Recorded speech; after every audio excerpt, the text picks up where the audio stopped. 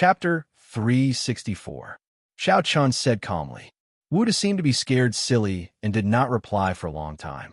Seeing this, Chu Wuming shouted coldly. Did you not hear what Brother Xiao Chun said? Being shouted at by Chu Wuming, Wuda hurriedly nodded and replied, Yes, yes, I understand. He did not expect that Chu Wuming would favor Xiao Chun so much. At this moment, Wuda did not have any desire for revenge and replied with fear. Seeing this, Xiao Chun did not say anything and turned to Chu Wuming and cupped his hands. Your Highness, please go back. I am indebted to your Highness for your kindness today. Xiao Chun is in fear and trepidation. It is already late. I will not disturb your Highness any longer. Brother Xiao Chun, please take care. I have already ordered someone to prepare a carriage to send Brother Xiao back to the city. I will not see you off. Chu Wuming replied. Thank you, your Highness. After bidding farewell to Chu Wuming, Xiao Chun left the illusory moon pavilion with Gu Xiao and the other two. They sat in the carriage that Chu Wuming had prepared for them and headed towards Moon Trace City. He was not worried that Wuda would deceive him. As long as Wu Yun was there, Wuda would definitely not dare to lie. This was a smart woman. She knew that this was the only chance that Xiao Chun gave Wuda to survive. Therefore, not only Wuda, but Wu Yun would also personally visit those who had been hurt by Wuda and try her best to seek their forgiveness. At the same time, she would also give them generous compensation. Whether or not he killed Wuda did not affect Xiao Chun in the slightest. He was not afraid that Wuda would seek revenge in the future, not to mention whether he had the ability. Just by looking at Wuda's appearance just now, he knew that Wuda no longer had the courage to take revenge on him. After Xiao Chun left, Wuda left the illusory moon pavilion alone. At the same time, standing on the roof of the pavilion, Chu Wuming looked at the stars in the sky. Beside him, Wu Yun said softly, What does your Highness think of Xiao Chun? Is it the good horse that your Highness has been looking for? Even though I haven't had much contact with him, I'm able to discern that Xiao Chun isn't an ordinary person. If I'm able to obtain his assistance, then perhaps I'll be able to hold on for a period of time and search for other methods to get out of this situation. However, this only treats the symptoms and not the root of the problem. Without the support of a Dao Emperor Realm expert, I'll always be inferior to my two brothers. Alas, as he finished speaking, Chu Wuming sighed lightly. An expert at the Dao Emperor Realm was like a thorn that was deeply embedded in Chu Wuming's heart. Without an expert at the Dao Emperor Realm, everything was just an illusion. His eyes carried a wisp of helplessness and unwillingness. When she saw this, the nearby Wu Yun consoled. Your Highness, there's no need for that. With your Highness' great ability and strategy, I firmly believe that your Highness will be able to ascend the position of Crown Prince, even if you don't have the support of a Dao Emperor Realm expert. You don't understand. Without the support of a Dao Emperor Realm expert, everything I do is like a pavilion in the sky, and it might collapse at any moment. Never mind, let's not talk about this. I'll be heading to the Heavenly Stellar Residence tomorrow, and I might be staying in Moon Trace City for a few more days. During these few days, quickly bring your younger brother along and complete Brother Xiao Chun's request. Otherwise, if Brother Xiao Chun wants to kill your younger brother, then I won't stop him. Do you understand? Obviously, Chu Wuming wasn't willing to continue thinking about these annoying matters, so he changed the topic. As soon as he finished speaking, he turned around and walked into the pavilion. As she gazed at Chu Wuming's figure, Wu Yun bowed respectfully and said, Don't worry, Your Highness. I know what to do. Chu Wuming had already decided to head to the Heavenly Stellar Residence tomorrow. At the same time, Xiao Chun and the others had returned safely to Moontrace City. When they arrived outside the Heavenly Stellar Residence, Xiao Chun's group of 4 got off the carriage and walked into the Heavenly Stellar Residence. As they walked, Gu Xiao asked in a low voice from the side, Young Master, what sort of compensation did Chu Wuming give you? Earlier, they were on Chu Wuming's carriage, and the driver of the carriage was one of Chu Wuming's men, so Gu Xiao couldn't ask about it. At this moment, there were no outsiders, so Gu Xiao naturally couldn't help but ask curiously. Hearing Gu Xiao's words, Xiao Chun faintly smiled and said, You don't say. This Chu Wuming is indeed not bad. He did give me some good stuff, and its value is completely comparable to 30 illusionary moon fruits. In the previous conversation, Chu Wuming gave Xiao Chun a storage ring. Within the storage ring, there were many medicinal pills and talismans. Moreover, many of these talismans and medicinal pills were things that had never been seen before in the heavenly stellar continent. Furthermore, their ranks weren't low either, all of them reaching the heaven rank. Among them, the talismans were practically all used to save one's life. There were defensive talismans, speed talismans, and medicinal pills that were beneficial to cultivation. It could be said that the value of this storage ring was absolutely not low. From this, it was enough to see that Chu Wuming intended to recruit Xiao Chun. Only after hearing Xiao Chen's reply did Gu Xiu smile in satisfaction. Just like this trip to the illusionary moon gathering could be considered as not a wasted trip. Along the way to the front yard of the heavenly stellar residence, Xiao Chan said to Gu Xiu and the other two, "I'm going to see Uncle Tian. There's something that I need to discuss." The three of you should also rest. There were still things that he needed to discuss with the burning sky ruler. Hearing these words, Gu Xiu and the other two consciously nodded their heads and replied. Immediately after, Xiao Chun came to the main yard by himself. He gently knocked on the door of the burning sky ruler's room.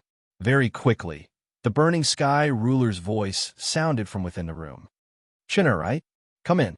Hearing these words, Xiao Chun pushed the door and entered. He sat down in the room and first gave a simple explanation of the illusionary moon gathering to the burning sky ruler, after which he handed the 2 storage rings over to the burning sky ruler. After receiving the 2 storage rings from Xiao Chun, the burning sky ruler said with a smile, "You're saying that the 3rd prince of the Moonless Empire wants to recruit you to help him fight for the position of crown prince." "That's right," Xiao Chun said. "You can't agree to this. We haven't gained a firm foothold in the heavenly Chan continent yet. It's not wise to rashly get involved in the struggle for power in the imperial family. Reject him tomorrow." The burning sky ruler didn't hesitate to reject Chu Wuming's recruitment. However, after hearing his words, Xiao Chun had a different opinion. "Uncle Tian, don't be in a hurry to reject him. Indeed, we've just arrived in the heavenly river continent and haven't gained a firm foothold in the heavenly river continent yet. However, I think that helping Chu Wuming will bring us great benefits." "Benefits? Chun-er, do you know that if we help the 3rd prince, we'll be getting involved in the struggle for power in the imperial family? Even if there will be benefits, it will also be accompanied by great danger. Moreover, with me here, why should we be afraid of the Moonless Empire's imperial family?" The burning sky ruler didn't know that the Moonless Empire's imperial family had 2 almighty Tao emperors. Perhaps from the burning sky ruler's point of view, the Moonless Empire's imperial family only had 1 almighty Tao emperor. As such, with his strength, he naturally didn't need to fear the imperial family, the Chu family.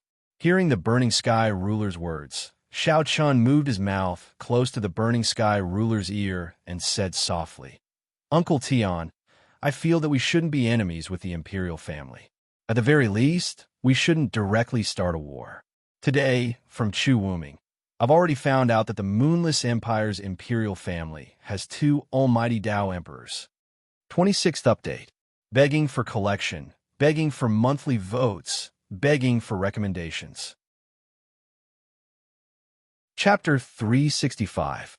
He told the burning heaven ruler about the 2 almighty Tao emperors in the imperial family. When he heard this, the burning heaven ruler was first stunned.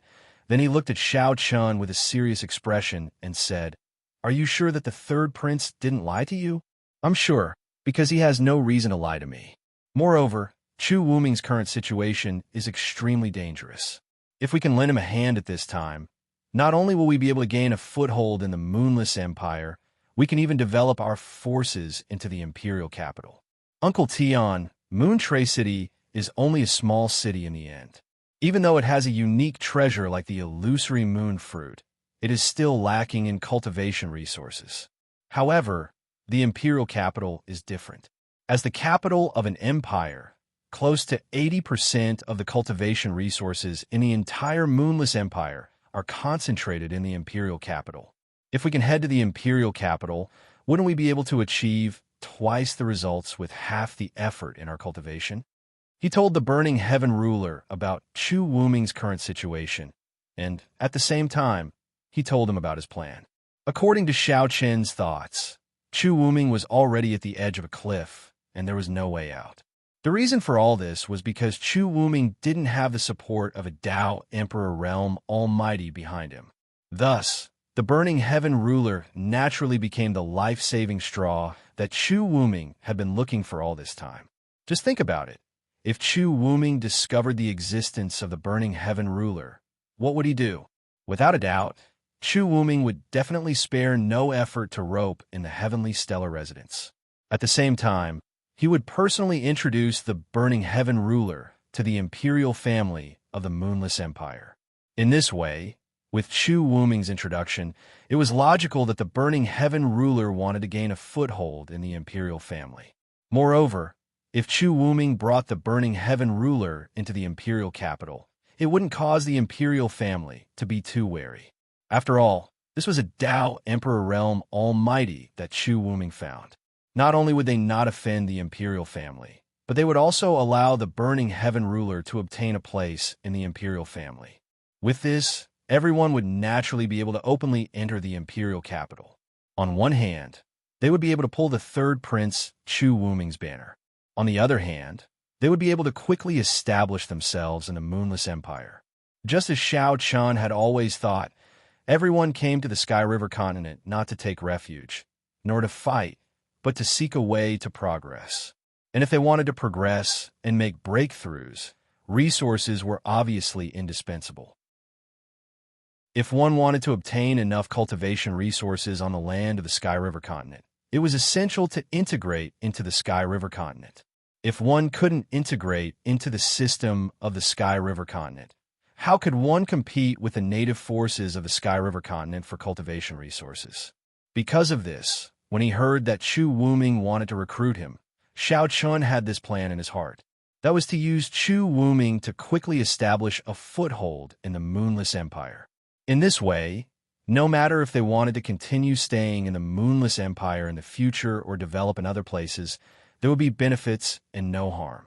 It could be said that the Moonless Empire was a springboard for everyone to integrate into the heavenly Qin continent, and Chu Wuming was the best opportunity right now. If Xiao Chun and the others could help Chu Wuming ascend to the position of Crown Prince, then the Moonless Empire would become the safest haven for everyone in the heavenly Qin continent. Xiao Chun even thought of sending his parents to the Moonless Empire in the future so that he could be at ease. Of course, bringing his parents to the Moonless Empire was a matter for another time, because the premise was that he had to help Chu Wuming obtain the position of Crown Prince. Otherwise, everything would be empty talk. Secondly, he had to find the whereabouts of his parents. Not only could he not become enemies with the imperial family, but he could also integrate into the entire Moonless Empire, allowing everyone to openly become a powerful force of the Moonless Empire. He could openly walk in the Moonless Empire and compete with the other native forces for cultivation resources. This was Xiao Qin's ultimate goal. It could be said that this plan of Xiao Qin's was beneficial to both himself and Chu Wuming. Therefore, there was no need to consider whether Chu Wuming would reject it or not, because he had no reason to reject it at all, let alone suspect anything. As for the Burning Heaven ruler, he only needed to tell Chu Wuming that he was a Tao Emperor Realm Almighty who wandered the world, and there wouldn't be any doubts at all. Compared to becoming enemies with the imperial family that had two Tao Emperor Realm Almighty experts, this choice was undoubtedly the most perfect. After all, if they didn't borrow the name of Chu Wuming, there would probably be quite a bit of resistance if they wanted to develop from Moontrace City to the imperial capital. At the same time, it would be very easy to arouse the vigilance of the imperial family. After all, the sudden appearance of an unfamiliar Tao Emperor Realm Almighty expert in the Moonless Empire was obviously a major matter. And once the imperial family felt that Xiao Chun and the others were a threat, they would definitely make a move to encircle and annihilate Xiao Chun and the others. At that time, even if the Burning Heaven ruler was present, the imperial family still had two Tao Emperor Realm Almighty experts. Once the imperial family made a move, the outcome of everyone was obvious. Even if they weren't completely annihilated, they would definitely suffer heavy casualties. In this way, it would obviously go against their original intention of coming to the Sky River continent. After listening to Xiao Chen's plan, the Burning Heaven ruler exhorted for a moment, and after a long while, he said to Xiao Chen, "Chen, your idea is indeed good, but have you ever thought about what we'll do if Chu Wuming fails in the end? As a member of Chu Wuming, if he fails, the other two princes won't let us off easily. Uncle Tian, since ancient times, riches and honor are sought from danger. Since we want to smoothly enter the imperial capital and openly become a tyrant in the imperial capital, how can we not bear some risks? Compared to the risks, our gains are obviously greater, right?" Xiao Chen replied when he heard the Burning Heaven ruler's words. Riches and honor are sought from danger. If you want to obtain benefits, you naturally have to bear risks. This was certain. Where in the world would such a good thing exist if you were unwilling to bear risks and wanted to obtain benefits? Following Xiao Chen's words, the Burning Heaven ruler nodded slightly, and then he finally nodded and agreed. "All right, we'll do as Chener says." In the end, he agreed with Xiao Chen's plan. Xiao Chen smiled when he heard that. Obviously, he'd expected the Burning Heaven ruler's answer. In the end, Xiao Chen spoke once more. "Since Uncle Tian has agreed, then we'll need Uncle Tian to put on a show when Chu Wuming personally comes tomorrow. All right, tell me, what should I do tomorrow?" "It's very simple. Let Chu Wuming witness our strength with his own eyes. When he comes tomorrow, not only do we not have to hide anything, we have to intentionally display our strength. In addition, when Chu Wuming comes tomorrow, there'll definitely be experts protecting him. Although Chu Wuming is unable to see through Uncle Tian's cultivation with his current cultivation, Uncle Tian can slightly emanate your aura and let the people by his side sense that Uncle Tian is an almighty Dao Emperor. In this way, Chu Wuming will naturally take the initiative to come look for us," said Xiao Chen. 27th update. Please bookmark. Please recommend. Chapter 366. After discussing the details of tomorrow's plan with the Burning Heaven ruler, the Burning Heaven ruler even called over Zhang Qi and Si Kongming, the two Dao sovereigns, for the four of them to discuss together.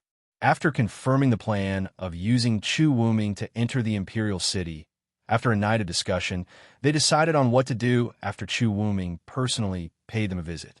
After finalizing all the details, the sky was already bright. Xiao Chen and the other three did not sleep for the entire night. Of course, with their cultivation, not sleeping for a night did not affect them at all. Everyone was still very energetic.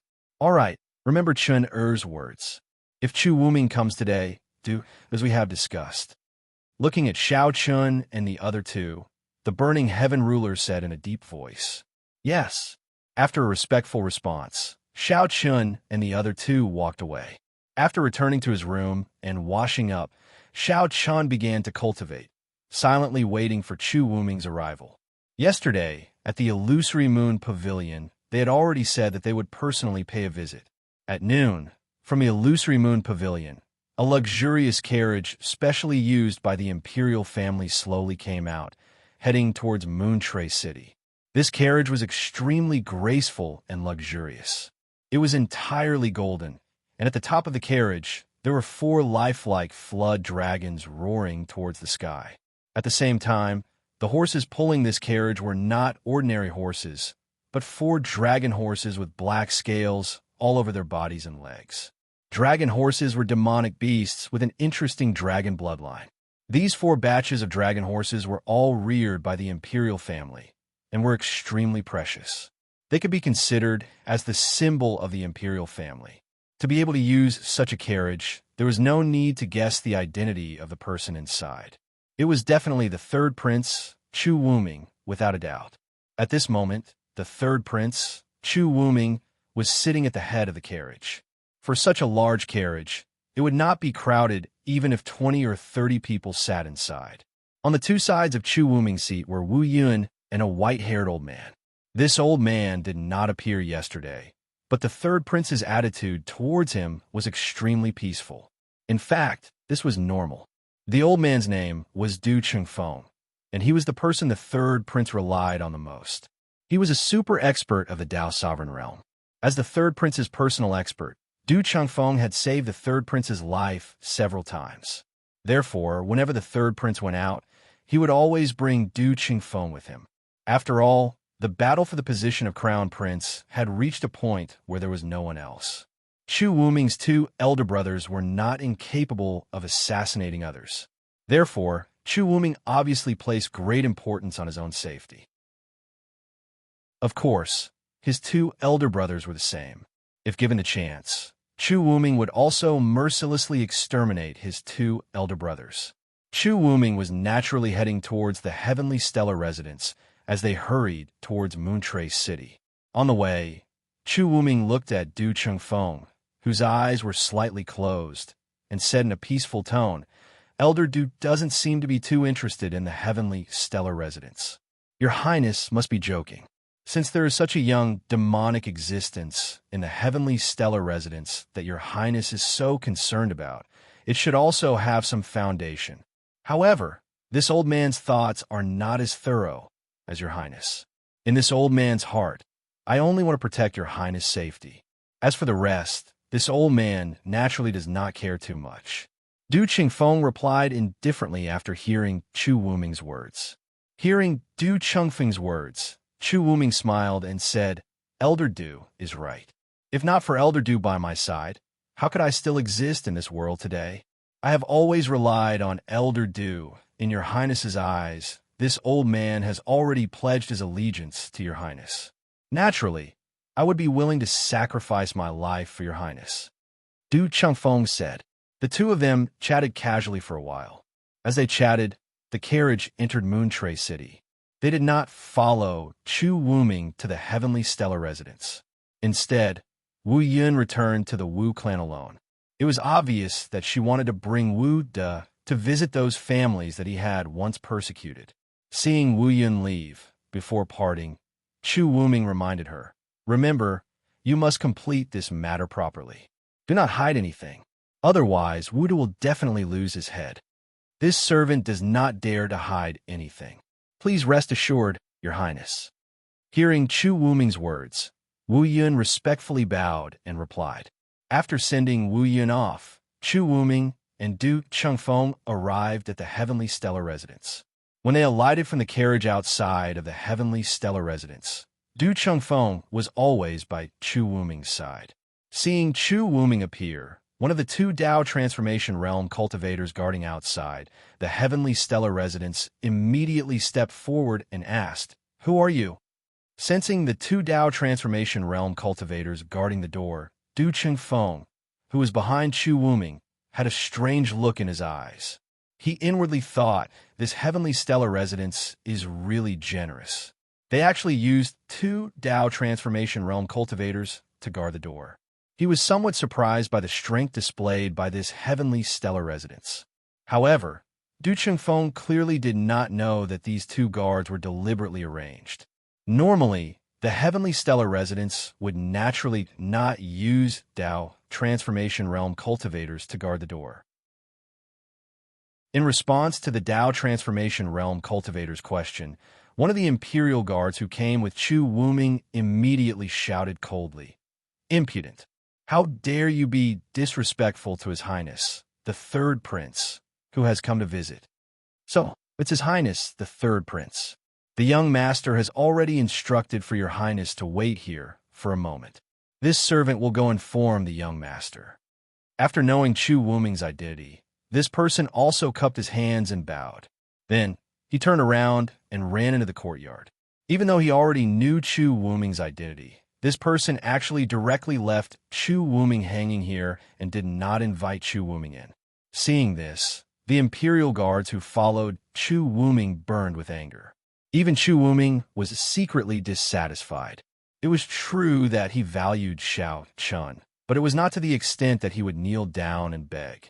However, Xiao Chen's hospitality today was indeed a little too much for Chu Wuming's face. Chu Wuming was secretly dissatisfied.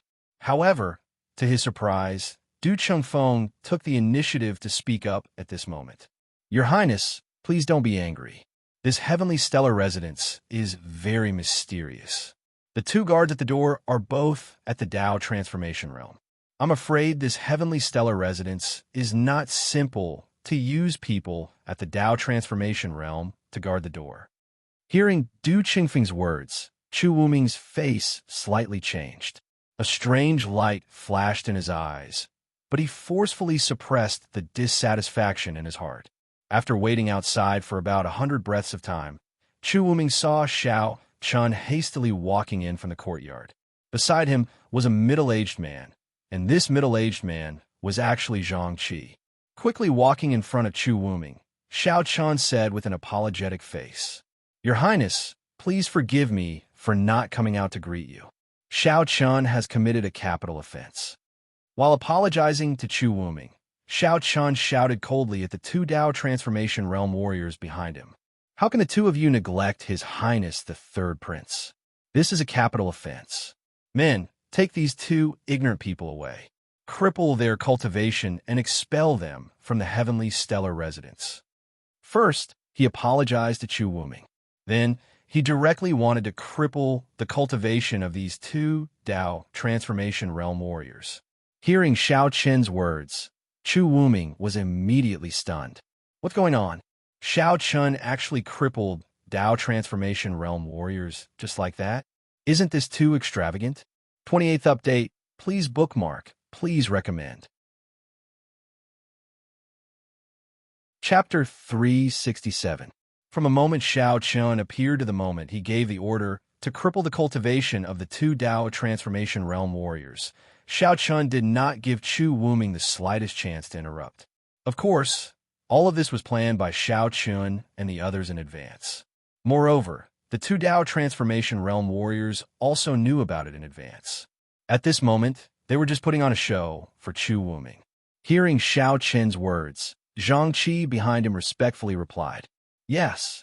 Zhang Qi was about to make a move when Chu Wuming grabbed Xiao Chen's arm and said with a kind smile, Brother Xiao Chun, please don't be angry. It's not their fault. Chu Wuming pleaded, but Xiao Chun said angrily, The two of them have neglected your highness. If we don't teach them a lesson today, how can we let go? Brother Xiao Chun, let's forget about this matter for this prince's sake. How about it? Chu Wuming said when he saw that Xiao Chun was still unwilling to let it go. Since Chu Wuming had spoken, Xiao Chun could only smile bitterly and say, Since your highness has said so, then forget it. The two of you should quickly thank your highness. Thank you, your highness. Following Xiao Chen's words, the two Tao Transformation Realm cultivators hurriedly bowed and thanked Chu Wuming respectfully. The farce outside Tianshan residence came to an end. Then, under Xiao Chen's lead, Chu Wuming and Du Chengfeng walked into Tianshan residence. As for the accompanying imperial guards, they remained where they were. After following Xiao Chun into Wuchen residence, Xiao Chun and Chu Wuming walked side by side in the front. Du Qingfeng and Zhang Qi were one step behind them. Since Xiao Chun appeared, Du Qingfeng's attention had been fixed on Zhang Qi. As a super expert in the Tao Master Realm, Du Chengfeng could naturally see Zhang Qi's cultivation. Just like himself, Zhang Qi was also a super expert in the Tao Master Realm. He was a little shocked that there was a super expert in the Tao Master Realm in Wuchen residence. Moreover, Zhang Qi didn't seem to be the person in charge of Wuchen residence. Otherwise, how could she follow Xiao Chen all the time? Moreover, Zhang Qi was very obedient to Xiao Chen's orders. He couldn't see through Tianshan residence. Vaguely, Du Chengfeng realized that Tianshan residence wasn't as simple as it seemed on the surface. Along the way, he chatted with Chu Wuming intermittently. Soon, they arrived at the main hall of the front yard. Just as Xiao Chun entered the main hall, the four of them saw a sky-burning ruler sitting on the main seat, and Sikong Ming standing respectfully beside him. Like Zhang Qi, Sikong Ming was also a super expert in the Tao Master Realm. In the entire Tianshan residence, there were only two super experts in the Tao Master Realm, Zhang Qi and Sikong Ming. Seeing sky-burning ruler, Xiao Chun pretended to be surprised and said, Uncle Tian, why are you here? Obviously, it was impossible for Chu Wuming to meet Sky-Burning Ruler directly.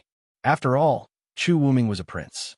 How could he take the initiative to greet someone without knowing who Sky-Burning Ruler was? Therefore, Xiao Chun and the others had a coincidental encounter. Hearing Xiao Chen's words, Sky-Burning Ruler also said in a calm voice, "Oh, it's Chun-er. I didn't know Uncle was here. I have a friend here, so I won't disturb Uncle. Let's go to the backyard and chat," Xiao Chun said after hearing Sky-Burning Ruler's words. Taking the initiative to leave, Chu Wuming also bowed to Sky-Burning Ruler as Xiao Chen's voice fell. "Junior Chu Wuming greets Senior. I hope Senior can forgive me for disturbing you. There's no need to be so polite. Since you're Chun-er's friend, you can come to Tianchen residence as your own home. There's no need to be so restrained. Go, I still have some things to discuss with Si Kongming." Facing Chu Wuming's bow, Sky-Burning Ruler didn't show the slightest surprise. Instead, he replied indifferently, as if he didn't care about Chu Wuming's identity as a prince. Of course, this was also the result that Xiao Chun and the others wanted. Chu Wuming didn't notice any clues.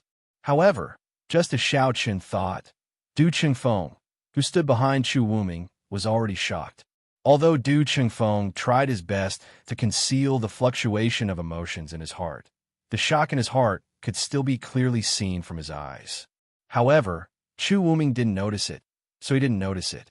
According to Xiao Chen's plan, Sky-Burning Ruler had already quietly emitted a trace of his aura for Du Chengfeng to sense. Through this aura, Du Chengfeng naturally guessed that Sky-Burning Ruler was a Dao Emperor Realm expert. Coupled with the fact that Si Kongming, who stood beside Sky-Burning Ruler, was an extraordinary expert at the Dao Sovereign Realm, Du Chengfeng's heart was in turmoil at this moment. An unknown new power actually possessed a great figure at the Dao Emperor Realm and two extraordinary experts at the Dao Exalt Realm. Moreover, this might not even be the full strength of the Heavenly Stellar Residence. For a time, Du Chengfeng felt a wave of dizziness. At the same time, he was extremely excited in his heart. A Dao Emperor Realm expert. I never expected that I would encounter a Dao Emperor Realm expert here. Moreover, this person is Xiao Chen's uncle. In this way, if I'm able to rope in the Heavenly Stellar Pavilion, then wouldn't the third prince possess the ability to go against the first prince and second prince? Du Chengfeng was 100% loyal to Chu Wuming, so he thought of this at the first possible moment. Of course, his thoughts were actually what Xiao Chen needed. Du Chengfeng didn't bat an eyelid as he left the main hall with Chu Wuming. All along the way, Xiao Chen didn't pay any attention to Du Chengfeng. Since he'd achieved his objective, he brought Chu Wuming to the rear courtyard, and the two of them sat down in the courtyard. They seemed to be chatting happily, but such chatting didn't continue for long. Because Du Chengfeng was constantly giving Chu Wuming meaningful glances as if he was urging him to leave quickly. It was precisely because of Du Chengfeng's constant urging that Chu Wuming only stayed for less than an hour before Chu Wuming bid his farewells and left. He personally escorted Chu Wuming onto the carriage, and then Chu Wuming left in the carriage under the protection of a group of Imperial guards. In the carriage, Chu Wuming looked at Du Chengfeng with a puzzled expression and asked, "Elder Du, why did you keep urging me to leave just now?" Chu Wuming didn't understand why Du Chengfeng kept urging him to leave. Originally, he wanted to improve his relationship with Xiao Chun. Hearing Chu Wuming's words, Du Chengfeng no longer concealed his astonishment and said, "Your Highness, to be honest, this Heavenly Stellar Residence is not simple." "Oh, what do you mean? Is it because of the two warriors in the Tao Transformation Realm guarding the door?" "No, Your Highness, you don't know that the middle-aged man beside Xiao Chun just now is a super expert in the Tao Master Realm. Zhang Qi was a super expert in the Tao Master Realm." Hearing Du Chengfeng's words, Chu Wuming was stunned. He indeed didn't see through Zhang Qi's cultivation, but what surprised him more was that after a slight pause, Du Chengfeng took a deep breath and continued. Also, in the hall, the man standing beside Xiao Chen's uncle was also a super expert in the Tao Master Realm. But these are not important. What really surprised me was that Xiao Chen's uncle was a Tao Emperor Realm expert. Update 29. Please bookmark. Please recommend. Chapter 368. Xiao Qin's uncle was an almighty at the Tao Emperor realm. When Du Qingfeng said that the heaven-scorching ruler was an almighty at the Tao Emperor realm, Chu Wuming's expression instantly changed greatly when he heard this. He looked at Du Qingfeng with an expression of disbelief as he said, "An almighty at the Tao Emperor realm? Elder Du, you can't speak carelessly like this. Are you sure?" Chu Wuming naturally trusted Du Qingfeng completely because Du Qingfeng was his savior. Moreover, Du Qingfeng had always been loyal and devoted to him, so Du Qingfeng naturally wouldn't deceive him. However, Chu Wuming still found it difficult to accept that Xiao Qin's uncle was an almighty at the Tao Emperor realm. How could this be possible? How could an almighty at the Tao Emperor realm appear in a place like Xiao Qin's Moontrace City? When faced with Chu Wuming's surprise, Du Qingfeng felt the same in his heart as well, and he forcefully suppressed the shock in his heart as he spoke to Chu Wuming. "Your Highness, I'm 100% sure that Xiao Qin's uncle is absolutely an almighty at the Tao Emperor realm. As for the shock and bewilderment in your Highness's heart, I don't think it's strange at all. Young Master Xiao Qin had revealed earlier that he and his uncle are independent cultivators that wander the world. At the beginning, I was curious as to how young Master Xiao Qin could possess such combat strength since he's an independent cultivator. Without the fostering of a sect, the combat strength of independent cultivators is generally on the weaker side when compared to cultivators of the same cultivation realm. However, now it would seem like this bewilderment can be explained. With an uncle at the Tao Emperor realm personally fostering him, it's not strange that young Master Xiao Qin's combat strength is so formidable." Needless to say, Du Qingfeng's words had unknowingly helped Xiao Qin greatly. As soon as these words were spoken, the last bit of bewilderment in Chu Wuming's heart instantly vanished into nothingness. A wisp of excitement instantly appeared in his eyes. As someone who wasn't willing to admit defeat in the battle for Crown Prince, Chu Wuming naturally understood what the appearance of the heaven-scorching ruler meant. If he was able to obtain the support of the heaven-scorching ruler, then Chu Wuming would obviously possess the ability to go against his two older brothers. Chu Wuming forcefully suppressed the excitement in his heart as he looked at Du Qingfeng and said, "Elder Du Qingfeng, what do you think I should do now?" "Young master, didn't you already make your decision?" Du Qingfeng replied with a smile when he heard Chu Wuming's words. He wanted Chu Wuming to rope in the heavenly stellar residence and venerable heaven-scorching ruler, because Chu Wuming's current situation really required the protection of a Tao Emperor realm expert. He never expected that he would actually obtain such a harvest. If he was really able to rope in the heaven-scorching ruler, then not only would Chu Wuming possess the support of a Tao Emperor realm expert, more importantly, if he was able to rope in a Tao Emperor realm expert to join the Moonless Empire's imperial family, then it would absolutely be a great merit to him. In this way, Chu Wuming's hopes in the following battles would be slightly greater.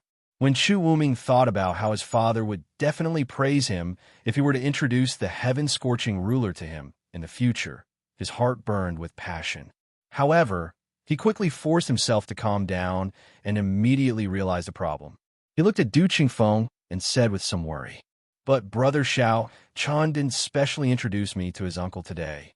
In this way, I wonder if Brother Xiao Qin will have some." Xiao Qin didn't take the initiative to introduce the heaven-scorching ruler to Chu Wuming.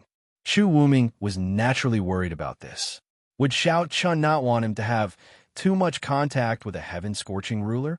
If Xiao Qin wasn't willing, then his hopes of roping in the heaven-scorching ruler would become extremely slim. After all, Xiao Qin was the heaven-scorching ruler's nephew, and the two of them were originally family. Du Qingfeng spoke with a solemn expression when he heard Chu Wuming's worry. "So your Highness can't be too hasty. You must know that any almighty Tao Emperor is an overlord of an area. If half-saints and saints don't appear, then almighty Tao Emperors are invincible existences. I've fought all over my life, and I've seen some almighty Tao Emperors in Danyang County. Every single one of them has their own temperament, so roping in a Tao Emperor isn't an easy task.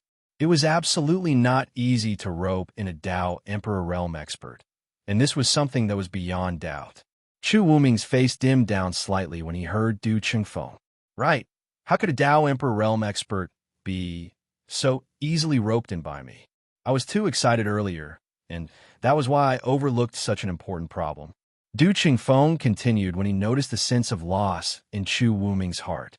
Your Highness, there's no need for that. If it was under normal circumstances, it would indeed be extremely difficult for your Highness to rope in a Dao Emperor realm expert.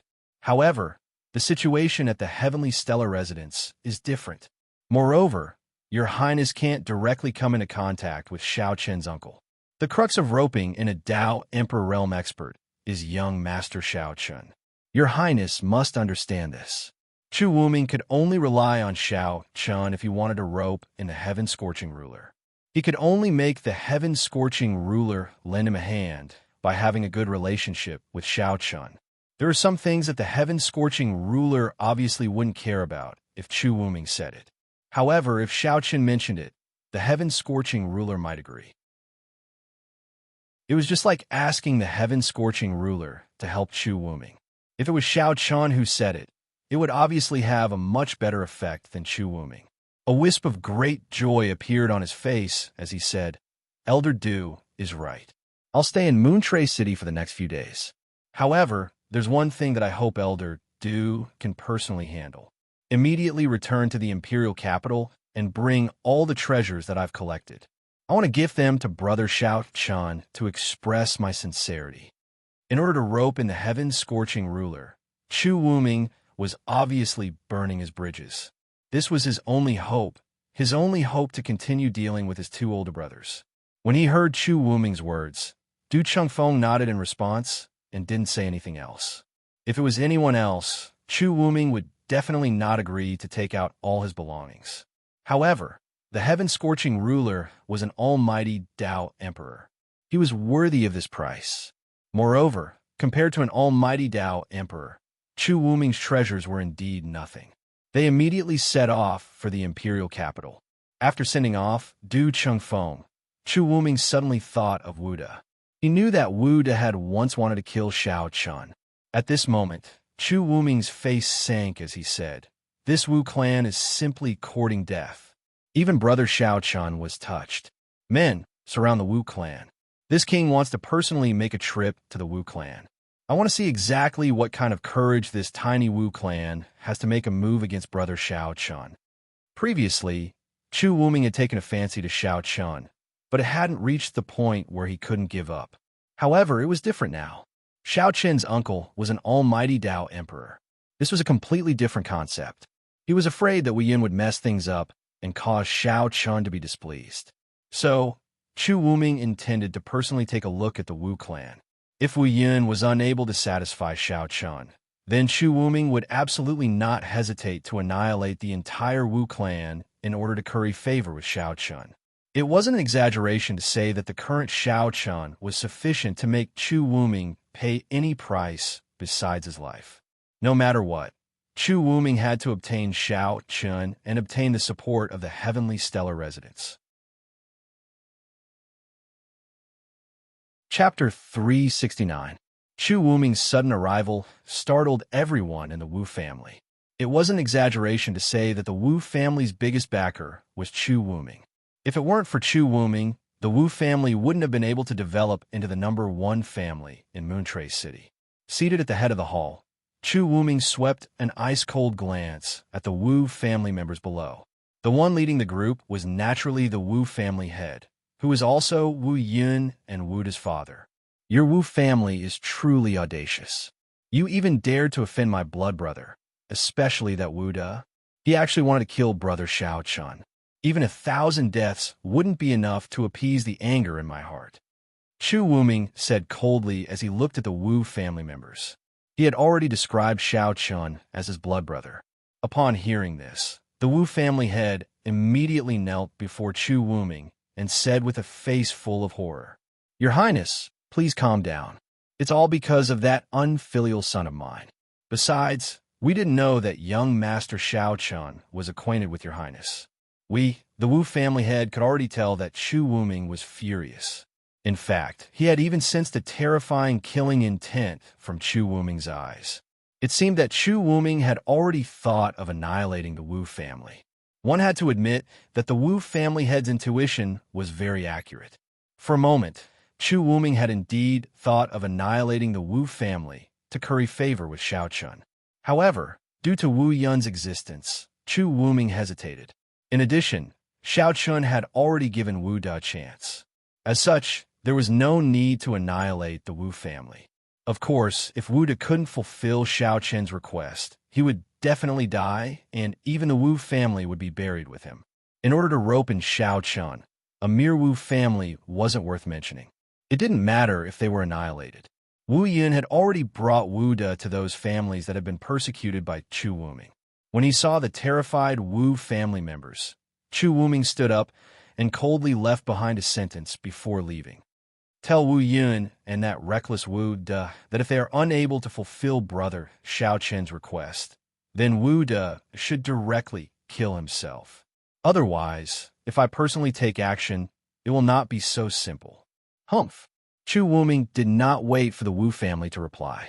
He left the Wu family under the protection of a group of imperial guards.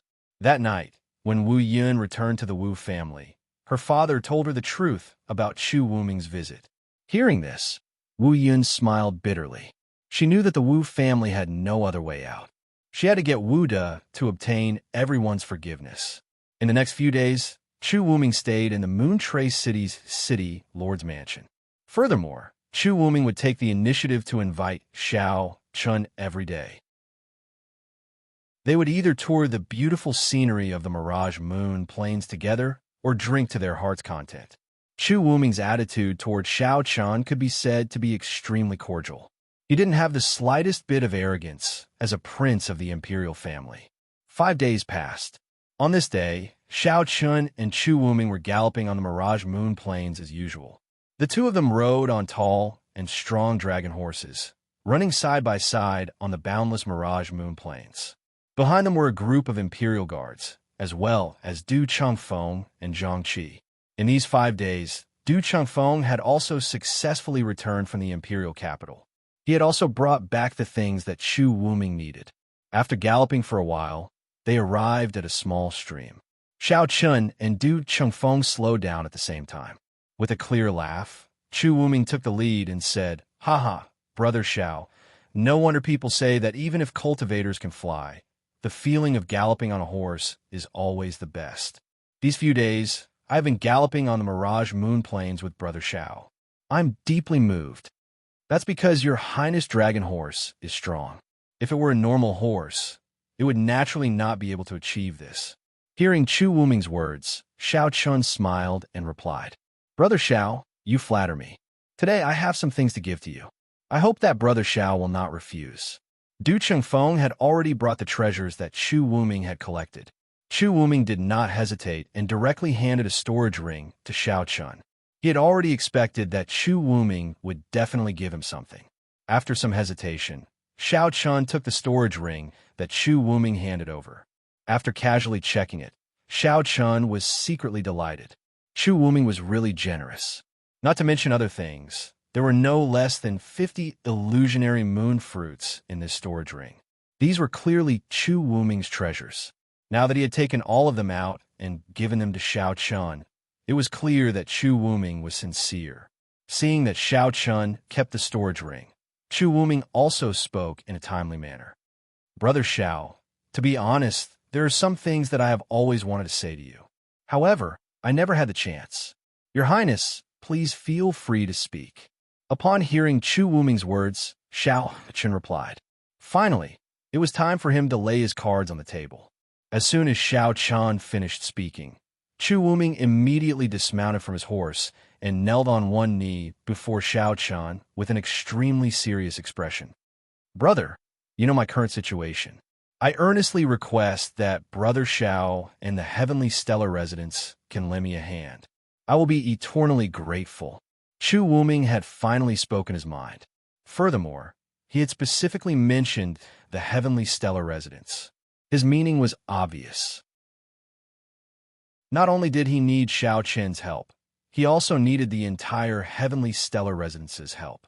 Seeing that Chu Wuming actually knelt on the ground and refused to get up, Xiao Chun naturally wouldn't be careless. He hurriedly dismounted from his horse and helped Chu Wuming up. He pretended to be shocked and said, "Your Highness, what are you doing?" Facing Xiao Chen's support, Chu Wuming stubbornly said, "Brother Xiao, please promise me. Otherwise, I would rather kneel for a long time." Everything was developing according to Xiao Chen's plan. At this moment, Chu Wuming had taken the initiative to lay his cards on the table and even offered such a generous gift. Xiao Chen naturally wouldn't refuse. But on the surface, Xiao Chen still didn't immediately agree. He only told Chu Wuming that he still had to go back and ask his uncle. He would only give Chu Wuming an answer tomorrow. Xiao Chen stayed with Chu Wuming until dusk. When night fell, Xiao Chun brought Zhang Qi back to the Heavenly Stellar Residence. As soon as they entered the Heavenly Stellar Residence, Xiao Chun said to Zhang Qi, "Senior, go to the City Lord's residence in 2 hours to find the third prince. Tell him that Uncle has already agreed. Ask him when he will be heading to the imperial capital." Hearing Xiao Chen's words, Zhang Qi nodded in response. That night, when Zhang Qi told Chu Wuming this news, Chu Wuming was practically dancing with joy. He happily replied to Zhang Qi and said that he would definitely personally pay a visit tomorrow to discuss the matter of heading to the imperial capital. After sending Zhang Qi off, Chu Wuming could no longer contain the excitement in his heart. He looked at Du Qingfeng and said excitedly, "Elder Du Qingfeng, I succeeded. Elder Du, I've succeeded. Xiao Chen's uncle has finally agreed to help me." As a prince, Chu Wuming had never lost his composure like this since he was young. However, Du Qingfeng could understand this. After all, obtaining the support of the Heavenly Stellar Residence was far too important to Chu Wuming. Looking at Chu Wuming, Du Qingfeng smiled faintly and said, "Since the Heavenly Stellar Residence has already agreed, Your Highness should return to the imperial capital as soon as possible. Your Highness has indeed wasted too much time in Moontrace City. The imperial capital still needs Your Highness to hold the fort." Begging for collection, begging for monthly votes, begging for recommendations. Chapter 370. After staying in Moontrace City for a long time, Chu Wuming nodded slightly after hearing Du Qingfeng's words. "Elder Du is right. Tomorrow, I will personally go to the Heavenly Stellar Residence and settle the matter of going to the imperial capital as soon as possible. After that, I will return to the imperial capital." The battle for the position of Crown Prince had reached a critical juncture. Everyone in the Heavenly Stellar Continent knew that the position of Crown Prince would be decided within a year or 3 years. Therefore, at this critical juncture, Chu Wuming naturally couldn't leave the imperial capital for a long time. Just as Chu Wuming was in a hurry to return to the imperial capital, on the other side of the Heavenly Stellar Residence, Xiao Chun and the Burning Heaven Ruler were counting the storage ring that Chu Wuming had given them. The two of them looked at each other and smiled. This time, Chu Wuming could be considered to have spent a lot of money. There were a total of 50 illusionary moon fruits in the storage ring. In addition, there were various pills, talismans, and even 300,000 spirit stones. Moreover, these 300,000 spirit stones were all middle grade. It could be considered a windfall, especially those 50 illusionary moon fruits. It was unknown how much Chu Wuming had paid to obtain these 50 illusionary moon fruits. However, he had given them all to Xiao Chun. Adding these 50 illusionary moon fruits, the Burning Heaven Ruler now had a total of 80 illusionary moon fruits in his hands. The 78 Heavenly Stellar Continent warriors present would each receive 1 illusionary moon fruit, and there would still be some left over. Chun'er, these 80 illusionary moon fruits will be divided equally among the people below. The two of us will divide the rest. Looking at Xiao Chun, the Burning Heaven Ruler said, 80 illusionary moon fruits. Including Xiao Chun and the Burning Heaven Ruler, there would be 78 illusionary moon fruits. The remaining 2 would give Xiao Chun and the Burning Heaven Ruler an extra 1. The two of them would receive 2 illusionary moon fruits this time. Xiao Chun didn't refuse the Burning Heaven Ruler's decision. Afterward, The burning heaven ruler took out 4 illusionary moon fruits and gave 2 to Xiao Chun. Then he called Si Kong Ming over and had him distribute the remaining 76 illusionary moon fruits to the people below. The illusionary moon fruits could be said to be the first treasure they had obtained after coming to the heavenly stellar continent. Now that everyone would receive one, naturally, everyone was happy. After a night, Chu Wuming personally came to the heavenly stellar residence. And this time, Chu Wuming was very courteous. He Wuming personally sent the guard to inform Xiao, while he himself stood waiting outside. Very soon, Xiao Chun personally came out to receive Chu Wuming. He did not beat around the bush and directly said to Chu Wuming, "Sorry for the long wait, Your Highness. Uncle is already waiting for you. Please follow me." Hearing that the burning heaven ruler was already waiting for him, Chu Wuming was pleasantly surprised. He quickly followed Xiao Chun and walked toward the backyard. Finally, he was able to personally speak to the burning heaven ruler. This was something that Chu Wuming had always dreamed of. He was even more anxious than Xiao Chun. Moreover, Chu Wuming's face was clearly a little nervous. Xiao Chun smiled and said to Chu Wuming, "Your Highness, there's no need to be like this. I've already told Uncle about it." "Thank you, Brother Xiao." Chu Wuming immediately cupped his hands and thanked Xiao Chun. He also secretly let out a sigh of relief. Under Xiao Chun's lead, Chu Wuming arrived at the main courtyard. In the courtyard, he finally saw the burning heaven ruler that he'd been looking forward to. He stepped forward in an extremely respectful manner and bowed to the burning heaven ruler. "Junior Chu Wuming greets Senior Dao Emperor. There's no need to be so courteous. Chun has already told me about Your Highness. Since Your Highness and Chun hit it off at first sight, there's no harm in helping Your Highness. However, I have something to ask. Your Highness, how do you plan on allowing me to directly participate in the competition for the throne?" The burning heaven ruler spoke indifferently with a composed expression.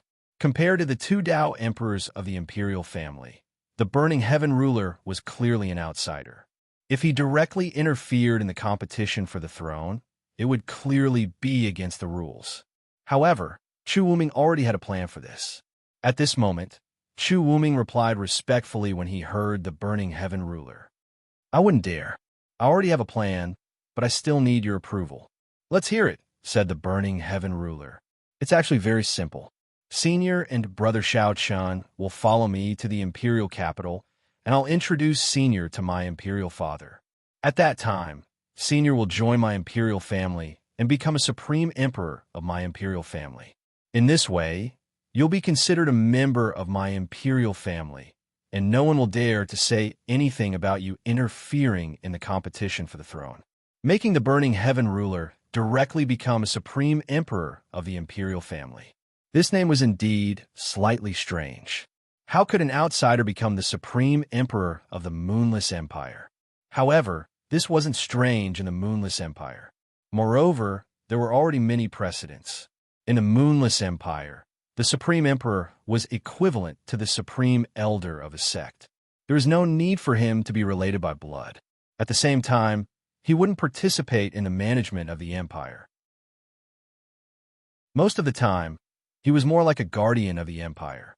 So, as long as it was a Dao emperor, he could become the supreme emperor of the Moonless Empire with the approval of the imperial family. With Chu Wuming's recommendation, there was definitely no problem for the burning heaven ruler to become the supreme emperor. In this regard, Xiao Chun and the burning heaven ruler naturally wouldn't refuse. After some discussion, everyone finally decided to set off for the imperial capital tomorrow. However, not everyone would go to the imperial capital tomorrow. Only the burning heaven ruler, Xiao Chun, and Zhang Qi would set off in the heavenly stellar residence. As for the others, they would temporarily stay in Moontray City.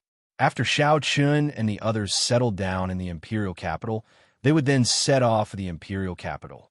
After making the decision, Chu Wuming didn't stay for long. He quickly got up and bid farewell. He personally sent Chu Wuming to the door and cupped his hands to Chu Wuming. "Your Highness, please be careful. Brother Xiao, there's no need to send me off. Tomorrow, I'll send someone to the residence to welcome Senior Burning Heaven. Please prepare in advance, Brother Xiao. Chu Wuming replied with a smile when he heard Xiao Chen's words. The rock in his heart had finally been lifted. The Burning Heaven ruler had personally agreed to Chu Wuming's request. On the way out of the heavenly stellar residence, Chu Wuming only felt happy. It was as if the entire world had suddenly become clear. In the past, he was suppressed by his two older brothers to the point he couldn't breathe. Now, Chu Wuming also had an almighty Tao Emperor behind him. In this way, the situation would be completely reversed. Chu Wuming could be considered to truly have the possibility of competing with his two older brothers. When Chu Wuming returned to the City Lord's estate, Wu Yun was already waiting for him when he stepped into the City Lord's estate. Chu Wuming's face sank slightly when he saw Wu Yun, and his tone was slightly displeased as he said, "How is it? Has Wuda's matter been settled? Let me tell you, if Wuda isn't able to fulfill Brother Xiao Chen's request, then I'll annihilate him immediately." Begging for collection, begging for monthly votes, begging for recommendations. Chapter 371. Chu Wuming's tone was extremely firm, and he didn't seem like he was joking at all. Wu Yun didn't doubt in the slightest that if Wu De was really unable to fulfill Xiao Chen's request, then he would definitely die. Wu Yun hurriedly bowed and replied with a respectful tone, "Don't worry, Your Highness. The matter has been dealt with. Wu De and I have even paid a personal visit to that old man in the unsullied residence. Moreover, we've obtained his forgiveness and compensation." Chu Wuming's expression eased up slightly when he heard Wu Yun's reply, and he nodded lightly. "That's good. However, I'll make it clear first. If Brother Xiao Chen is displeased, then I can take Wu De's head at any time. He could be considered to have fulfilled Xiao Chen's request, but everything still depended on Xiao Chen. If Xiao Chen was still dissatisfied, then Wu De would still have to die." Wu Yun nodded and replied when she heard Chu Wuming. However, she was slightly puzzled in her heart. Why did Chu Wuming treat Wu De so generously and even curry favor with Xiao Chen after making a trip to the heavenly stellar residence? This question had been in Wu Yun's heart for a few days now. Of course, this was also because Chu Wuming hadn't told Wu Yun about the Heaven Burn ruler. Otherwise, she would definitely understand all of this. It went without saying how important a Tao Emperor Realm expert was to Chu Wuming. Wu Yun obediently accompanied Chu Wuming as the two of them walked towards the backyard. Perhaps it was because he felt that he'd been too fierce to Wu Yun recently, but Chu Wuming still spoke indifferently as they walked. Xiao Chen and the heavenly stellar residence that stands behind him are existences that absolutely can't be offended. You might not know, but Xiao Chen's uncle is a Tao Emperor Realm expert. Whether I'll be able to ascend to the position of Crown Prince this time depends entirely on Xiao Chen and his uncle. He told Wu Yun about the heavenly stellar residence, and Wu Yun was stunned when she heard this. She'd never imagined that there would actually be a Tao Emperor Realm expert in the heavenly stellar residence. At this moment, Wu Yun finally understood why Chu Wuming would curry favor with Xiao Chen. They had already decided on a time to head to the imperial capital. Early the next morning, Chu Wuming personally led a group of people to the heavenly stellar residence to welcome the Burning Sky ruler. Just as the Burning Sky ruler, Xiao Chen, and Zhang Qi were about to step onto the carriage and leave, the old man that Xiao Chen had saved hurriedly walked out of the courtyard. He knelt in front of Xiao Chen and said with tears of gratitude, "This old servant thanks young master for saving my life." Ever since he was saved by Xiao Chen, the old man had always remained in the heavenly stellar residence. At this moment, when he saw that Xiao Chen was about to leave, he naturally couldn't care about anything else. He immediately knelt in front of Xiao Chen and thanked him. Xiao Chen personally helped the old man up.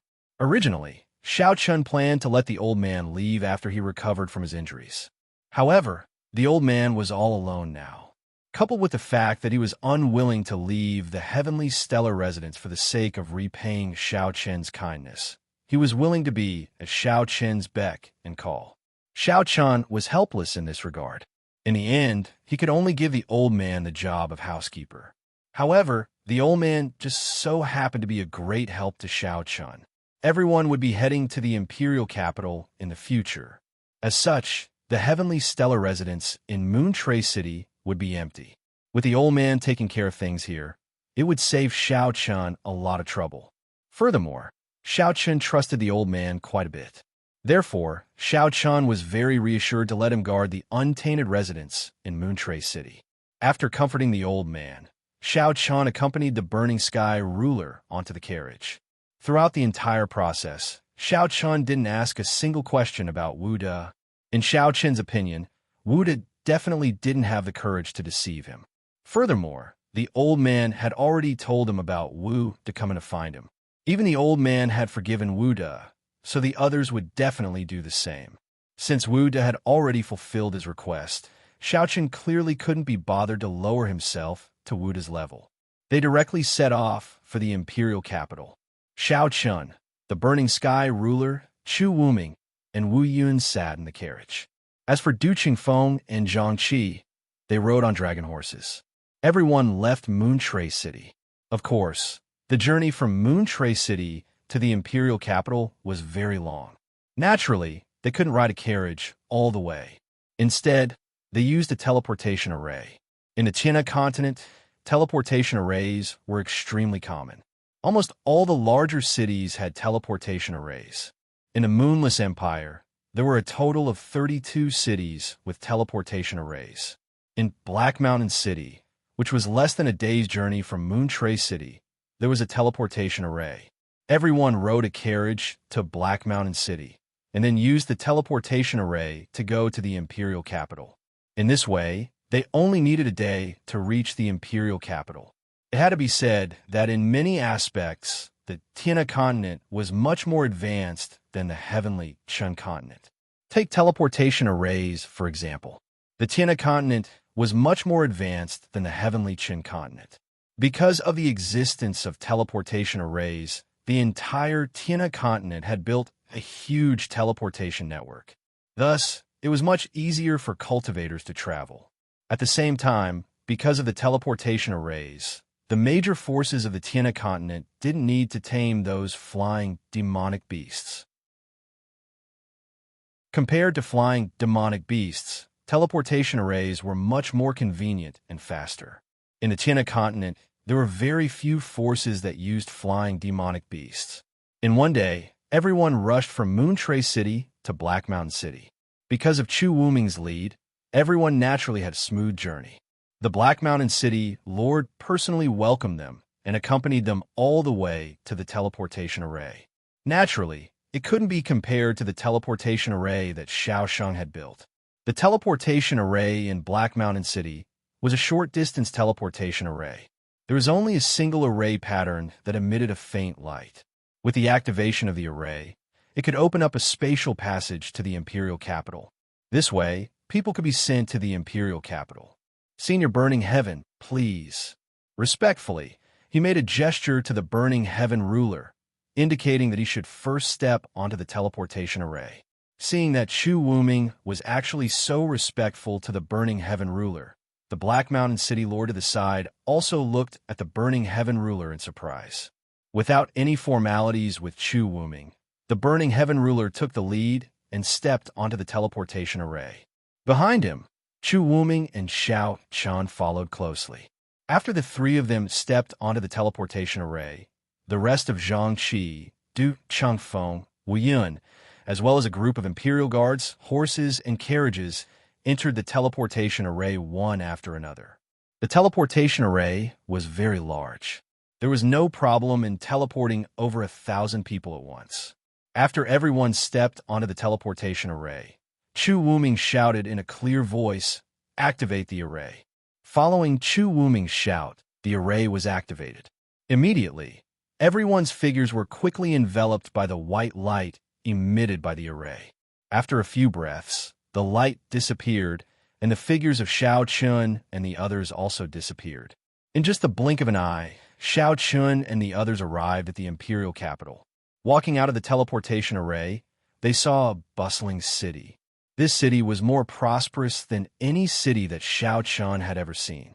The large cities in the heavenly Chan continent couldn't be compared to the imperial capital of the Moonless Empire. Begging for collection, begging for monthly votes, begging for recommendations. Chapter 372. Using hard bluestone to build a house would take a longer time than using wood. Furthermore, the Moonless Empire's imperial capital was so large. From this point alone, it was not difficult to see how long the Moonless Empire's imperial capital had existed.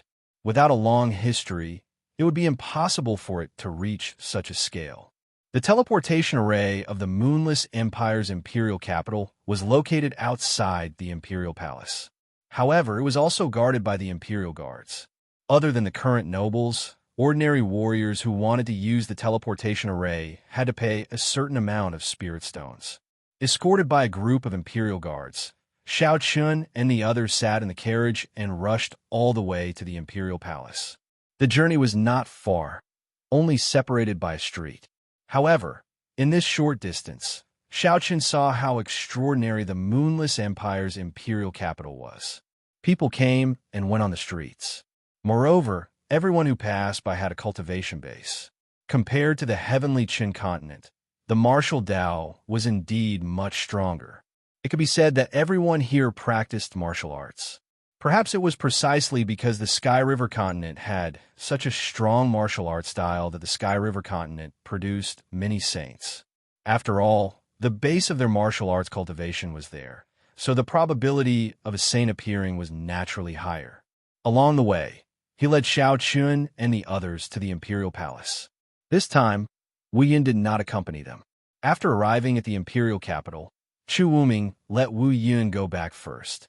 In the same carriage, Xiao Chun and the others arrived at the imperial palace's main gate. The magnificent city gate was like a city within a city. Inside the city gate and the city wall was the owner of the entire Moonless Empire, the imperial family of the Chu family.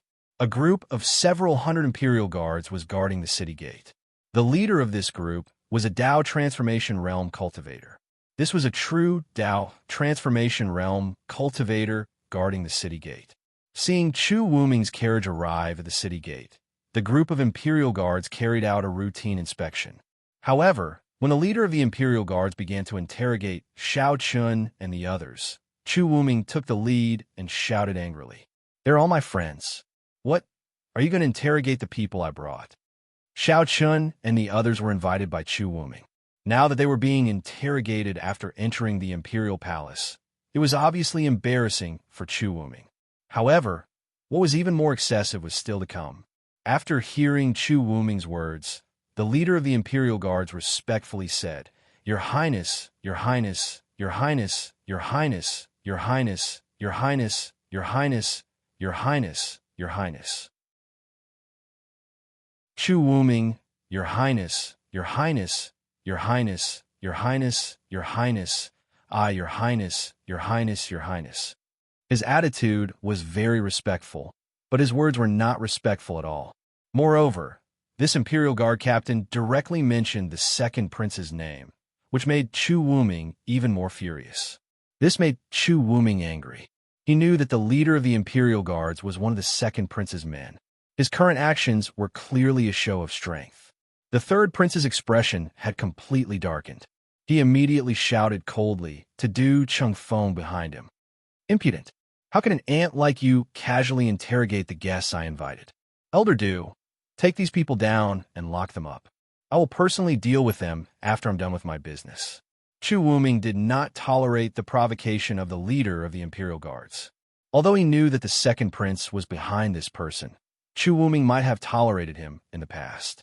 However, Chu Wuming now had the support of the Burning Skies ruler. He did not need to be afraid of his two elder brothers. He immediately ordered Du Chengfeng to take these people down. With sufficient confidence, Chu Wuming completely displayed his tyrannical side. Du Chengfeng did not hesitate when he heard Chu Wuming's words. He immediately took action and subdued the entire group of imperial guards who were in charge of guarding the city gates. After subduing this group of imperial guards, Chu Wuming ordered his men to take over. Then, he quickly walked up to the Burning Skies ruler and bowed respectfully to the Burning Skies ruler. Senior Burning Skies, Senior Zhang Qi, Brother Shao Chun, I made a fool of myself in front of you. It's my incompetence. Your Highness, there's no need for that. I believe this situation will change very soon. Hearing Chu Wuming's words, Shao Chun smiled and patted him on the shoulder. Hearing that, Chu Wuming also sneered and nodded heavily. Indeed, now that he had the Burning Skies ruler behind him, this situation was indeed about to change. Chu Wuming respectfully gestured for everyone to enter. Under Chu Wuming's lead, everyone strode into the palace. As the center of power of the Moonless Empire, the Imperial Palace's surface area was naturally incomparably large. It would take at least 7 or 8 days to walk around the Imperial Palace without using cultivation. Of course, if one used cultivation, it would be a different story. The entire Imperial Palace was divided into 3 palaces and 6 courtyards. The 3 palaces were where government affairs were handled, while the 6 courtyards are where the imperial concubines and the emperor lived. They walked all the way to the most central and largest Martial Harmony Palace. This was where the Moonless Empire usually held court. It was also the most magnificent palace in the entire Imperial Palace. At the same time, it was where the main palace of the 3 palaces was located. Today, Chu Wuming wanted to introduce the Burning Skies ruler to his imperial father, so he naturally chose the Martial Harmony Palace. The addition of a Dao Emperor Realm expert was definitely a major event of the empire. They walked all the way to the Martial Harmony Palace. The palace gates were tightly shut, and there was a group of imperial guards standing guard outside. At the same time, there were 2 pale-faced temple servants, here eunuchs. They stood on both sides of the palace gates. Chu Wuming walked up to one of the temple servants and asked, "Is Imperial Father inside? I have something to report. Please report." His Imperial Majesty is indeed inside. However, Your Highness, Third Prince, please wait for a moment. His Imperial Majesty is currently discussing important matters with the Second Prince and the First Prince. He ordered that no one is to disturb them. After hearing Chu Wuming's words, the temple servant actually didn't report it. Instead, he tactfully refused. A mere temple servant actually dared to refuse him. Moreover, his request to see Imperial Father was refused. After hearing the servant's reply, Shao Chun felt a wave of helplessness.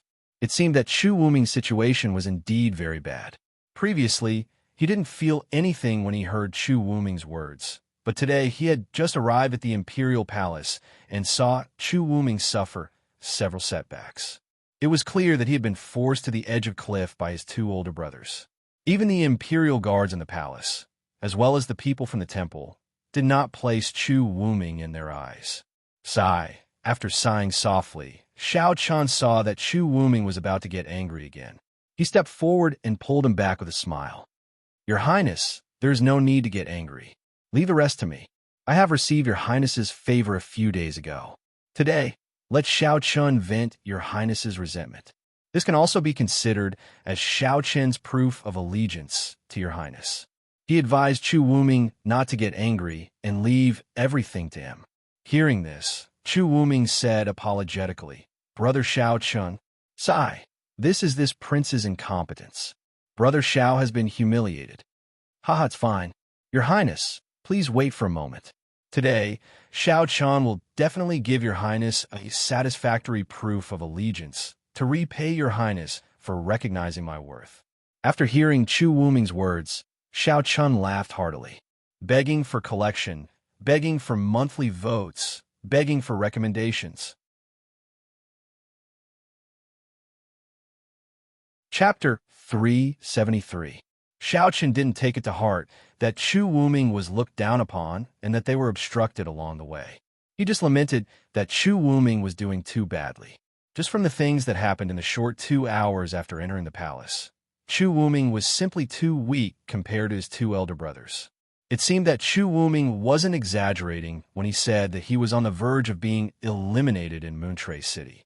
Shao Chun signaled Chu Wuming not to be angry, then went to the Burning Sky ruler's side and whispered something to him.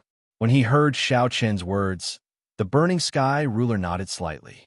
He didn't know what Xiao Chen was going to do, but since Xiao Chen asked him to wait for a moment, Chu Wuming could only wait where he was. Xiao Chen finished speaking to the Burning Sky ruler. As Xiao Chen finished speaking, the Burning Sky ruler took a step forward, and a terrifying aura immediately soared into the sky from his body. A terrifying pressure spread out from the Burning Sky ruler's body. This was the pressure that belonged to a Tao Emperor Realm Almighty. Along with the appearance of this pressure, the expressions of the Imperial Guard around the Marshal He Palace changed drastically. Their bodies were forcefully pressed down to their knees uncontrollably. This pressure was simply too terrifying. Even Chu Wuming's face instantly turned pale. At the same time, within the Marshal He Palace, the Moonless Empire's Emperor Chu Mu, who was originally discussing matters with the two princes, had a huge change in expression. He looked out of the palace and said, "This is a Tao Emperor Realm Almighty. A Tao Emperor Realm Almighty has arrived at the palace." As the Moonless Empire's emperor, Chu Mu was also a Tao sovereign expert. At this moment, through the aura that the Burning Sky ruler emitted, Chu Mu immediately sensed that this person was a Tao Emperor Realm Almighty. When they heard their imperial father's words, the first Prince Chu Wuk and second Prince Chu Wushuang were shocked. A Tao Emperor Realm Almighty had arrived at the palace. This was definitely a huge matter. When the aura spread out, it immediately attracted Chu Mu's attention. He couldn't care less about the matters he was discussing with the two princes and strode out of the Marshal He Palace. When he saw Chu Wuming outside the palace, Chu Mu was first stunned, but he quickly shifted his gaze to the Burning Sky ruler with a wisp of surprise in his eyes. Chu Mu strode before the Burning Sky ruler and cupped his hands together and bowed. "May I know why Senior Tao Emperor has come to my Moonless Empire?" Chu Wuming's eyes. After all, the Moonless Empire also had Tao Emperor Realm Almighty. If the Burning Sky ruler had come with ill intentions, the two retired emperors wooded the two retired emperors to the two retired emperors. Chu Mu cupped his hands and bowed. The first Prince Chu Wuk and second Prince Chu Wushuang, who followed behind him, looked at their third brother, Chu Wuming. A Tao Emperor Realm Almighty had suddenly appeared, and Chu Wuming just so happened to be here. For a moment, Chu Wuk and Chu Wushuang seemed to have guessed something. Their expressions were slightly unsightly, but they didn't say anything. The Burning Sky ruler didn't pay any attention to Chu Wuk and Chu Wushuang at all. He looked indifferently at Chu Mu and said in a flat tone, "We were invited by the third prince to the imperial capital, but we didn't expect to be turned away. It looks like your Moonless Empire's imperial family really doesn't treat guests well." After being invited by the third prince and hearing the Burning Sky ruler's words, Chu Mu's gaze couldn't help but look at Chu Wuming. Although it was just a simple sentence, Chu Mu had already heard the clues within. Now, the battle for the position of crown prince between Chu Wuming and his brothers was becoming more and more intense. Chu Wuming, who didn't have the support of a Tao Emperor Realm Almighty, could have been said to be eliminated. But now, Chu Wuming had actually brought back a Tao Emperor Realm Almighty. As such, Chu Wuming's goal was naturally very clear. He wanted to introduce the Burning Sky ruler to the imperial family. His expression was a little complicated. As his father, Chu Wuming never expected that Chu Wuming would have actually found a Tao Emperor Realm Almighty outside and even brought him back to the imperial capital. Just as Chu Mu fell into silence, the Burning Sky ruler looked indifferently at the horizon. His tone was still indifferent as he said, "Have you seen enough? Isn't it a little embarrassing to hide at the side and not show yourself?" There were still people hiding in the sky. As the Burning Sky ruler spoke, two figures indeed appeared in the sky. When they saw these two people, everyone present bowed. Needless to say, these two people were the two Tao emperors of the imperial family's Chu clan. These two Tao emperors were both white-haired old men. After they appeared, one of them looked at the Burning Sky ruler and said, "You want to participate in the battle for the position of Crown Prince of my Moonless Empire, in order to help His Highness the Third Prince?" They didn't waste their breath. As soon as these two Tao emperors appeared, They directly went straight to the point. When he heard this, the Burning Sky ruler said indifferently, "His Highness the Third Prince has some relationship with my nephew. I'm unable to refuse his request." As he spoke, the Burning Sky ruler looked at Xiao Chun. When they heard the Burning Sky ruler bluntly say that he'd come to help His Highness the Third Prince fight for the position of Crown Prince, a wisp of rage flashed in the eyes of Chu Wushuang and Chu Wuk. They thought in their hearts, "Damnable Chu Wuming.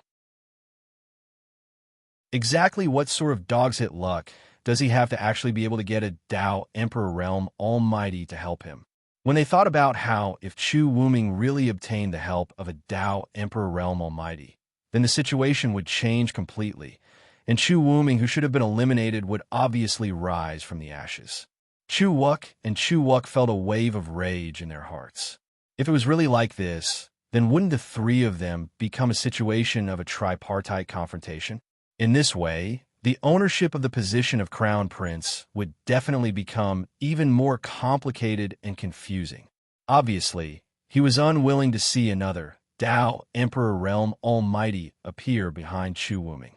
At this moment, the second prince, Chu Wushuang, took a step forward and looked Burning Sky ruler in the eyes as he said indifferently, "Senior, you're not a member of my imperial family, so I'm afraid it's not suitable for you to interfere in the internal affairs of our imperial family, right?"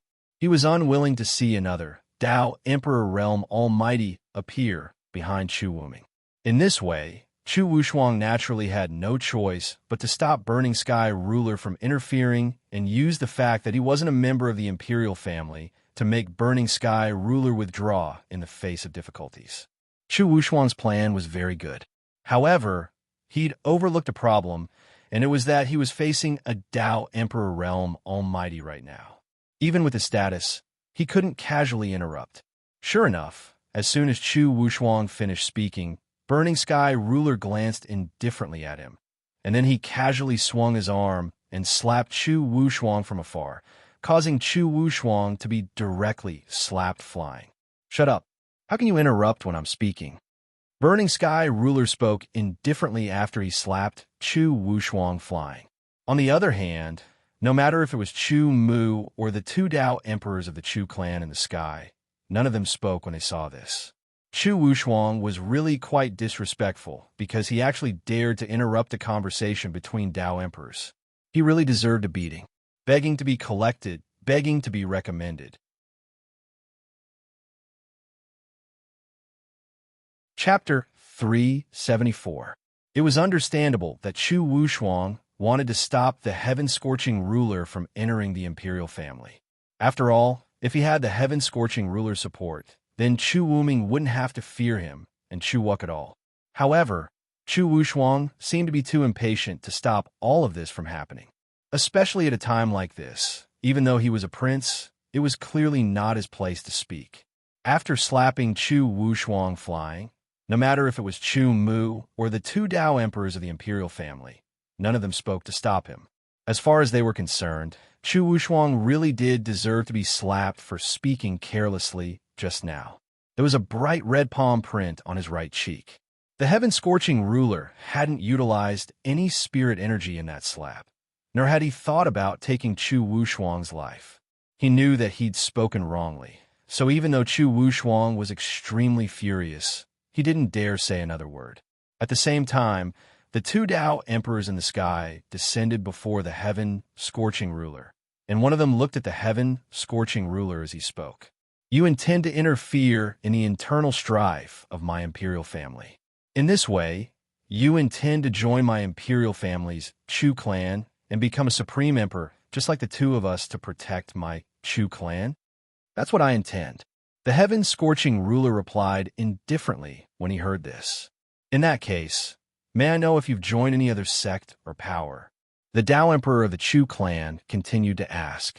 The two Dao emperors of the Chu clan actually didn't care about the competition for the position of crown prince. The reason they'd chosen to support Chu Wuk and Chu Wushuang was because they felt that they were more suitable to become the crown prince. In any case, so long as a Dao emperor was present, then the moonless empire wouldn't collapse. This was beyond doubt. When facing the heaven-scorching ruler that Chu Wuming had found, the two of them were most concerned about two things. Firstly, whether Chu Wushuang would join the imperial family and become a guardian of the Moonless Empire. Secondly, whether there were any other powers standing behind the heaven-scorching ruler. If there were, then the two of them would probably have to worry a little more. Actually, at the Dao Emperor realm, they didn't take the position of crown prince that Chu Wuming and the others were fighting for seriously any longer. Perhaps in the opinion of others, the crown prince was an unreachable existence. But in the eyes of great figures at the Dao Emperor realm, not to mention the crown prince, even the emperor, Chu Mu, was nothing. In the hearts of these old fellows, the only thing they cared about was the illusory divine path and the safety of the Moonless Empire. Other than that, they did not care about anything else. It was precisely because of this that the two Dao emperors of the Chu clan didn't resist the heaven-scorching ruler too much. Conversely, they were slightly delighted. If they were really able to obtain a Dao emperor to join them, then it would undoubtedly be an extremely great increase to the strength of the Moonless Empire. Knowing what the two of them were thinking, the ruler of the Burning Sky Empire indifferently replied, "I've lived my entire life as my home and have never joined any forces. I only have a few like-minded friends following me. So, the two of you can rest assured about my identity." The third prince is very clear on this point.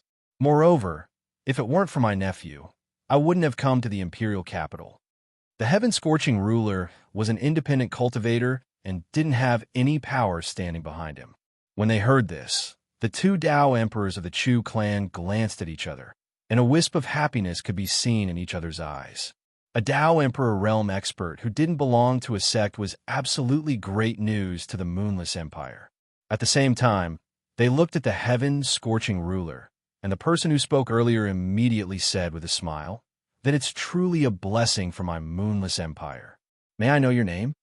When these words were spoken, it clearly represented that the two retired emperors had accepted the heaven-scorching ruler. Although they didn't know much about the heaven-scorching ruler, they would first tie him to the Moonless Empire. As for the rest, they would talk about it in the future. This was the two retired emperors' plan. "Fellow Taoists, you can call me Heaven-Scorching Ruler." The Heaven-Scorching Ruler replied, "So it's fellow Taoist Heaven-Scorching Ruler. I'm Chu Qingshan, and this is Chu Mubai. From today onwards, fellow Taoist Heaven-Scorching Ruler will be the same as the two of us, the retired emperor of the Moonless Empire." After learning the Heaven-Scorching Ruler's name, Chu Qingshan immediately announced. With his words, the Heaven-Scorching Ruler would be the third retired emperor of the Moonless Empire from today onwards. Of course, to become the retired emperor of the Moonless Empire, there was naturally a whole set of procedures. Moreover, there was also a large-scale heaven bestowment ceremony, which implied that this was a gift from the heavens to the protector of the Moonless Empire. Without needing Chu Qingshan to say more, the adjacent Chu Mu took the initiative to speak. Junior will begin preparing for senior heaven bestowment ceremony. As the emperor, in front of the heaven-scorching ruler and the other two, Chu Mu didn't dare to call himself emperor. Hearing Chu Mu's words, Chu Qingshan faintly nodded. "That's good. Fellow Taoist heaven-scorching ruler, let's leave the following matters to the younger generation to handle. The two of us still have some things to discuss with fellow Taoist heaven-scorching ruler." The matter had already come to an end. Chu Qingshan also wanted to invite the heaven-scorching ruler to leave. The conversation between the three of them clearly wasn't suitable to be said in front of everyone. Knowing Chu Qingshan's intentions, the heaven-scorching ruler turned to look at Xiao Chun. Seeing this, the nearby Chu Wuming very perceptively bowed and said, "Senior, don't worry. Junior will arrange things for brother Xiao Chun and senior Zhang Qi." The heaven-scorching ruler wanted to leave with Chu Qingshan and the other two, while Xiao Chun and Zhang Qi would be arranged by Chu Wuming. Hearing Chu Wuming's words, the heaven-scorching ruler faintly nodded and then disappeared on the spot with Chu Qingshan and the other two. The three Dao emperors had finally left. Everyone present here heaved sighs of relief in their hearts because the pressure they endured when they were with the three Tao emperors was extremely enormous, and it seemed as if even breathing had become difficult for them. At the same time, Chumu also looked at Chu Wuming. Chumu really had a whole new level of respect for this son of his today.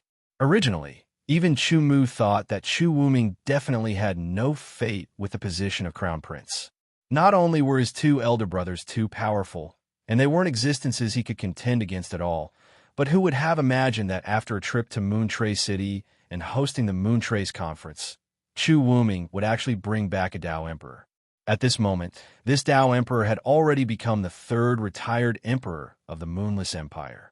With the support of the heaven-scorching ruler, Chu Wuming had the confidence to compete with his two elder brothers for the position of crown prince once more. For a moment, Chu Mu's feelings became somewhat complicated. He didn't know whether it was right or wrong for him to not personally confer the title of crown prince and instead let his sons compete with each other. For the position of crown prince, Chumu knew that his sons had already reached a state of mutual hostility. Everyone wanted to sit on the position of crown prince. After several years of competition, the other princes had all been eliminated. Presently, only Chu Wuming and the other two remained. However, the competition between the three of them was the most accumulated. Especially from today onwards, this kind of competition would probably only become more and more intense. Begging for collection, begging for monthly votes, begging for recommendations.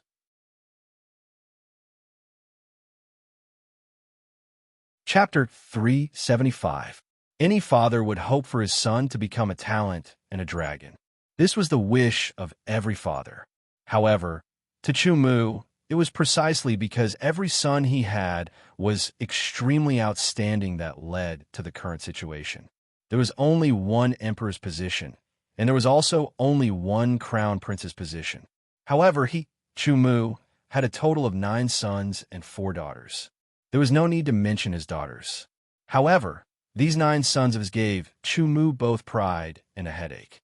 Especially Chu Wuk, Chu Wushuang, and Chu Wuming.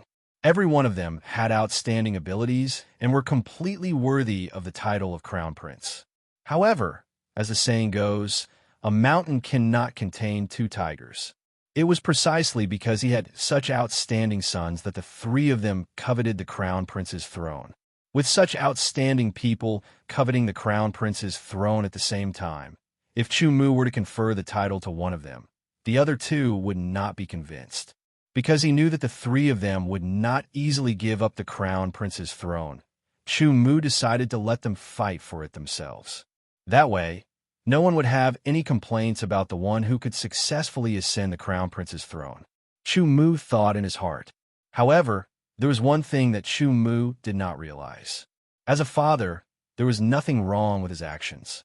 However, as an emperor, his actions were extremely dangerous. Princes fighting for power was something that could shake the foundation of the empire. If it were any other emperor, they would not have made such a choice. Instead, they would have conferred the crown prince's throne. As for the other princes who were not convinced, they would have been abolished. However, Chumu clearly could not do this. All of the princes were his sons. If he wanted to lay his hands on any of them, Chumu could not do it. It was precisely because he was soft-hearted towards all of the princes that it created the current chaotic situation of the princes fighting for power in the Moonless Empire. Taking a deep look at Chu Wuming, Chumu did not say anything and turned to leave. Seeing Chu Wuming slowly leaving, the emperor of the Moonless Empire, Xiao Qin's eyes flashed with a strange light. Although he didn't have much contact with Chumu, just based on his attitude towards Chu Wuming and the other 2, this person wasn't suitable to be an emperor. Chumu's heart was too soft, especially towards his own family and descendants. The most ruthless were the royal family. This was a saying that had been passed down since ancient times, and this saying was indeed not without reason. As an emperor, it was okay to have a kind heart, but a weak character was not desirable. Allowing the princes to fight for power was a huge mistake. Furthermore, from the looks of it, Chumu did not seem to have any intention of stopping them. He was too soft-hearted and didn't have the decisiveness of a monarch. That was why Xiao Chan said that Chu Mu wasn't suitable to sit on the supreme throne. Of course, Xiao Chen naturally wouldn't say these words to anyone else. Following Chu Mu's departure, Chu Wuming's gaze locked onto the two people from the temple who had stopped him earlier. Sensing Chu Wushuang's gaze, the two people from the temple immediately changed their expressions. However, before they could say anything, Chu Wuming coldly shouted, "Two dog slaves, you even dare to stop me? If I don't execute the two of you on the spot, where will I put my face in the future? Men, take down these two dog slaves who have no respect for their superiors." As soon as Chu Mu left, Chu Wuming immediately started to make things difficult. As for who his target was, it was without a doubt directed at Chu Wushuang. He already knew that the two people from the temple were Chu Wushuang's people. Now that Chu Wuming wanted to kill them on the spot, it was undoubtedly sending a message to Chu Wushuang. In the future, I, Chu Wuming, am no longer someone you can casually bully. Hearing Chu Wuming's words, the Imperial Guards behind him took large strides forward, wanting to take down the two people. However, at this moment, Chu Wushuang stood out and shouted, "Chu Wuming, what do you mean? This is Wuhe Palace, not a place for you to be impudent." Chu Wushuang stepped out to stop him. Of course, he couldn't let Chu Wuming kill the two people from the temple. It wasn't that their lives were important, but it was a matter of face. If he allowed Chu Wuming to kill the two people from the temple today, then he, Chu Wushuang, would lose all face. The two brothers glared at each other. Faced with Chu Wushuang's obstruction, Chu Wuming coldly laughed and said, "Second brother, these two servants have no respect for their elders. Today, I want to restore the hierarchy. Why is second brother stopping me?" Chu Wuming, don't think that this consort doesn't know what you're thinking. Let me tell you, with me here today, don't even think about being impudent. Chu Wuming's words, Chu Wushuang angrily shouted. Obviously, he wouldn't step aside. Seeing this, Chu Wuming turned to look at Xiao Chan. They looked at each other, and soon understood Chu Wuming's intention. He wanted Zhang Qi to kill them. Faced with Chu Wushuang's obstruction, Chu Wushuang had his own guards around. Therefore, only Zhang Qi, a super expert in the town master realm, could kill the two people from the temple under Chu Wushuang's protection. Understanding Chu Wuming's intention, Xiao Chen also stood up and nodded slightly. Seeing this, Zhang Qi stepped out and instantly passed by Chu Wushuang. As a super expert in the town master realm, if Zhang Qi wanted to kill, naturally no one present could stop her. Without any hesitation, she gently pointed two fingers. At the same time, Chu Wushuang behind her shouted angrily, "Chu Wuming, are you going to fight me to the death?" Seeing that Chu Wuming still killed the two people from the temple, even though he had already stepped forward to stop him, Chu Wushuang's anger could be imagined. Hearing Chu Wushuang's words, Chu Wuming sneered and said, "Fight me to the death? Second brother, you have to think carefully. If you fight with me now, I'm afraid you have no chance of winning." Chu Wuming was no longer the same as before. Now, Chu Wushuang was not afraid of Chu Wushuang at all. Hearing this, Chu Wushuang's face immediately became gloomy and uncertain. Indeed, he had no chance of winning if he fought with Chu Wuming now. After all, Chu Wuming had Zhang Qi, a super expert in the town master realm, by his side, while Chu Wushuang did not. Once they started fighting, Zhang Qi alone was enough to kill him easily. Chu Wushuang's heart was filled with hatred, but his reason kept telling him that Chu Wuming was not the same as before. He had the ability to fight with him. Seeing that Chu Wushuang was silent with a face full of anger, Chu Wuming's smile became brighter and brighter. "Second brother, you really reminded me just now. Do you think that if I kill you now, I will have one less opponent in the future?" An extremely obscure killing intent flashed in his eyes. Hearing this, Chu Wushuang's heart skipped a beat. He looked at Chu Wuming in surprise. Although he did not think that Chu Wuming would really dare to kill him in front of Wuhe Palace, he was still worried. If Chu Wuming went crazy, he would be in danger. Realizing the danger, Chu Wushuang snorted coldly and said, "Humph, let's wait and see." Then, without waiting for Chu Wuming to reply, he immediately left with his people.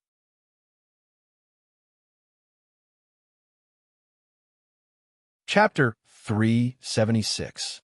He didn't stop Chu Wushuang from leaving. Although Chu Wuming could easily kill Chu Wushuang, he couldn't. Even if he wanted to kill Chu Wushuang, he couldn't let others know that he was the one who did it.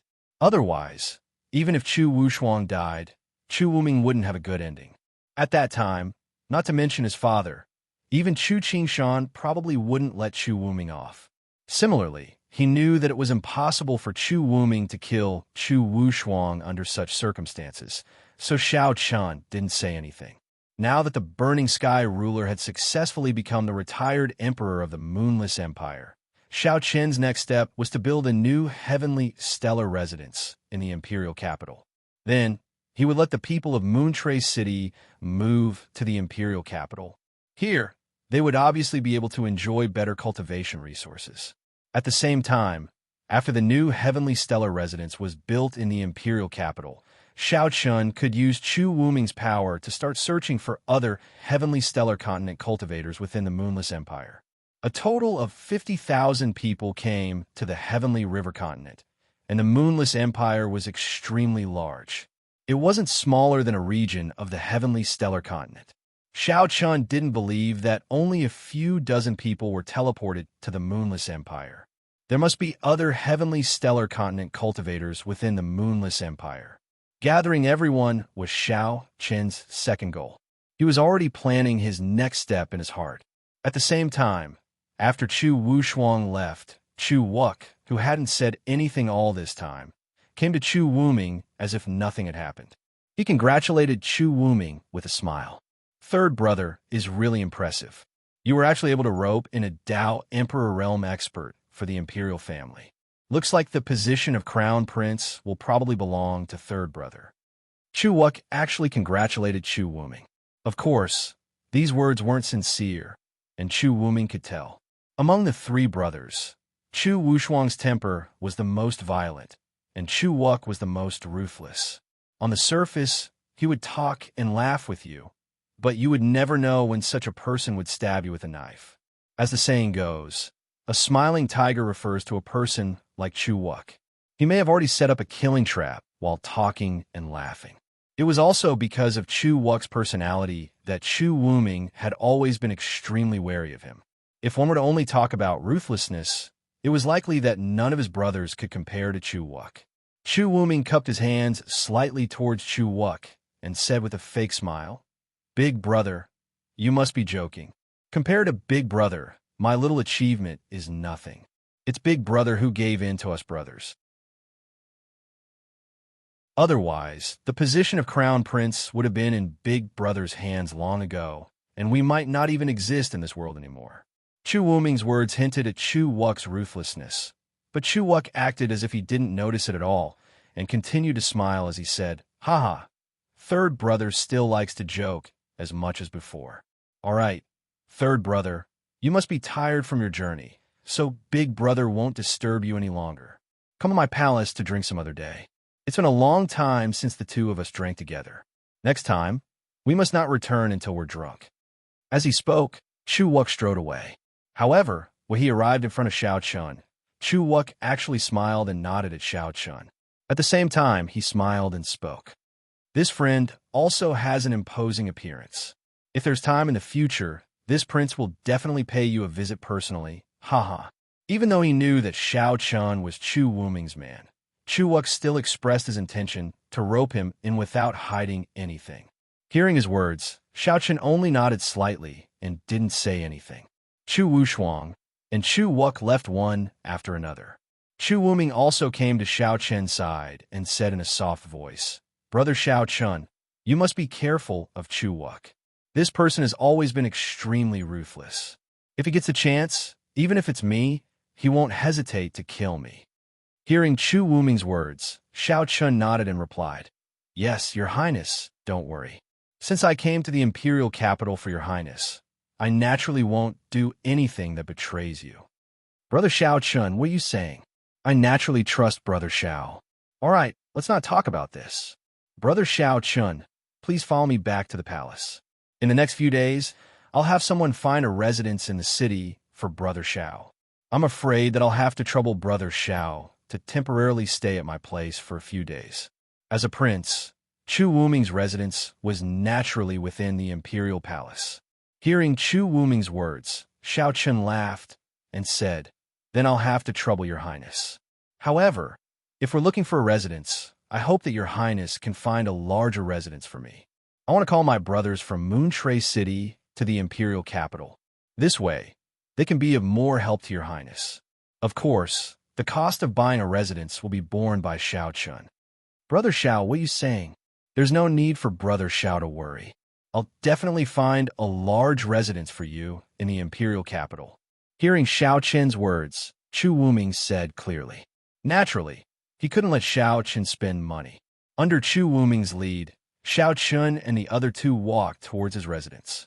Just as Xiao Chun and the others left Wuha Palace, in a bamboo garden deep within the imperial palace, the Burning Sky ruler, Chu Qingshan, and Chu Mubai sat across from each other.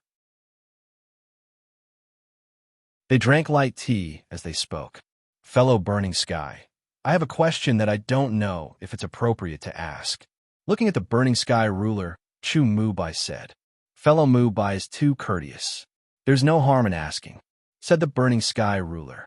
"Then I'll say it. Dare I ask, fellow Burning Sky, if the Moonless Empire is in trouble in the future, would fellow Burning Sky be willing to help the Moonless Empire repel the enemy?" Asked Chu Mubai. This was a question he and Chu Qingshan were most concerned about. If the Burning Sky ruler didn't intend to help the Moonless Empire, then his usefulness would be greatly reduced. Knowing Chu Mubai's meaning, the Burning Sky ruler faintly smiled. "Fellow Mubai, please don't worry. Since I'm the retired emperor of the Moonless Empire, I naturally have a responsibility to protect the Moonless Empire. If the empire truly is in danger, I'll naturally take action." While he was the retired emperor of the Moonless Empire, the Burning Sky ruler would fulfill his responsibility to protect the empire. Hearing this, Chu Mubai and Chu Qingshan's expressions eased up a lot. As long as he said this, it was enough. As for anything else, Chu Mubai and Chu Qingshan didn't care. That day, they chatted a lot with Chu Mubai and Chu Qingshan, including the matter of the princes fighting for the position of Crown Prince. Regarding this battle for the position of Crown Prince, Chu Mubai and Chu Qingshan's intentions were clear. The Burning Sky ruler could choose to support the third prince, but try not to directly interfere. This was because once the matter involved a Dao Emperor Realm Almighty, it wouldn't be easy to control. This was also why Chu Mubai and Chu Qingshan, one of whom supported the first Prince Chu Wuk and the other supported the second Prince Chu Wushuang, had never directly interfered in the battle for the position of Crown Prince. The Burning Sky ruler naturally didn't refuse Chu Mubai and Chu Qingshan's words. A Dao Emperor Realm Almighty was indeed unsuitable to directly participate in the battle for the position of Crown Prince. The existence of a Dao Emperor Realm Almighty was actually more of a symbol for the various princes to develop their forces. Begging for collection, begging for monthly votes, begging for recommendations.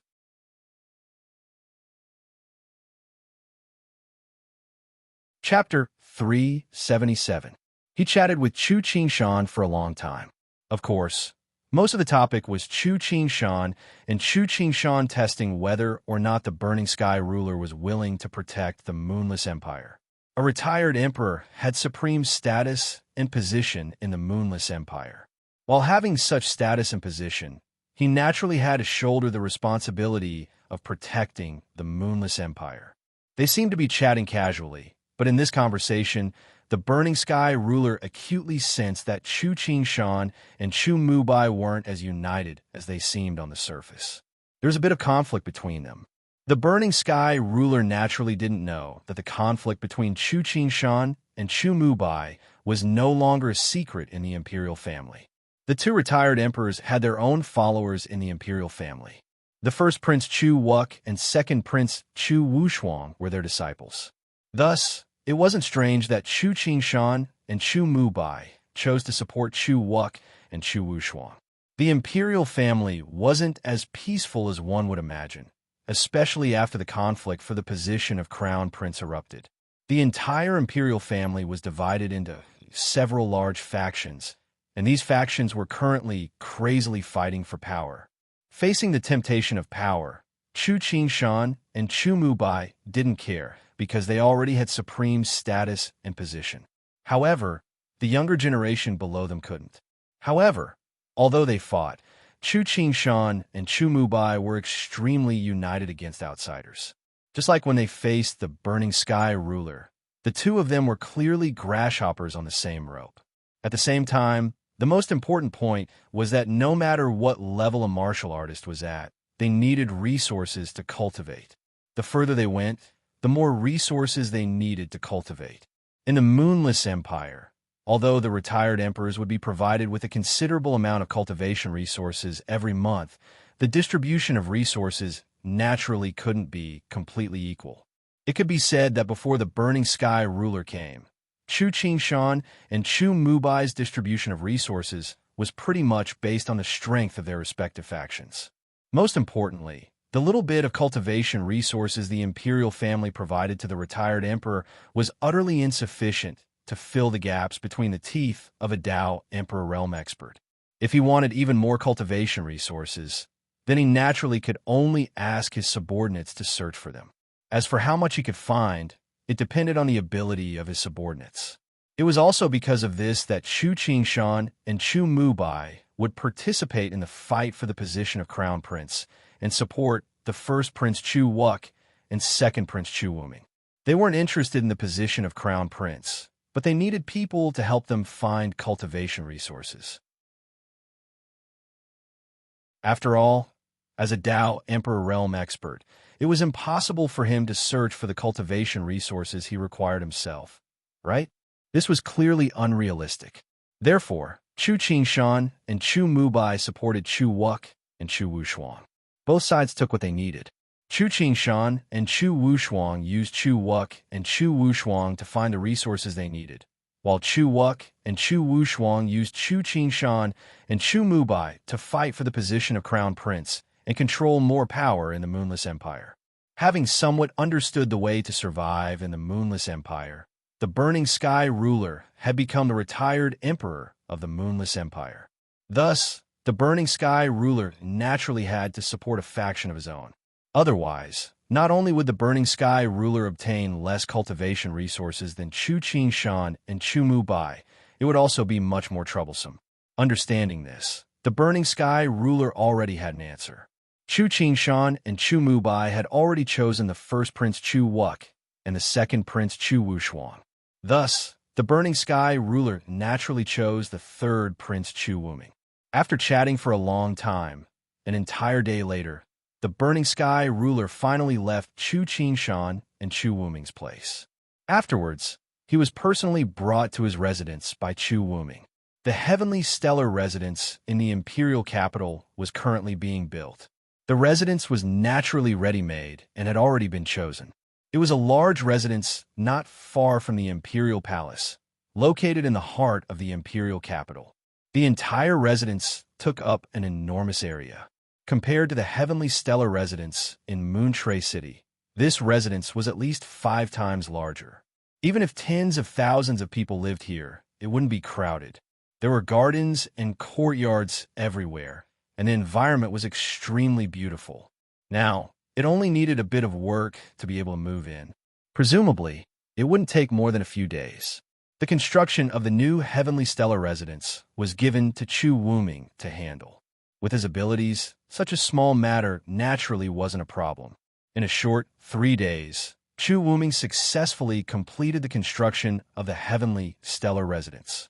Xiao Chun, Burning Sky ruler, and Zhang Qi personally went over. After circling around the imperial capital's heavenly stellar residence, Chu Wuming respectfully asked, "Is there anything Senior Burning Sky is dissatisfied with?" "Not bad, Zhang Qi. You can let Sikong Ming and the others leave." Hearing Chu Wuming's words, the Burning Sky ruler slightly nodded. This residence wasn't bad. Immediately after, He ordered Zhang Qi to let Sikong Ming and the others leave for the imperial capital. Seeing that the Burning Sky ruler was very satisfied with his arrangements, Chu Wuming secretly sighed in relief.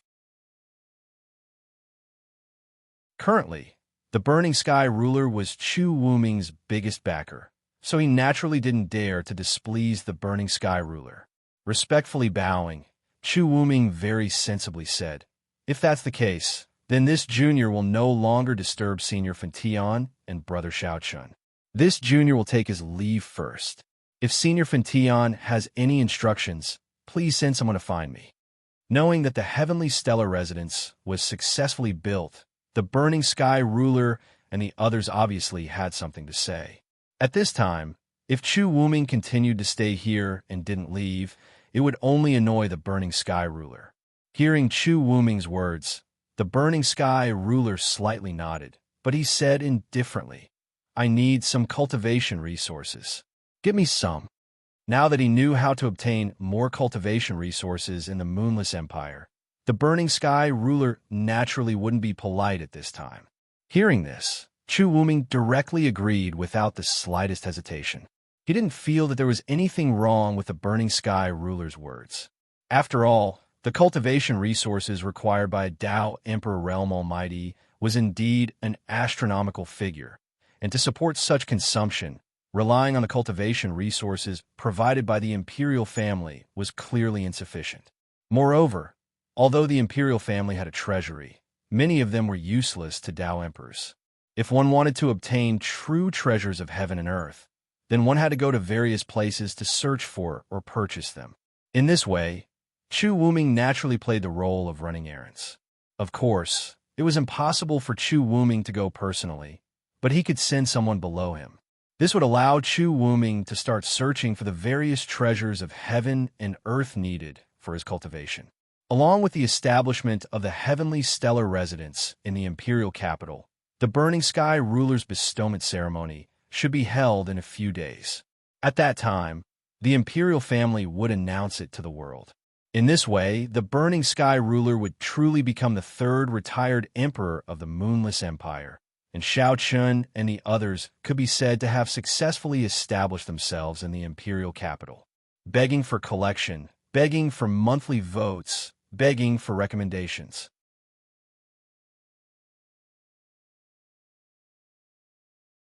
Chapter 378. In less than a day, Sikong Ming brought everyone to the imperial capital. As for the Heavenly Stellar Residence in the Moon Tray City, it was not abandoned. Instead, it was handed over to the old man rescued by Xiaochun to look after. At last, they had successfully gained a foothold in the Moonless Empire. Now that the Burning Sky ruler was the retired emperor of the Moonless Empire, it could be said that everyone had begun to integrate into the Sky River continent. Time passed slowly. In these few days, Xiaochun had also refined the two illusionary moon fruits one after another. Previously, he didn't have time. Now that he finally had some free time, Xiaochun naturally wouldn't waste it. After refining two illusionary moon fruits in a row, Xiaochun's spiritual power storage had increased by more than 10% compared to before. It was worthy of being called the most precious treasure of the Moonless Empire. It was no wonder that even a saint-rank family like Tianfeng Shengzong coveted the illusionary moon fruit. Although his cultivation had not broken through, his strength had increased. The only pity was that there were too few illusionary moon fruits. They only bore fruit once every 100 years, and there were so many people sharing them. Last time, Chu Wuming gave Xiaochun 50 illusionary moon fruits. He had spent a lot of effort to obtain them, and he had accumulated them for a long time. He thought that if he had enough illusionary moon fruits, the spiritual power storage in his body would be close to that of a Tao-querying realm martial artist. Of course, Xiaochun didn't know that the more illusionary moon fruits you refined, the less effective it would be. It was basically impossible to refine them endlessly. Just as Xiaochun finished refining the illusionary moon fruits, on this day, the imperial family finally sent news that the Burning Sky ruler's bliss ceremony was ready and would be held tomorrow. It was finally ready. However, Neither Xiao Chun nor the Burning Sky ruler paid too much attention to the bliss ceremony. In everyone's opinion, the bliss ceremony was just a formality with no substantial benefits. However, Xiao Chun and the others didn't care, but all the tyrants in the imperial capital were stunned by this news. Previously, the imperial family did not reveal any information about the Burning Sky ruler, so the various tyrants in the imperial capital naturally did not know about the existence of the Burning Sky ruler. Now, the imperial family was going to hold the heavenly bestowal ceremony for the third retired emperor. When this news came out, the entire imperial capital, or even the entire empire, was in an uproar. All the clans were clearly aware of what the retired emperor of the Moonless Empire represented, and it was a Tao Emperor realm expert. Now that the imperial family was going to hold a heavenly bestowment ceremony, wouldn't it mean that another Tao Emperor realm expert had been born in the imperial family? All the aristocratic families were shaken, especially the aristocratic families in the imperial capital. Because they were the closest to the center of power, they were the first to receive news that others didn't know. At this moment, in various parts of the imperial capital, the 4 great prince mansions and the 8 great marquis mansions, these aristocratic families that were second only to the imperial family in the Moonless Empire, gathered their elders to discuss the matter of the third retired emperor. Feng, Chun, Chu, and Wei were the 4 great prince mansions. Xiongji, Shuchu, Xiangzhu, and Tongliang were all secretly discussing the bliss ceremony. Especially the 4 great prince mansions, their forces were much stronger than the 8 great marquis. Compared to the 4 great prince mansions, although the 8 great marquis also had super experts in the Tao Master Realm, they were much weaker in terms of quantity and quality. The Feng family, Chun family, Chu family, and Wei family. Not only did the 4 great prince mansions have more than 1 super expert in the Tao Master Realm, each family even had at least 1 super expert in the Tao Master Realm. Just this point alone made the power of the 4 great prince mansions far from what the 8 great marquis could compare with. At this moment, in the main hall of the Feng family's courtyard, more than 10 core members of the Feng family were sitting together. Sitting in the main seat was the current patriarch of the Feng family, Feng Dan, who was also the Gong Prince of the Empire. His position was second only to the current emperor, Chu Mu, and could be said to be second only to the emperor. With a somewhat solemn expression, Feng Dan glanced at the people below and said in a deep voice, "We've already investigated clearly. This senior Fentian is indeed a Tao Emperor realm expert, but he seems to have been found by the third prince. Indeed, as expected of a great prince mansions. In the Moonless Empire, as long as it was something they wanted to know, there was almost nothing they couldn't find out. It had only been a few hours, but the Gong Prince mansions had already thoroughly investigated the matter of Sovereign Fentian. When he heard Feng Dan, a middle-aged man who looked slightly similar to Feng Dan exhorted for a short moment before he spoke slowly. "Big brother, if this person was brought here by the third prince, then the imperial capital will probably not be peaceful anymore. Perhaps our Gong Prince mansions should make preparations as soon as possible." The middle-aged man who spoke was Feng Dan's second brother, and everyone present nodded lightly when they heard this. Anyone could imagine that the third prince, Chu Wuming, had suddenly brought a Tao Emperor realm expert into the imperial capital at this moment, and it was obvious what the third prince's objective was. Originally, Chu Wuming, who didn't have the support of a Tao Emperor realm expert, could practically be considered to have been eliminated from the competition. But now, the third prince had encountered some sort of luck to actually be able to rope in a Tao Emperor realm expert. In this way, the third prince, Chu Wuming, would possess the qualifications to fight for the position of crown prince. However, Chu Wuk and Chu Wushuang obviously wouldn't agree to this. In this way, the imperial capital would probably fall into chaos once more, and the various wealthy clans would probably have to choose a side once more. It wasn't just the Gong Prince's Feng clan that had realized that the imperial capital was about to fall into chaos once more. The other 3 prince clans, the Jin Prince's Chun clan, the Wu Prince's Chu clan, and the Yin Prince's Wei clan had realized it as well. Chu Wuming's rise was inevitable. In this way, he would definitely have to swiftly develop his own forces, whereas Chu Wuming's rise would definitely affect the interests of Chu Wuk and Chu Wuxuan. So, the struggle between the three brothers was probably unavoidable. Don't think that the position of Crown Prince was merely a competition between the three brothers of Chu Wuming. The forces that were involved practically covered the entire Moonless Empire. After all, the position of Crown Prince was the future emperor. At this moment, the competition between the three princes for the position of Crown Prince was simply a competition between the various wealthy clans of the Moonless Empire. For the sake of obtaining even more benefits in the future, the various clans had successively chosen to stand on different sides and support different princes. Once they were able to support the prince they'd chosen to ascend to the position of Crown Prince, then these clans would obviously be able to obtain enormous benefits as well. So, the competition for the position of Crown Prince wasn't just a competition between princes, and it was also a competition between the various factions of the Moonless Empire. Where there was competition, there would be benefits. When faced with such enormous benefits, which clan wouldn't be moved? Moreover, even if they weren't moved as a wealthy clan of the Moonless Empire, how could they possibly stay out of it and not be affected by it? Begging for a monthly vote, begging for a recommendation.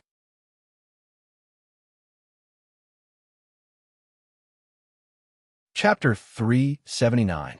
It was precisely because the various great clans were unable to stay out of this matter that the sudden rise of Chu Wuming made the various great clans understand that the person who originally seemed to have been eliminated was now like a dark horse charging out of the encirclement.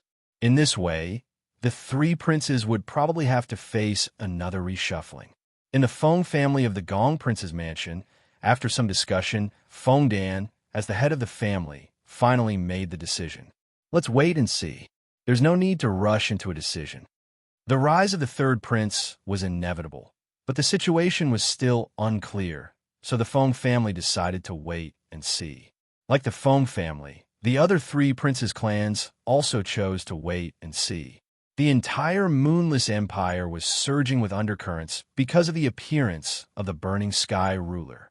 Although it was still calm on the surface, the real storm had already begun to brew in secret. However, Chu Wuming and the other two princes didn't make the slightest move in the face of such undercurrents. Everyone was very quiet. Since the three princes didn't make a move, the great clans naturally chose to bide their time. In the Heavenly Stellar residence, Chu Wuming came almost every day recently. If there wasn't anything important, he would chat idly with Xiao Chun. Back then, besides chatting, Chu Wuming had also sent a lot of cultivation resources. Although these cultivation resources weren't particularly precious and weren't of much use to the Burning Sky ruler, they were extremely helpful to the martial artists below, especially Xiao Chun. With Chu Wuming's cultivation resources, Xiao Chun's cultivation had already reached the limit of the Sky Realm. If he wanted to improve, he could only break through to the Tao Querying Realm. However, if he wanted to break through to the Tao Querying Realm, just the improvement of his spiritual power wasn't enough. He had to find his own martial Tao to succeed. Martial artists below the Tao Querying Realm cultivated martial arts, while martial artists above the Tao Querying Realm cultivated Tao. This was a well-known fact among all martial artists. Therefore, if he wanted to break through to the Tao Querying Realm, he had to find his own martial Tao path. Sitting opposite Xiao Chun in the garden, Chu Wuming smiled at Xiao Chun and said, "Brother Xiao, I see that you are about to break through to the Tao Querying Realm." Indeed, but how can breaking through to the Tao Querying Realm be so easy? This is a watershed between martial arts and Tao. Right now, cultivation resources are of little use to me. I can only rely on myself. Upon hearing Chu Wuming's words, Xiao Chun shook his head helplessly. Breaking through to the Tao Querying Realm was very difficult indeed. It was like a Tao Emperor Realm expert breaking through to the Saint Realm. Once he succeeded, he would soar into the sky. If he failed, then he could only be obliterated. Martial arts were superficial and one-sided, but Tao was all-encompassing. It was difficult to touch and even more difficult to explain. Therefore, Many Heaven Realm martial artists were stuck at the Tao querying realm for their entire lives. They did not break through until they died. This was because no one could help them pursue the martial Tao. They could only rely on their own comprehension. Upon hearing Xiao Chen's words, Chu Wuming nodded slightly. However, he then said mysteriously, "Brother Xiao is right. It is indeed very difficult to break through to the Tao querying realm. It is not something that can be achieved by just cultivating bitterly. However, I know a place that can give Brother Xiao at least an 80% chance of breaking through to the Tao querying realm." Oh! Upon hearing Chu Wuming's words, Xiao Chen's interest was piqued. Chu Wuming did not beat around the bush. Facing Xiao Chen's gaze, he spoke. According to him, there was a secret realm in the Royal Academy of the Moonless Empire. This secret realm was an independent small world. Entering, it was like entering an endless reincarnation. Inside, everyone seemed to have been reborn. They would start a new life and experience new things. Of course, all of this was fake. It was also in such a virtual reincarnation that warriors could better find their own martial arts path. Therefore, in the Moonless Empire, almost all Celestial Realm warriors would seek to break through to the Tao querying realm here. This secret realm was called the Path of Tao by the royal family. Xiao Chen was naturally very interested in this. Although Xiao Chen could break through to the Tao querying realm without using the Path of Tao, he would definitely waste a lot of time. Now, Chu Wuming had said that the Path of Tao would open in 5 days. As such, Xiao Chen was naturally willing to enter the Path of Tao. As for the conditions required to enter the Path of Tao, Xiao Chen was not worried at all. With Chu Wuming around, it was very easy to obtain a spot to enter the Path of Tao. After chatting with Xiao Chen for around 2 hours, Chu Wuming stood up and bid farewell. However, before he left, he reminded Xiao Chen that the blessing ceremony was tomorrow and that he should not forget the time. Xiao Chen smiled and nodded when he heard Chu Wuming's reminder. After sending off Chu Wuming, Xiao Chen continued to cultivate. A day passed very quickly. Early the next morning, the Scorching Sky ruler led Xiao Chen and Zhang Qi out of the heavenly stellar residence and hurried towards the royal palace. There was a heavenly platform in the royal palace that was specially used for various ceremonies. The blessings ceremony was naturally held there as well. The sky had only just brightened when the nobles and ministers of the Moonless Empire arrived one after another. Over 1,000 temple servants and palace maids bustled about. Below the heavenly platform, over 1,000 short tables and prayer mats had been set up for the various lords to sit. Every time a person arrived, there would be a sharp shout from the temple, and at the same time, a palace maid would lead them to their seat. Seeing that more and more people were arriving, all of the Moonless Empire's courtiers and noble families were gathered here today. The Blessings Hall, the retired emperor's coronation, this was the most important event in the entire Moonless Empire. No one dared to be absent. Just as everyone was taking their seats and chatting with each other, a sharp voice from the temple called out, "The Gong Prince has arrived." At this time, almost all of the officials and family heads had arrived, including the 8 great dukes, and now it was finally the 4 great princes' turn. The first to arrive was the Gong Prince Feng Dan. Seeing the Gong Prince arrive, everyone saluted, and Feng Dan smiled and nodded in response. Following the Gong Prince's arrival, Jin Prince, Wu Prince, and Yin Prince also arrived in succession. The 4 of them were placed side by side at the front, slightly behind Chu Mu. At this time, the 4 great princes were sitting side by side. Wu Prince looked at the other 3 and smiled.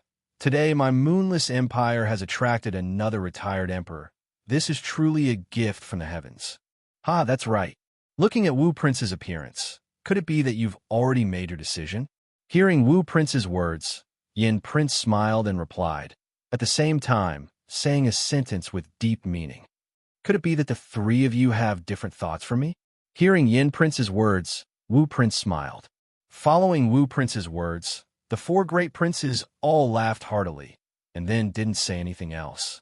They were all experienced people, and all of them knew the true meaning of each other's words. Facing the upcoming battle for the position of Crown Prince, the 4 great princes' choice was surprisingly unanimous, and that was to wait and see. Seeking collection, seeking monthly votes, seeking recommendation.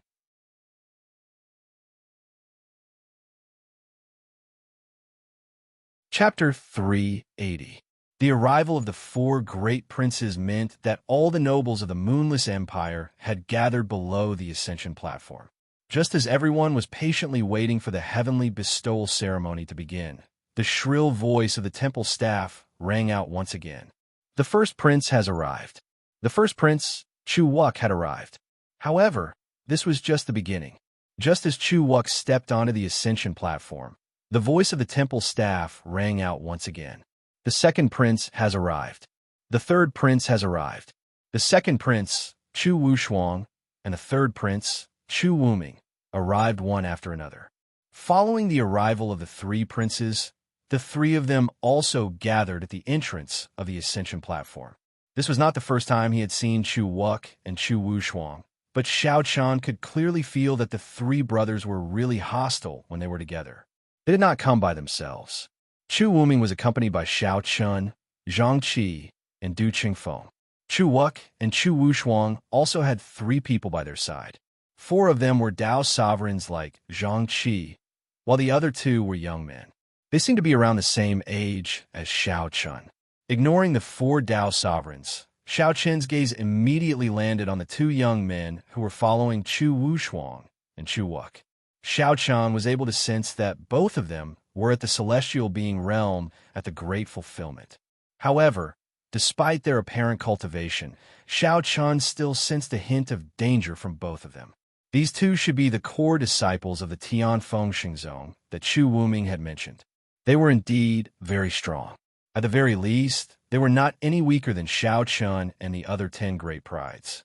These two could be considered the strongest people of the same generation that Xiao Chun had met since coming to the Tian continent. It was no wonder that Chu Wuming did not have anyone who could fight against them. Xiao Chun sized up the two of them. At the same time, the two of them were also sizing up Xiao Chun. A strange look flashed across their eyes. As great prides, their instincts were clearly very sharp. The two of them also felt a hint of danger from Xiao Chun. They thought to themselves, when did Chu Wuming have such a person by his side? Xiao Chun and the other two didn't say anything. Instead, it was Chu Wuk and his two brothers who were chatting happily. Chu Wuk cupped his hands and congratulated Chu Wuming. Haha, congratulations, third brother. Big brother, where did this joy come from? Hearing Chu Wuk's words, Chu Wuming lightly smiled and said, Third brother, are you pretending you don't know anything? Today is Senior Fentian's heavenly bestowal ceremony. After the ceremony, won't third brother have your own backing? This way, your second brother will not be able to bully you as he pleases in the future, Chu Wuk replied with a smile. With a single sentence, he directed the flames of war to Chu Wushuang. You're speaking as if you haven't done anything to him before. Chu Wuk, don't think that I don't know about the rotten things you've done. Stop trying to drive a wedge between us. As expected, Chu Wushuang coldly snorted after hearing Chu Wuk's words. The three brothers could be said to be locked in a fierce battle. None of them believed the other. After a series of meaningless bickering, the three brothers brought their people to the heavenly ascension stage. As princes, the actions of the three brothers were naturally second only to Chu Mu. The four great princes were seated behind Chu Mu on the left, while Chu Wuming and his brothers were seated behind Chu Mu on the right. Moreover, it was not only the three of them who were present. There were other princes and palace masters as well. Chu Mu had a total of 9 sons and 4 daughters. Today was the heavenly bestowal palace, so all the princes and princesses had to come. After Chu Wuming and his brothers were seated, the other princes and palace masters also arrived one after another. Sitting behind Chu Wuming, side by side with Zhang Qi and Du Qingfeng, Xiao Chun looked at the princes that arrived one after another. After a simple observation, he discovered that the other princes were indeed lacking compared to Chu Wuming and his brothers. It was no wonder that they had already withdrawn from the battle for the position of crown prince. In front of Chu Wuming and his brothers, they indeed did not have any right to speak. Indifferently looking at everything in front of him, Xiao Chun discovered that the various princes were clearly divided into different camps. For example, the seventh prince was clearly closer to Chu Wuming. Clearly, he was standing in the same camp as Chu Wuming. Perhaps it was because of this that the seventh prince was rather respectful to him. After greeting Chu Wuming, he even specially cupped his hands and bowed. "This must be Senior Xiao Chun. I've heard about you from my third brother. Your Highness is too courteous." Faced with the seventh prince's bow, Xiao Chun calmly replied. He did not have much contact with the seventh prince. After all the princes and princesses had arrived, Chu Mu finally appeared. Afterwards, Chu Qingshan and Chu Mu Bai, the two retired emperors, appeared in the sky at the same time and sat cross-legged in the air. They were also Tao emperors. Their status was the same as the burning sky ruler, so they were on the same level as the heaven ascension platform. Chu Qingshan and Chu Mu Bai sat cross-legged in the sky, while Chu Mu led all the nobles to sit below the heaven ascension platform. Then, accompanied by the sound of a bell, the burning sky ruler's figure appeared on the heaven ascension platform. The heaven ascension platform's appearance was very simple. It was just an ordinary platform with a simple appearance. However, the materials used were extremely extraordinary. They were all constructed from the high-quality and expensive 100-spirit jade.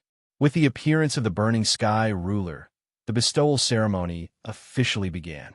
The entire process was known beforehand.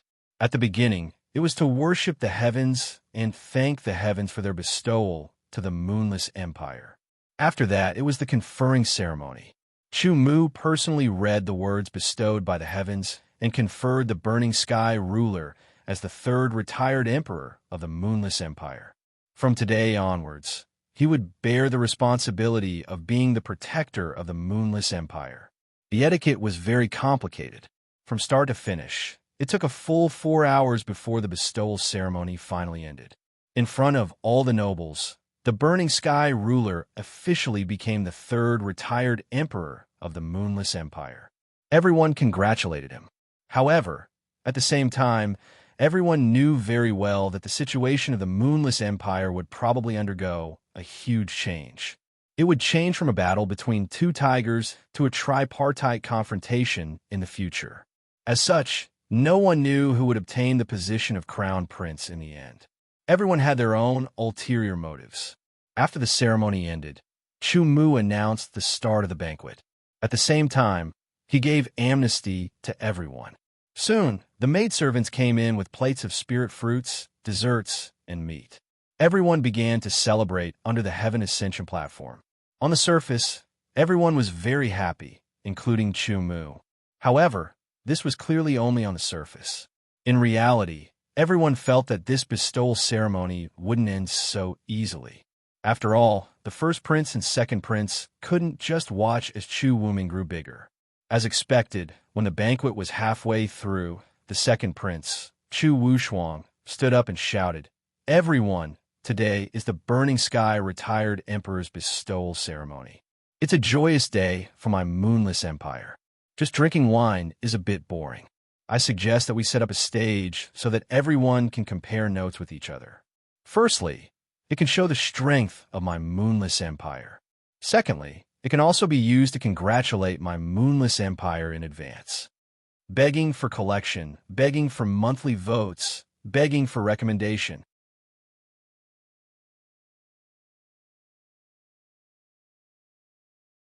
Chapter 381.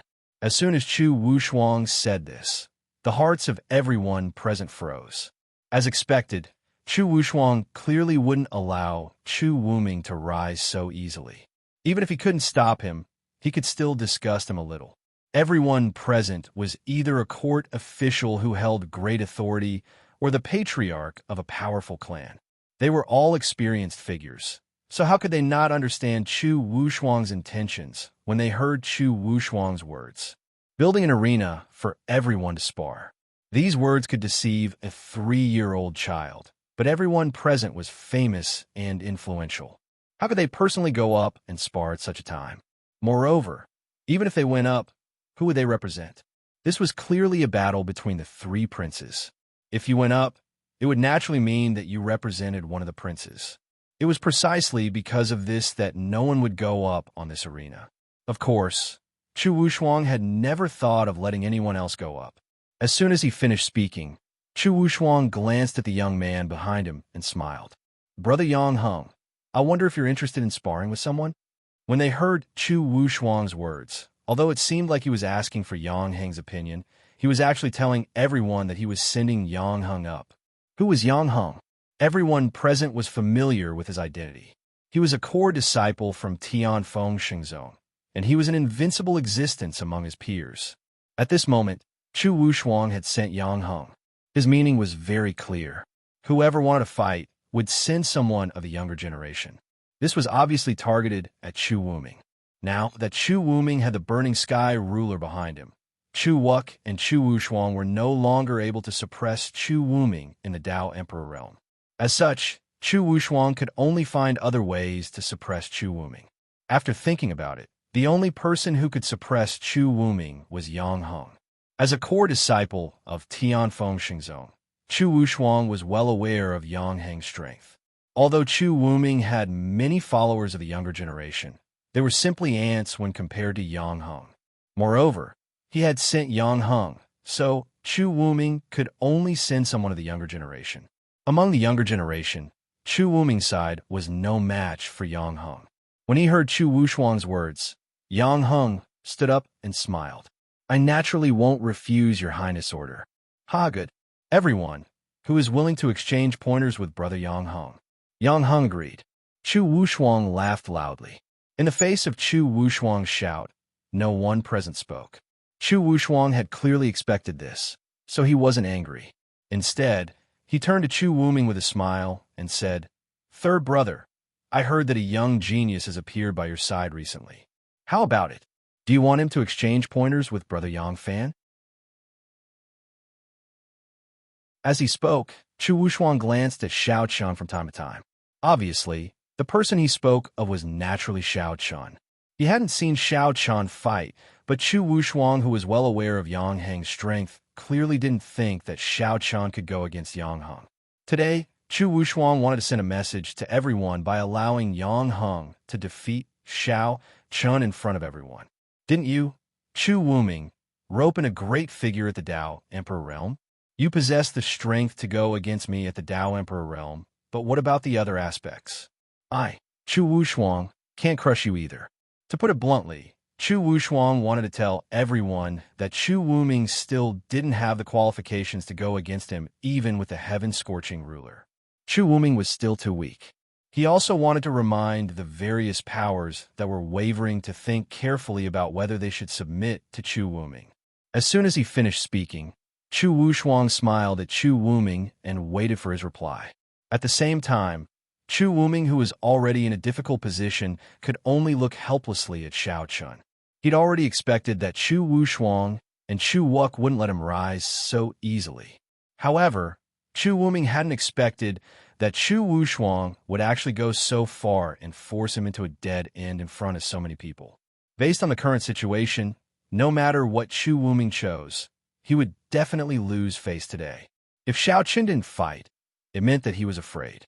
On the other hand, if Xiao Chun chose to fight and lost in the end, it would mean that he wasn't a match for Chu Wuming. It would also cause Chu Wuming's status in the hearts of the various powers. In this way, it would be even more difficult to rope him in the future. Of course, if Xiao Chun could defeat Yang Heng, it would be a different story. However, Yang Heng was a core disciple of the Tianfeng Shengzong. Could Xiao Chun defeat him? Although he knew that Xiao Chun's battle prowess was extraordinary, Yang Heng wasn't an ordinary character. Chu Wuming wasn't confident in Xiao Chun's ability. Knowing what Chu Wuming was thinking, Xiao Chun, who hadn't said a word until now, slowly stood up. A faint smile appeared on his face as he said, "Since your Highness Second Prince wants to spar, I naturally can't refuse." Xiao Chun agreed to fight. Hearing this, Chu Wushuang laughed heartily. He coldly glanced at Xiao Chun and said indifferently, "Ha, good. Then let this prince see how strong the people under Third Brother are." Xiao Chun agreed to fight. Very quickly, everyone cleared out a space below the Heaven Ascension platform and reinforced it with glyphs to prevent the shock waves from the battle from spreading to other people. The glyphs were used to construct a space for the battle. Then, Xiao Chun and Yang Fan both came to the center of the glyphs. Immediately, the glyphs were activated and an invisible light curtain separated Xiao Chun and Yang Fan. Looking at Xiao Chun in the middle of the glyphs, Chu Wuming's face was still ugly. Beside him, the seventh prince also whispered, "Third brother, do you think Xiao Chun can win?" "I don't know. Brother Xiao Chun's strength is indeed extraordinary. When he faced the Yang family's disciples, he killed them with one finger. However, Yang Heng is also not an ordinary person." Hearing the seventh prince's words, Chu Wuming replied in a deep voice. Hearing Chu Wuming's words, the seventh prince sighed helplessly and said, "I think Xiao Chen's chances of winning are less than 10%. Although third brother has seen him kill the Yang family's disciples, how can the Yang family's disciples be compared with Yang Heng? Each of the core disciples of Tianfeng Shengzong is a dragon among men. It is even said that the core disciples of Tianfeng Shengzong have been taught by semi-sages. Therefore, even the Heaven's Pride experts are no match for them." The seventh prince was not optimistic about Xiao Chen's chances at all. He said that he had a 10% chance of winning because he was worried about Chu Wuming's face. Otherwise, according to the seventh prince's real thoughts, Xiao Chun would lose without a doubt.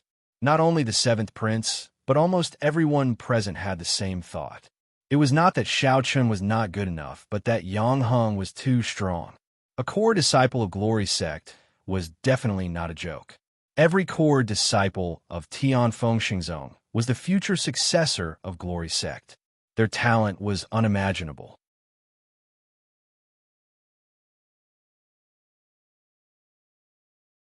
Chapter 382. No one was optimistic about Xiao Chun, even Chu Qingshan and the other two sitting on the platform. Looking at Burning Sky Ruler, Chu Qingshan smiled and said, "This Xiao Chun is Burning Sky Ruler's nephew, right? Not bad, but it's a pity that he has met Yang Heng. He has no chance of winning."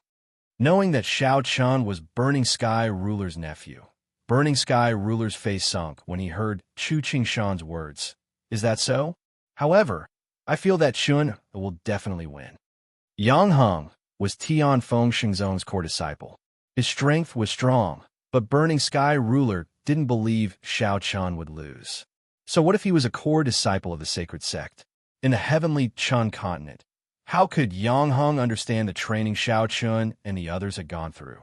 At such a young age, he had participated in a battle of over 10 million people. At the same time, he had fought Hao Tian and the other demon saints' direct disciples. Without any exaggeration, in terms of training, Xiao Chun definitely left Yang Heng in the dust. Compared to Xiao Chun, Yang Heng was a flower in a greenhouse. Thus, what reason did Xiao Chun have to lose? Burning Sky Ruler was very dissatisfied with Chu Qingshan's words, but Chu Qingshan didn't mind. He smiled and said, "Since Burning Sky Ruler doesn't believe me, how about the three of us make a bet? Let's bet on whether Xiao Chun can win or not." Okay. Facing Chu Qingshan's suggestion, Burning Sky Ruler didn't hesitate to agree. The three retired emperors immediately began a grand gamble. Their bets were naturally not cheap, especially Chu Qingshan and Chu Mubai. Many of the bets they took out were treasures that the Burning Heaven Dominator had never seen before. However, they were extremely precious treasures that were of great help to cultivation. It had to be said that in terms of cultivation resources, the Heavenly River Continent was indeed much richer than the Heavenly Chun Continent. Compared to Chu Qingshan and Chu Mubai, Burning Sky Ruler didn't have as many precious cultivation resources. However, Burning Sky Ruler had Spirit Stones. Spirit Stones of similar value could also be used as bets. The three of them decided on their bets very soon. At the same time, Xiao Chun and Yang Heng stood opposite each other in the formation below the platform. They stared at each other calmly. Unlike the others, Yang Heng did not belittle Xiao Chun at all. Instead, he spoke calmly. I was able to become a core disciple of Tianfeng Shengzong because my perception is naturally stronger than others, especially when it comes to danger. I can sense danger from you. Clearly, you're not as weak as everyone thinks. Every core disciple of Tianfeng Shengzong was undoubtedly a top figure. Hearing Yang Heng's words, Xiao Chun gave a non-committal smile. He didn't say anything, but the storage ring in his hand flashed, and the scarlet edge sword appeared in his hand. It was only a spar, so there was no need to use the heavenly weapon, Ink Dragon Sword. Seeing Xiao Chun take out the scarlet edge sword, Yang Heng didn't say anything. He also took out his own earth weapon, a silver-white long spear. The long spear's rank was also at the peak of the earth rank. With the weapons in hand, Xiao Chun and Yang Heng's fighting spirit soared to the heavens. To Xiao Chun, Yang Heng was the strongest person he had met since coming to the Heavenly River continent. As a core disciple of Tianfeng Shengzong, Yang Heng had clearly reached the level of a king of prides. He couldn't be underestimated. Facing the upcoming battle, everyone around seemed to have seen the result. Facing Yang Heng, everyone thought that Xiao Chun would lose, especially Chu Wushuang. The battle hadn't even begun, but the corners of his mouth had already revealed a smile. It was as if Yang Heng had already won. Compared to Chu Wushuang, Chu Wuming's face was a little nervous. On one hand, Chu Wuming hoped that Xiao Chun could defeat Yang Heng, but on the other hand, Chu Wuming felt that his chances were slim. Xiao Chun was strong, but Yang Heng was definitely not an ordinary person. It could be said that except for the Burning Sky ruler and Zhang Qi, no one else was optimistic about Xiao Chun's chances. Under the watchful eyes of the crowd, Xiao Chun and Yang Heng moved at the same time. Their feet moved, and they rushed towards each other at the same time. When they were still 3 meters apart, Yang Heng directly stabbed out with his spear. For a moment, a series of sonic booms rang out. However, from these sonic booms, it wasn't difficult to see the power of Yang Heng's spear. So strong. If it were any other Sky Realm warrior, they probably wouldn't be able to block this spear. Facing Yang Heng's spear, many of the nobles present couldn't help but exclaim. Although Yang Heng was very famous, only a few people had actually seen him in action. Now that they had seen Yang Heng's strength with their own eyes, everyone present turned pale with fright. Compared to the shock of these people, the young man sitting behind the first prince, who was also a core disciple from Tianfeng Shengzong like Yang Heng, smiled faintly. Junior brother Yang Heng has the title of Little Spear God in our Tianfeng Shengzong. Regarding Yang Heng's strength, the young man was very calm. He was also from Tianfeng Shengzong, and they were fellow disciples. He naturally knew how strong Yang Heng was. Yang Heng's spear had completely stunned everyone. Some people even thought that Xiao Chun wouldn't be able to block this spear and would be defeated in a single move. Some people already thought that Xiao Chun was going to lose. However, such thoughts were obviously impossible. Facing Yang Heng's powerful spear, Xiao Chun's face didn't have the slightest trace of panic. His body moved, and with an exquisite move, he dodged Yang Heng's spear. Then, he fiercely raised the sword in his hand and pierced it towards Yang Heng's heart. From dodging to thrusting the sword, the entire process could be said to be like moving clouds and flowing water. Seeing Xiao Chun's series of movements, many people present were stunned. Previously, they thought that Xiao Chun wouldn't be able to block this spear. However, in the blink of an eye, Xiao Chun had perfectly neutralized Yang Heng's attack. At the same time, he had also switched from defense to offense. Beautiful. Someone unconsciously praised. Xiao Chun's series of movements could indeed be called perfect. The seventh prince, who was also staring at Xiao Chun, also had a look of disbelief on his face. As the saying goes, one can tell whether a person is an expert as soon as he makes a move. Previously, he thought that Xiao Chun couldn't possibly be Yang Heng's opponent. But now, just based on this series of movements, it was not difficult for the seventh prince to see that Xiao Chun's strength was simply boundless. If it were anyone else, it would be impossible for them to withstand Yang Heng's attack. Third brother this. The seventh prince found that he had completely misjudged Xiao Chun. He couldn't help but cry out. Hearing the seventh prince's cry, Chu Wuming was completely stunned. He had seen Xiao Chun in action, but only once. At that time, Xiao Chun only used a finger to kill a member of the Yang family, so Chu Wuming didn't understand Xiao Chen's combat strength. But now, although it was only a brief encounter, Xiao Chen's performance made Chu Wuming very clear that Xiao Chen's strength was much, much stronger than he had imagined.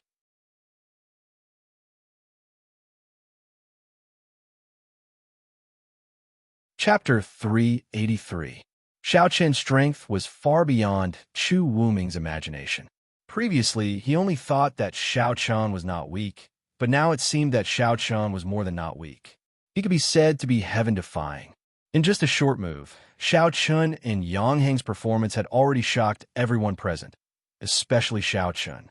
Everyone could not understand where such a peerless genius had come from. Facing Xiao Chen's sword, Yang Heng's eyes flashed with a touch of surprise. He had already felt that Xiao Chun was very strong, but Yang Heng was still confident that he could defeat Xiao Chun. However, facing this sword, Yang Heng's confidence quickly began to crumble.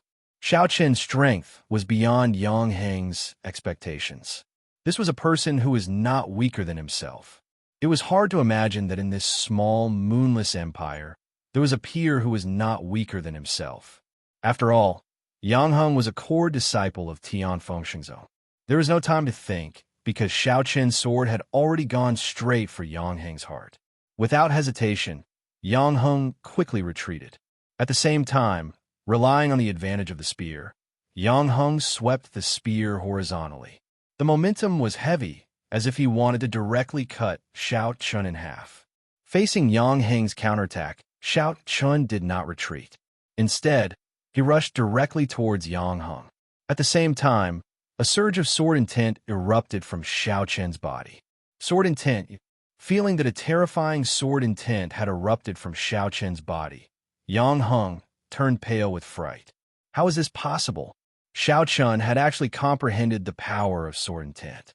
Although Yang Heng had also comprehended spear intent, he was a core disciple of Tian Fengshengzhou. It was natural for him to comprehend spear intent. But what about Xiao Chun? Who was he? How could he have comprehended sword intent? Even in Tian Fengshengzhou, those who could comprehend the power of concept before the age of 30 were basically core disciples. Ordinary disciples simply couldn't do it. Feeling the sword intent that exploded from Xiao Chen's body, not only Yang Heng, but everyone present was stunned. Even Chu Qingshan and Chu Mu Bai on the Heaven Ascension platform narrowed their eyes and said, "Sword intent. This child has comprehended sword intent." Previously, they thought that Xiao Chun was definitely not a match for Yang Heng. However, as soon as the battle began, Xiao Chun proved with his strength that he was not as weak as everyone thought. Facing Chu Qingshan and Chu Mu Bai's shock, the nearby burning sky sovereign smiled. Xiao Chun had never disappointed these old fellows before. Suddenly, he recalled Xiao Chen's entire life experience. He knew that Xiao Chun was born in a small city in the Eastern Sun region. From there, Xiao Chun could be said to have created countless miracles. In the end, he became the publicly recognized #1 proud king of the entire heavenly Qin continent.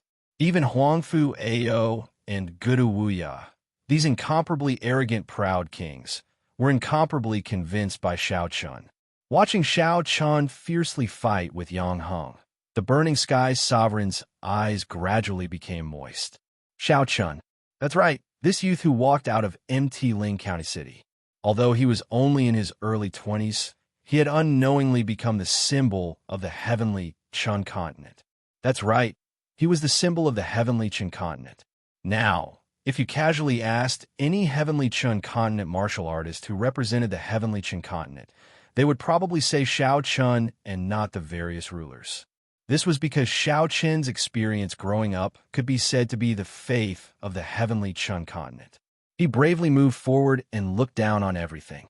Although he was still young and only had the cultivation of the heaven realm, Xiao Chun had unknowingly become the idol of all heavenly Chun continent martial artists. This was something that even the various rulers could not compare to. The smile on his face became even more brilliant. At this moment, the Burning Sky's sovereign suddenly realized that he liked the way Xiao Chen fought.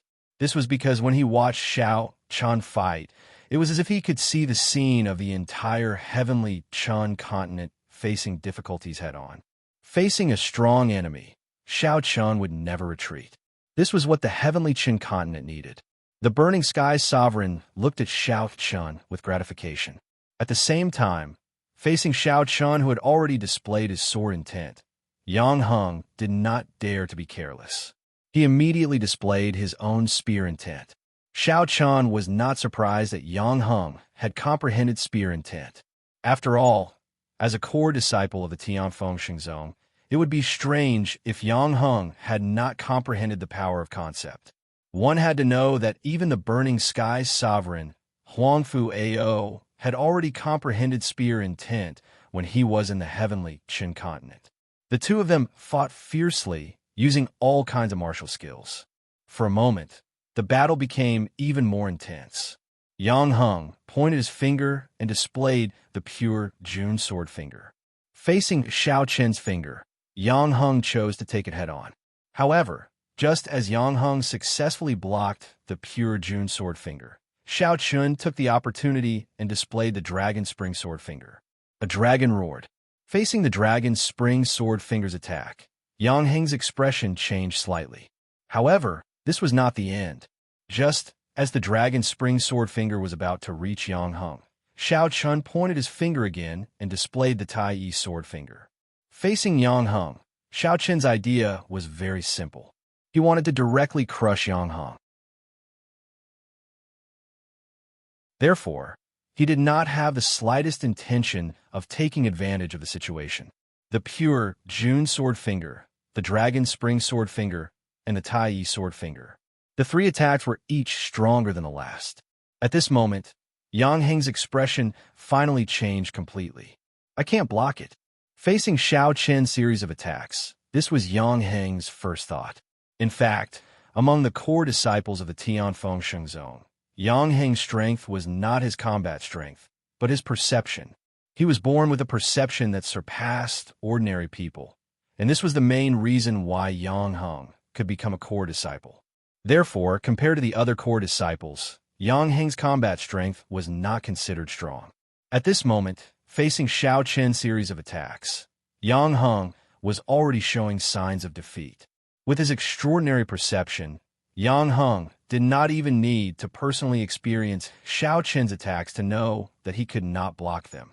If he had to take Xiao Chen's Dragon Spring Sword Finger and Tai Yi Sword Finger head-on, he would definitely be seriously injured.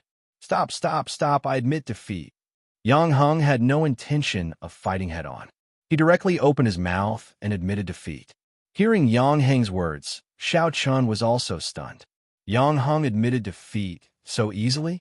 Then, Xiao Chen stopped his movements and took the initiative to shift the Dragon Spring Sword Finger and Tai Yi Sword Finger's attacks, allowing them to brush past Yang Heng's body. Xiao Chen could not believe that a core disciple of the Glory Sect would admit defeat so easily without even putting up a fight. Xiao Chen felt helpless about this. The young man sitting behind Chu Wuk, who was Yang Heng's senior brother, had a bitter smile on his face. Here it comes again. Junior brother Yang Heng has always been like this. He never had any desire to win. Among the core disciples of the Tianfeng Xingzong, Yang Heng was definitely an anomaly. Moreover, Yang Heng never cared about the outcome of a battle. As soon as he was defeated, Yang Heng would immediately choose to admit defeat without any psychological pressure. Begging for collection, begging for monthly votes, begging for recommendations.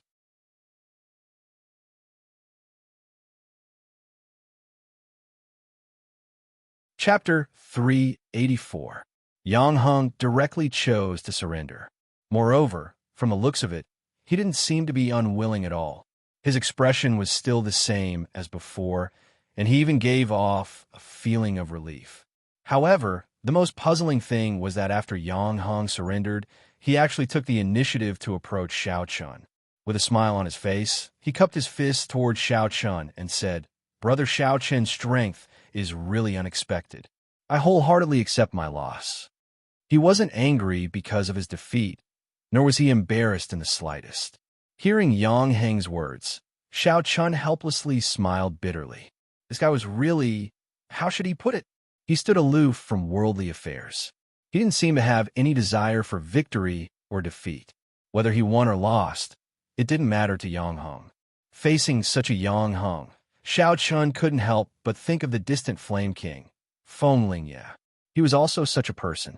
Although Feng Lingye had been defeated by him before, it wasn't difficult to see that Feng Lingye didn't care about such a defeat at all. He was very similar to Yang Heng. However, Feng Lingye was more carefree than Yang Heng. All along, Xiao Chun and the other proud kings had said that Feng Lingye was a heartless person. The only thing that could make Feng Lingye care about was his wife, Su Jin. Apart from Su Jin, Feng Lingye didn't care about anything else. It was precisely because of Feng Lingye's personality that he became the weakest among the proud kings. Looking into the distance, Xiao Chen's gaze became somewhat blurred for a moment.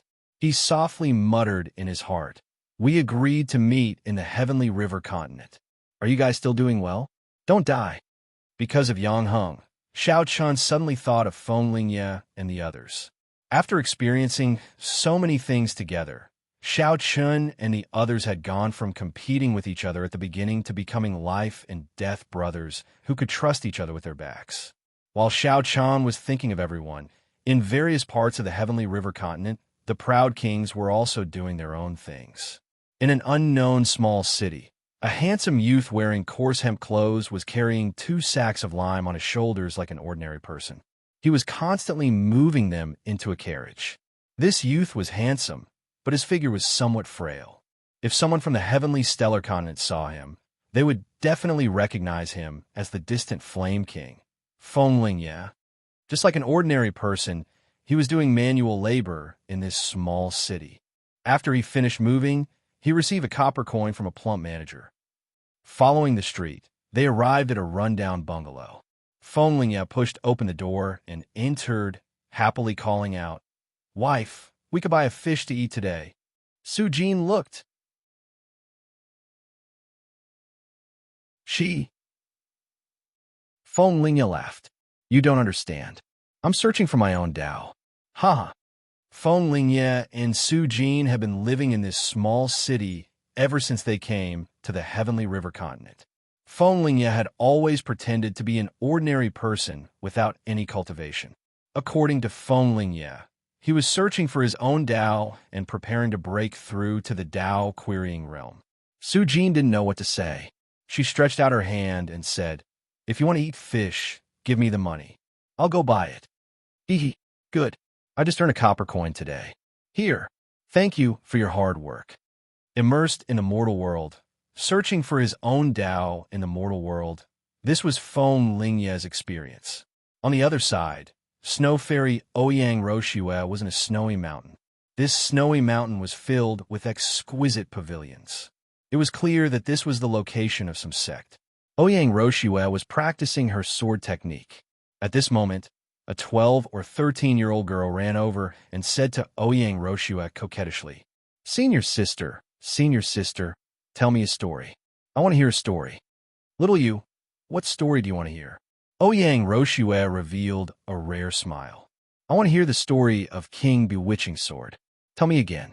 Start from the beginning." The little girl said expectantly, "You want to hear about King Bewitching Sword? Why don't I change it for you? How about King Bewitching Spear, Huang Fu Ao?" No. I want to listen to King Bewitching Sword. I want to listen to him." Okay. Ouyang Roshue couldn't resist the little girl's coquettishness. As Ouyang Roshue opened her mouth, the little girl's face revealed a look of infatuation. Ouyang Roshue came to the Tiana continent. When she woke up, she was in the Snow Celestial Holy Sect. Because of her talent, Ouyang Roshue was chosen by a half-step sage elder of the Snow Celestial Holy Sect. The little girl in front of her was her master's granddaughter. She especially liked to hear about the 10 great kings of Bewitching Sword, especially about Xiao Chun. Now, the little girl had already regarded Xiao Chun as her only idol. In fact, in the little girl's opinion, The 10 Great Kings of Bewitching Sword were stories made up by Ouyang Roshue. However, only Ouyang Roshue knew that this wasn't true. All the stories she told were personally experienced by everyone. While telling the story to the little girl, Ouyang Roshue also gradually sank into her memories. She thought to herself, "Everyone, how are you?" On the snowy mountain, Ouyang Roshue was immersed in her memories. In another big city, Muhi was sitting alone in a beautiful garden. He was drinking wine while looking at the sky. Just as Muhi was in a daze, a beautiful girl slowly walked over. She smiled at Muhi and said, "Husband, what are you thinking about?" The girl called Muhi husband. That's right, this girl was indeed Muhi's wife. It was just that they met after coming to the Tiana continent. After being transferred to the Tiana continent, Muhi was saved by this girl. The girl was also a young miss of a big family. After a long time of getting along, the two secretly developed feelings for each other. Later, they became husband and wife. Muhi smiled at the girl and said softly, "Nothing, I'm thinking about the Dark Spear Holy Sex disciple recruitment tomorrow. With husband strength, there should be no problem." Hearing Muhi's words, the girl smiled and said, in fact, Muhi wasn't telling the truth. Just as she said, Muhi wasn't worried about the Dark Spear Holy Sex disciple recruitment. Just now, Muhi didn't know why, but he suddenly thought of Xiao Chun and the others. It had been so long since he came to the Tiana continent. He didn't know if these guys were doing well. Begging for collection, begging for monthly votes, begging for recommendations.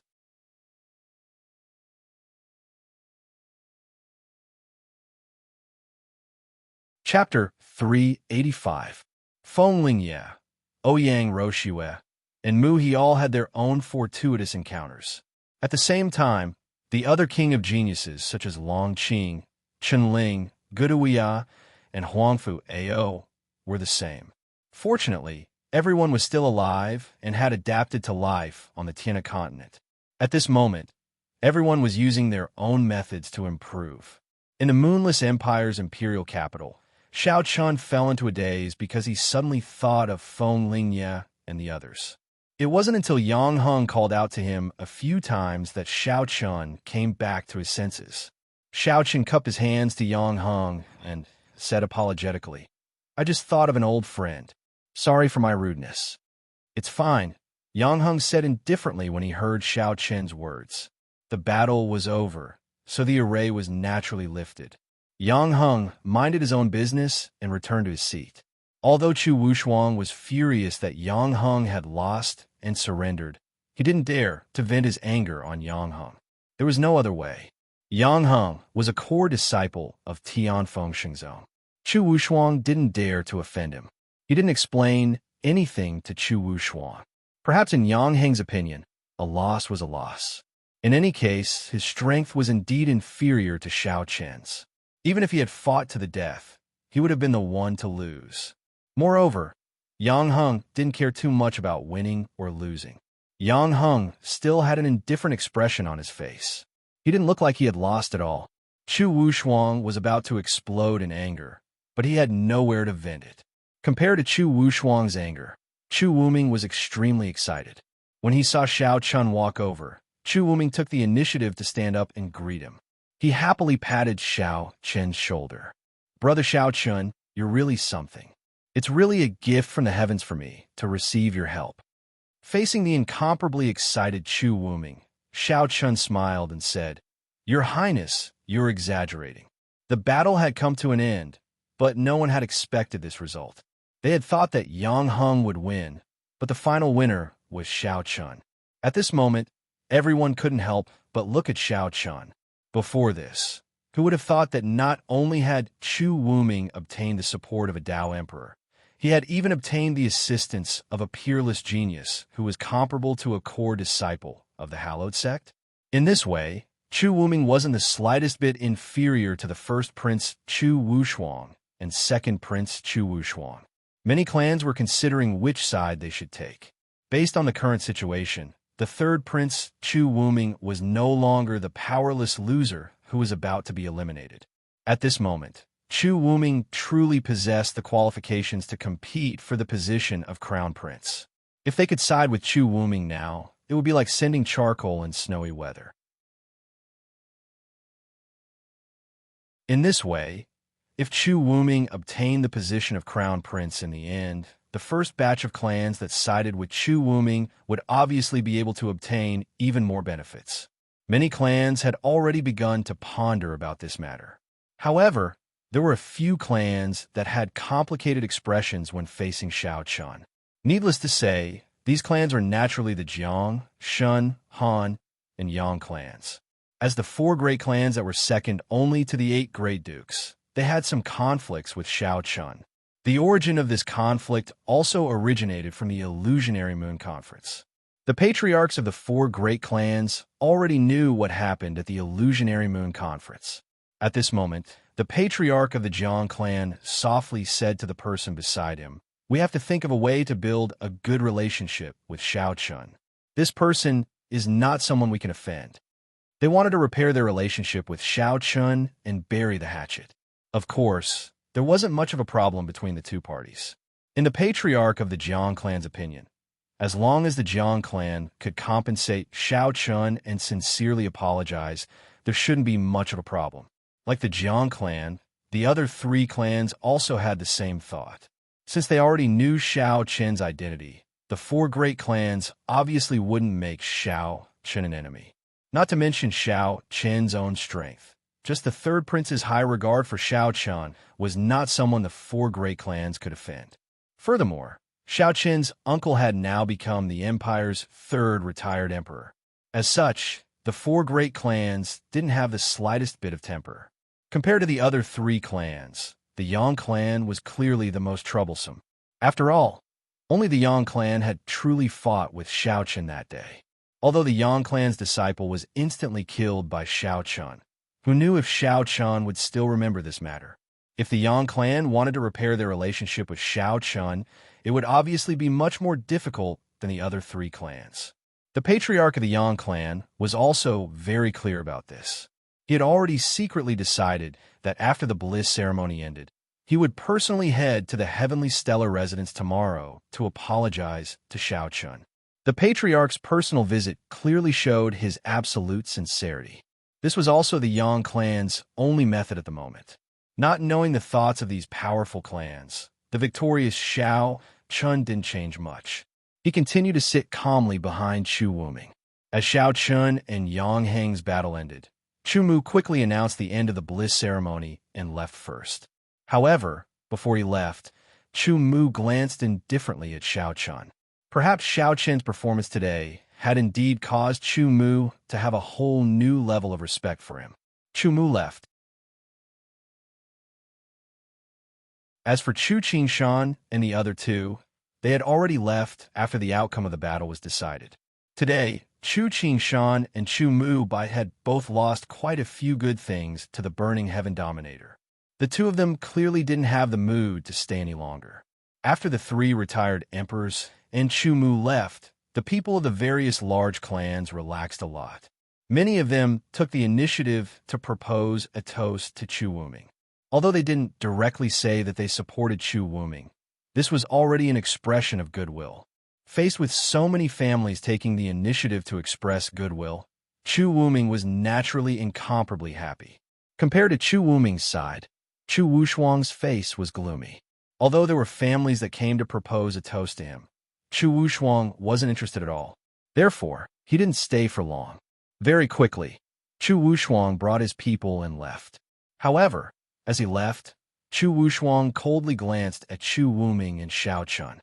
From the expression in his eyes, it wasn't hard to see that a thick killing intent had already emerged in his heart. The entire heavenly bestowal ceremony proceeded very smoothly. As for who was the biggest winner today, it was naturally Chu Wuming. In front of all the nobles and powerful clans, Chu Wuming had fiercely shown his face today. As such, Chu Wuming had truly obtained the recognition of the various large clans. At the same time, he could be considered to have the qualifications to continue competing for the position of Crown Prince. After personally sending Shao Chun back to the Heavenly Stellar residence, Chu Wuming saw that it was already late and didn't leave. Xiao Chen also had people arrange a room for Chu Wuming. After settling down Chu Wuming, Xiao Chan slowly walked back to his residence. After a day, Xiao Chan was also quite tired. To be honest, Xiao Chan didn't like such a large-scale celebration. The feeling was worse than having Xiao Chen fight. Begging for collection, begging for monthly votes, begging for recommendations.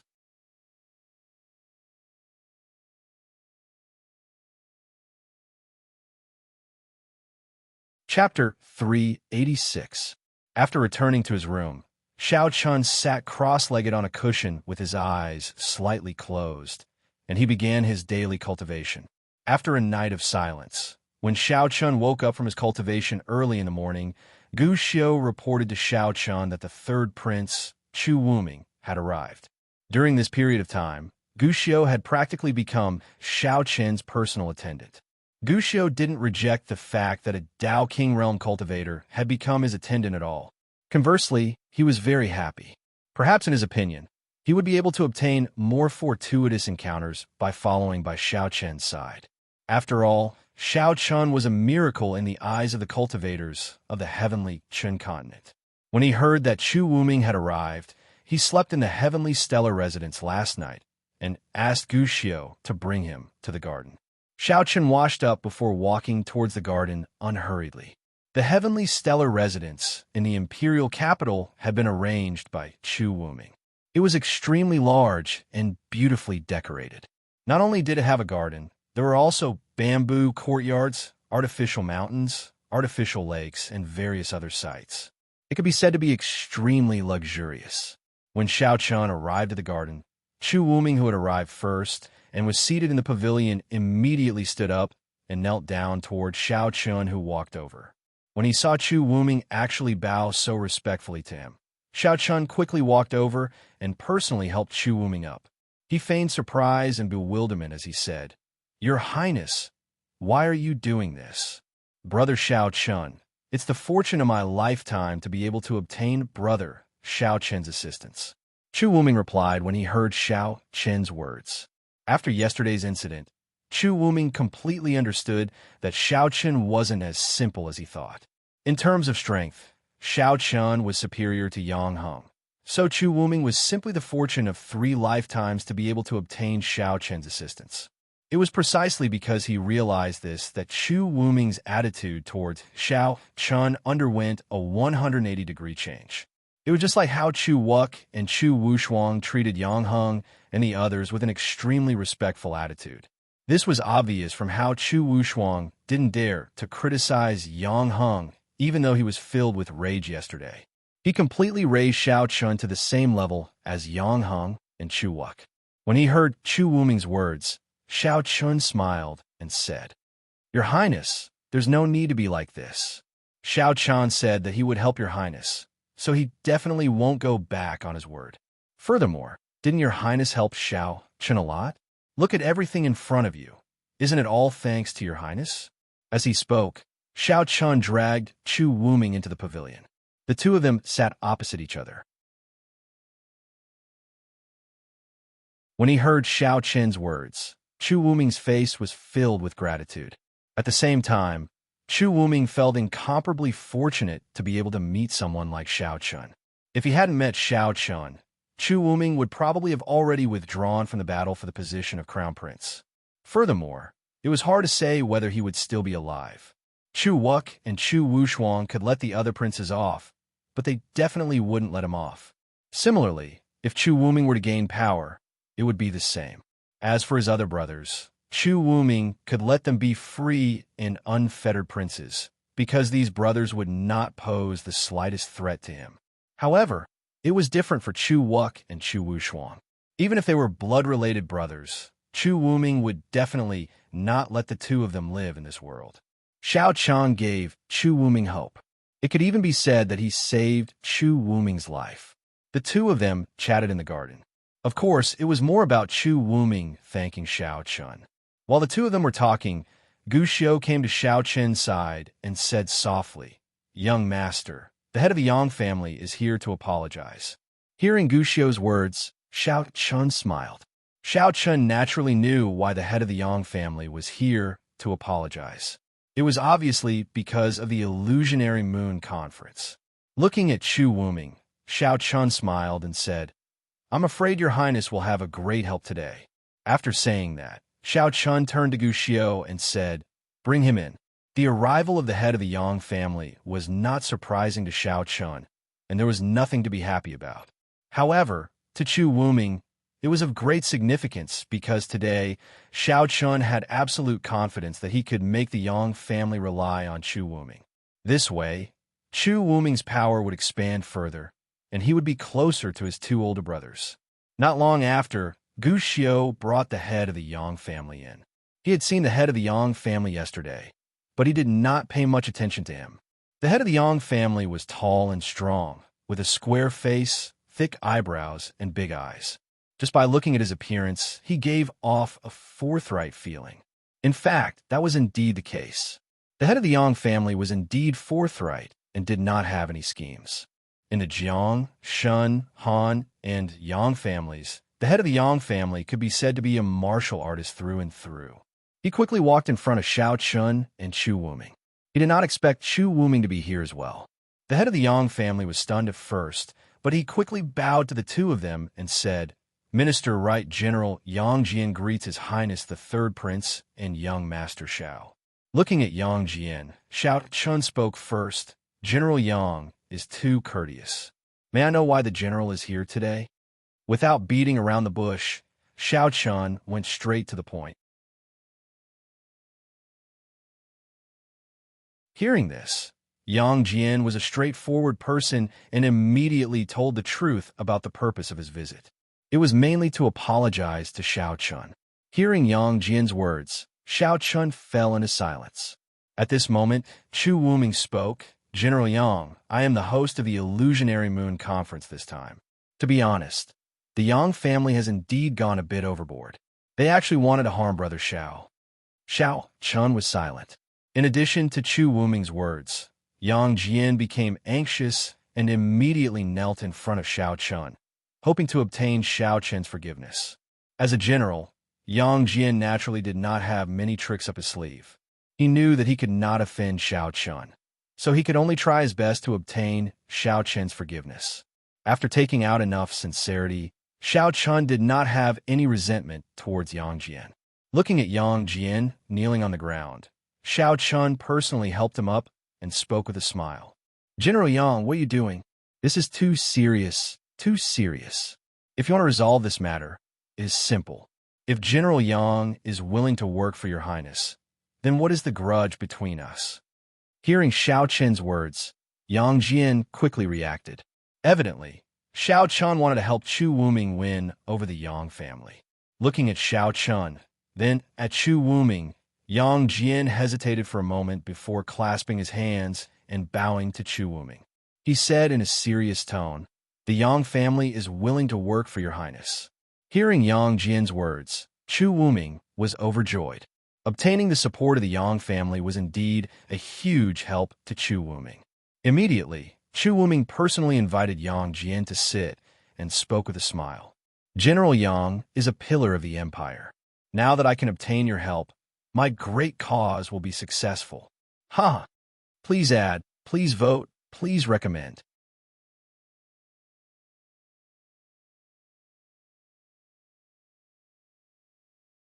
Chapter 387.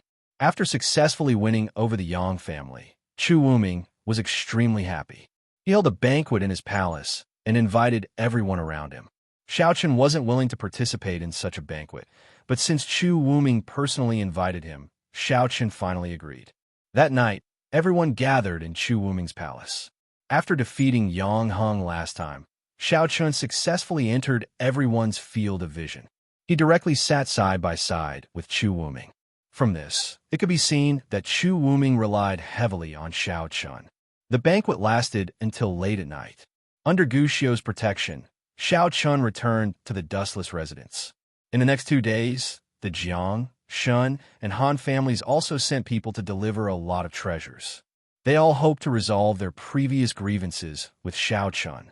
With these 3 families taking the initiative to express goodwill, Xiao Chen naturally didn't refuse them and accepted all the cultivation resources.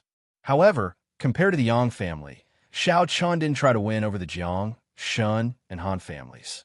Unlike the Yang family, it was almost impossible for these three families to rely on Chu Wuming because they were the people of the first and second princes. Although he wasn't able to win over the Jiang, Shun, and Han families, Xiao Chen still received a lot of good things from the three families. He kept the things that were useful for his own cultivation, and the rest, Xiao Chen also distributed to everyone.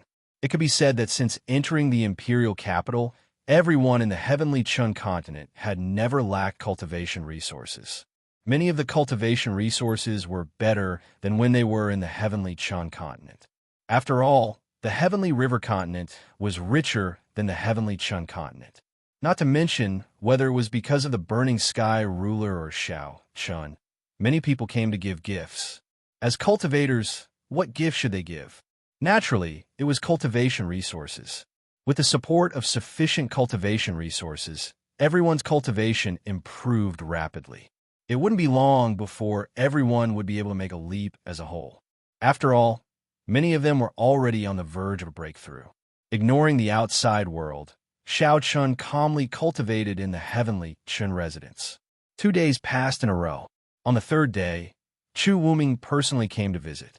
Hearing from Guxiu that Chu Wuming was here, Xiao Chun personally went out to welcome him. He knew why Chu Wuming was here. Calculating the time, the Royal Academy's path of Dao should be opening.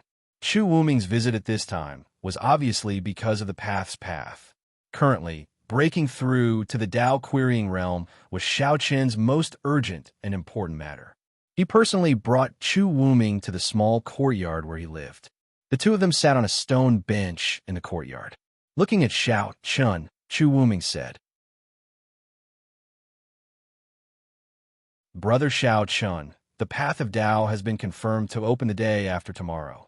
Without beating around the bush, Chu Wuming directly said, "It would open the day after tomorrow." Xiao Chen was looking forward to the path of Dao. After all, a secret realm that could help people break through to the Dao querying realm didn't seem to exist in the heavenly Qin continent. He had already arranged everything for Xiao Chen.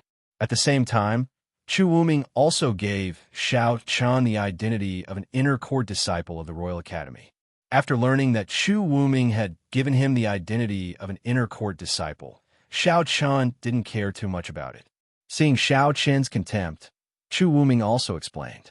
According to Chu Wuming, the identity of an inner court disciple of the Royal Academy was not simple. Not to mention other things, the current princes were all inner court disciples of the Royal Academy. At the same time, Yang Heng and his senior brother were also inner court disciples. Yang Heng and the others are core disciples of Tianfeng Shengzhou. Can they also enter the Royal Academy? Hearing that Yang Heng and his senior brother were also inner court disciples of the Royal Academy, Xiao Chen asked curiously, "Weren't the two of them core disciples of Tianfeng Shengzhou?" Facing Xiao Chen's question, Chu Wuming patiently explained, "Brother Xiao Chen, you may not know this, but the Royal Academy is different from a sect. Compared to a sect, the Academy has more freedom. Joining the Academy is only for learning and cultivation. Moreover, there is a limit to the number of years you can join. It's not like a sect, where once you join, it's for a lifetime." After explaining the difference between an academy and a sect to Xiao Chen, Chu Wuming explained many benefits of being an inner court disciple of the Royal Academy. Since Yang Heng and his senior brother could join, there were obviously many benefits in the Royal Academy. Needless to say, the path of Dao was one of them. There were also many other cultivation resources in the Royal Academy. Moreover, other than the path of Dao, the Royal Academy also had other secret realms that were helpful for cultivation. It was precisely because there were so many benefits that Yang Heng and his senior brother became students of the Academy.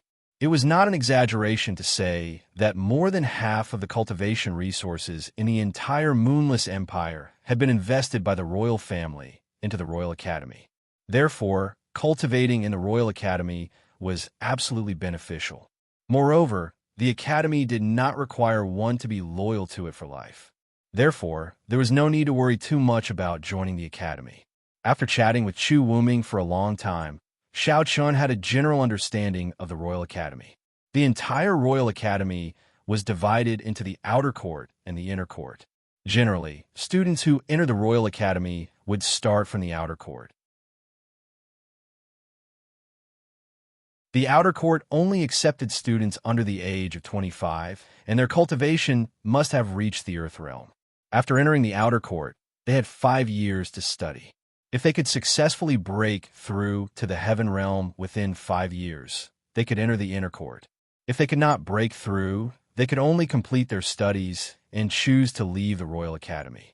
After entering the inner court, they had a maximum of 50 years to study. However, unlike the outer court, everyone could only stay in the inner court for 50 years. After 50 years, no matter what realm they broke through, they would have to leave the academy. Of course, unless they became a teacher of the academy, then they could stay in the academy forever. The royal family established the Royal Academy to firmly control the power in their hands. As the Royal Academy only accepted geniuses, most of the people who graduated would enter the imperial court. These people were nurtured by the royal family, so they were naturally incomparably loyal to the royal family. It could be said that the current influential officials in the imperial court, including the 4 great princes and the 8 great dukes, had all graduated from the Royal Academy. After explaining the general situation of the Royal Academy to Xiao Chun, Chu Wuming continued. However, this time, Chu Wuming's tone and expression were extremely serious. To be honest with you, Brother Xiao Chun, the most intense competition between Chu Wuk, Chu Wushuang, and I is within the Royal Academy. Unlike the outer court, the inner court is divided into 3 courts. Now, each of us is in control of one of the courts. Therefore, I would like to ask Brother Xiao Chun to speak to Senior Fantion. I hope that Senior Fantion can become the director of the Royal Academy. The reason why he arranged for Xiao Chun to enter the academy was not only because cultivating in the academy was extremely beneficial to Xiao Chun, but also because Chu Wuming had a request for him, begging for collection, begging for monthly votes, begging for recommendations.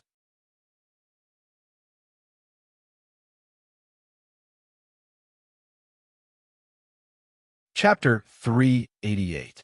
The inner court was divided into 3 courtyards: heaven, earth, and mortal. This was a tradition that had been maintained since the Royal Academy was founded. The reason why the inner court was divided into 3 courtyards was to encourage inner court disciples to cultivate diligently. The distribution of resources in the inner court wasn't fair. Instead, it was distributed according to the strength of the 3 courtyards. Every half a year, the 3 courtyards would hold a competition, and the distribution of resources would be decided through this competition. The first courtyard would receive 50% of the resources, the second courtyard would receive 30%, and the last courtyard would only receive 20%. Because of this system, the competition in the inner court was extremely intense. This was also the original intention of the royal family when they founded the Royal Academy. However, with the competition for the position of Crown Prince in recent years, Chu Wuming and the other 2 each controlled the 3 courtyards. As a result, the competition between the 3 courtyards wasn't just limited to the distribution of resources. More importantly, there was also the competition for the position of Crown Prince. The competition became more and more intense. At the same time, there was a tradition in the Moonless Empire. Every retired emperor would basically become a principal of the Royal Academy in name. This was also a method to attract students. Previously, Chu Qingshan and Chu Mubai had always been the principals of the Royal Academy. At that time, Chu Wuming didn't have a Tao Emperor Realm Almighty behind him. As a result, the human courtyard he controlled quickly declined. Therefore, after the Burning Sky ruler became the 3rd retired emperor, Chu Wuming also urgently hoped that the Burning Sky ruler could become the 3rd principal of the Royal Academy. Chu Wuming didn't hide anything and told Xiao Chun the truth. He knew very well that if he wanted to obtain Xiao Chun's help, he absolutely couldn't deceive Xiao Chun. This would only make Xiao Chun feel disgusted and even cause the 2 of them to break off. Therefore, Chu Wuming would tell the truth about anything that required Xiao Chun's help. This was also where Chu Wuming was smart. After hearing Chu Wuming's explanation, Xiao Chun nodded slightly and said, I'll talk to Uncle Tian about it. Anyway, he's just an honorary dean. There's nothing important. Uncle Tian should agree. It shouldn't be difficult for the Burning Heaven ruler to head to the Royal Academy and assume the title of dean. After all, it wouldn't take much time. It was just a title. Moreover, after becoming the dean of the Royal Academy, the Burning Heaven ruler would be able to obtain some cultivation resources from the academy. Why not? Seeing that Xiao Chun had agreed, Chu Wuming was overjoyed. He smiled and said, Then it's settled. Tomorrow, I will bring Brother Xiao to the academy. Now that Chu Wuk and Chu Wuming have both gone to the academy, we should return earlier. The day after tomorrow would be the day when the path of Tao would open. Tomorrow, Chu Wuming would bring Xiao Chun to the Royal Academy. After hearing this, Xiao Chun didn't refuse. After settling the matter, the two of them chatted for a while before Chu Wuming stood up and left. After sending off Chu Wuming, Xiao Chun went to the Burning Heaven ruler's residence and told him about his appointment as the Royal Academy's dean. After hearing Xiao Chen's words, the Burning Heaven ruler didn't refuse and readily agreed. With the Burning Heaven ruler's agreement, the following matters were naturally handed over to Chu Wuming to handle. Moreover, this matter shouldn't be too difficult. After all, having a Tao Emperor as the dean was definitely a good thing for the Royal Academy. No one would stop it. Early the next morning, Chu Wuming arrived at the Heavenly Stellar residence early as expected and headed straight to the Royal Academy with Xiao Chun. On the way, Xiao Chun told Chu Wuming that the Burning Heaven ruler had agreed to become the dean. Hearing this, Chu Wuming was filled with joy. They walked all the way to the Imperial Capital's teleportation formation. The Royal Academy wasn't built in the Imperial Capital, but in a place outside the city called Moonless Mountain. Moonless Mountain wasn't far from the Imperial Capital and could be reached in the blink of an eye through the teleportation formation. Moreover, there was more than one teleportation formation in the Imperial Capital. One of them was specially provided for the use of the Royal Academy students. Although they had to pay a certain fee every time they used it, as long as you were a student of the Royal Academy, the fee was very, very low. Building a teleportation formation, especially for the students of the Royal Academy, showed how high the status of the students of the Royal Academy was in the Moonless Empire. After all, those who were able to enter the Royal Academy were basically geniuses of the Moonless Empire. At the same time, they were the pillars of the Empire's future. After passing through the teleportation formation, Xiao Chun and Chu Wuming quickly arrived at the Royal Academy. The entire academy was built at the edge of an enormous lake. The entire edge of the lake was densely packed with buildings, and this was merely the outer court. As for the inner court, one could see that in the center of the lake, there were 4 small islands. The outer 3 islands were arranged in a triangle. These 3 islands were where the inner court was located, and each island was a branch of the academy. As for the island in the center, it was called Moonless Island, and it was where the various cultivation secret realms of the Royal Academy were located. At the shore, they boarded the boats. These boats were specially used to receive the inner court students. They were driven by spirit stones and were engraved with glyph arrays. From the shore of the outer court to the inner court, it only took 100 breaths of time. It was extremely convenient. Very quickly, they boarded the Human Academy Island. This was where the Human Academy under Chu Wuming's control was located. As for the other 2 small islands not far from the Human Academy Island, they were the Heavenly Academy Island and the Earth Academy Island respectively. They were under the control of Chu Wuming and Chu Wushuang. However, just as they stepped onto the small island, Wu Yun brought 2 students from the Human Academy Island to wait for them. Seeing Xiao Chun and Chu Wuming come ashore, Wu Yun bowed and said, "Your Highness, young Master Xiao." Chu Wuming nodded slightly at Wu Yun. He took the lead and walked towards the Heavenly Academy Island, while Xiao Chun followed by his side. The Human Academy Island wasn't small, so it shouldn't be a problem for it to accommodate a few 100,000 people. However, according to Chu Wuming, there were only a little over 1,000 students on the Human Academy Island, whereas the Heavenly Academy Island and Earth Academy Island had over 3,000 students. Compared to the other two academies, the Human Academy Island was indeed much weaker. It wasn't just in terms of numbers, it was the same in terms of strength as well. There weren't any outstanding geniuses on the Human Academy Island, and it was precisely because of Chu Wuming's weakness that the Human Academy Island had withered away. After all, there weren't any Tao emperors holding down the fort, so very few outer court students would choose to join the Human Academy Island when they were promoted to the inner court. This caused the number of students on the Human Academy Island to decrease.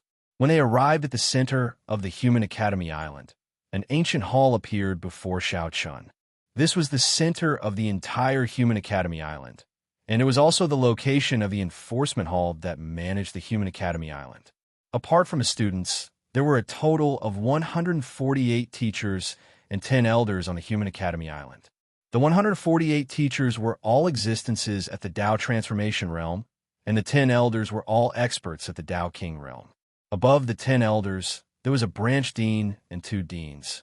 All 3 of them were extraordinary experts at the Tao Sovereign Realm, and Du Changfeng was currently the branch dean of the Human Academy Island. Begging for your collection, begging for monthly votes, begging for recommendations.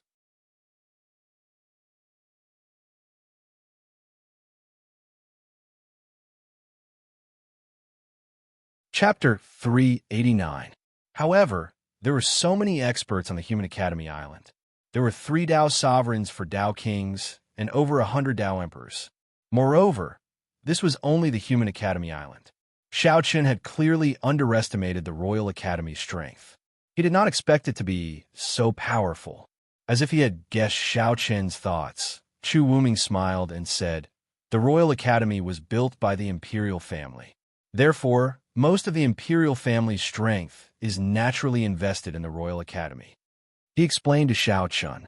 According to Chu Wuming, the imperial family's internal strength was basically divided into 2. One stayed in the imperial palace, while the other merged into the Royal Academy. As such, it was not surprising that the Royal Academy had so many experts. Compared to the other wealthy clans in the Moonless Empire, the imperial family's strength was indeed much stronger. However, with a rough estimate, there were probably no less than 10 Tao sovereigns in the imperial family. Moreover, this was only on the surface. Who knew how much strength the imperial family had hidden in the dark? Compared to the imperial family, even the 4 great prince clans were probably far inferior. This was probably the reason why the Chu clan was able to sit on the throne of the Moonless Empire for so long. As he explained the basic situation of the Human Academy Island to Xiao Chun, the group arrived at the Central Hall. The Central Hall was the center of the Human Academy Island. Outside the hall, there was a square that was not very big. At this moment, many students from a Human Academy Island had already gathered in the square. Apart from the students, many teachers, the 10 great elders, and the 3 deans of the branch schools, including Du Changfeng, were also waiting there. In the face of Chu Wuming's arrival, these people were extremely respectful. In the imperial capital and the outside world, Chu Wuming, Chu Wuk, and Chu Wushuang could only be considered to be in the development stage. However, in the Royal Academy's inner court, it was the 3 brothers' territory. From the deans of the various branches to every student in the inner court, they were all under the 3 brothers. In the span of a few years, the 3 brothers had built this place into their base. It was also because they had absolute power in the Royal Academy that the 3 brothers' competition in the Royal Academy was extremely intense. It was completely different from the outside world. Seeing Chu Wuming walk over, many students from the Human Academy Island bowed in unison. "Greetings, Your Highness." In the face of everyone's greetings, Chu Wuming nodded slightly. Then, he walked directly to the group, led by Du Changfeng. When they saw Chu Wuming, everyone bowed as well. After greeting Chu Wuming, Du Changfeng also bowed to Xiao Chun. "Young Master Xiao, Elder Du is too polite." In the face of Du Changfeng's greeting, Xiao Chun also returned the greeting. After greeting everyone, Chu Wuming turned around to look at everyone.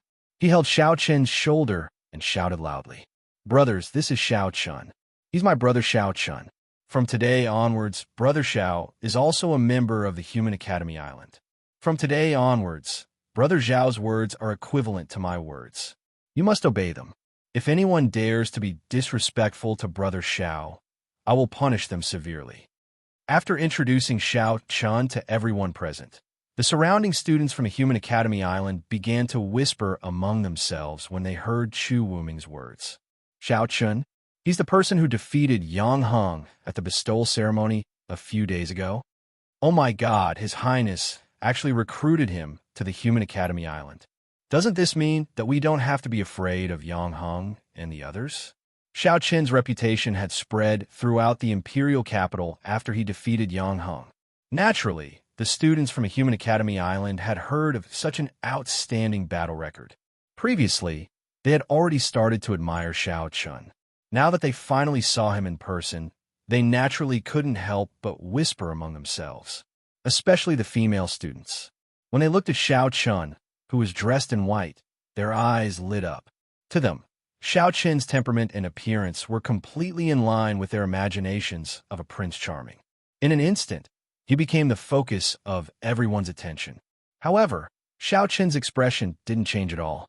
Xiao Chun had experienced this kind of situation many times. It was the same back in the Tianqian continent. After introducing Xiao Chun, Chu Wuming looked at Du Qingfeng and said, "Elder Du, the same goes for you. In the future, when I'm not around, Brother Zhao's words are equivalent to my words. You have to follow them. Rest assured, Your Highness. This old servant understands." Elder Du responded respectfully when he heard Chu Wuming's words. Seeing Elder Du nod, Chu Wuming left with Xiao Chun. On the Human Academy Island, Chu Wuming had his own residence. Although it wasn't big, the environment was extremely beautiful. However, at this moment, beside Chu Wuming's residence, a newly built residence had been completed. This was the residence that Chu Wuming prepared for Xiao Chun. It wasn't a big residence, but it wouldn't be a problem for more than 100 people to live in. When Chu Wuming brought Xiao Chun to the entrance of the residence, four beautiful maids bowed respectfully and said, "Greetings, young master." These 4 maids were prepared by Chu Wuming for Xiao Chun. After all, Xiao Chun would be behind the Royal Academy in the future. It would be more convenient to have a few maids by his side to serve him. Haha, Brother Xiao Chun, what do you think of this place? If you're not satisfied, I'll get someone to renovate it. Your Highness is too kind. Not bad, this place is very good. Hearing Chu Wuming's words, Xiao Chun nodded slightly and said, "Brother Xiao Chun is too polite. Since you're satisfied, please personally nominate this place. After all, this will be your home in the future." Previously, Chu Wuming didn't nominate this residence because he wanted to wait for Xiao Chun to personally nominate it. Looking at the plaque that was already hanging above the entrance, Xiao Chun didn't need to hesitate too much. Since this was his residence, Xiao Chun took out his scarlet wind sword and slashed it. Very quickly, the words "Dustless Residence" appeared on the plaque. Dustless Residence, a good name.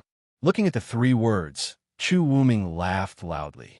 He had already arranged everything for Xiao Chun, and it could be said that he had taken care of everything. After staying in the Human Academy Island, Xiao Chun also made a request to Chu Wuming. It was to let the young disciples from the Heavenly Stellar Residence enter the Royal Academy. Of course, they could start from the outer courtyard. In the Heavenly Stellar Residence, the Heavenly Stellar Continent warriors were not limited to the older generation. There were also more than 10 people from the younger generation. These people's cultivation bases were all at the Earth Mirror Realm. After observing for a while, Xiao Chun found that the Imperial Academy was indeed a very suitable place for cultivation. Even the 9 Firmaments Palace of the past could not compare to this place. If they could enter the academy to cultivate, it would obviously be very beneficial. It was much better than staying in the Heavenly Stellar Residence. Faced with Xiao Qin's request, Chu Wuming didn't refuse. Getting a few people into the outer courtyard was a simple matter for Chu Wuming, so he immediately agreed.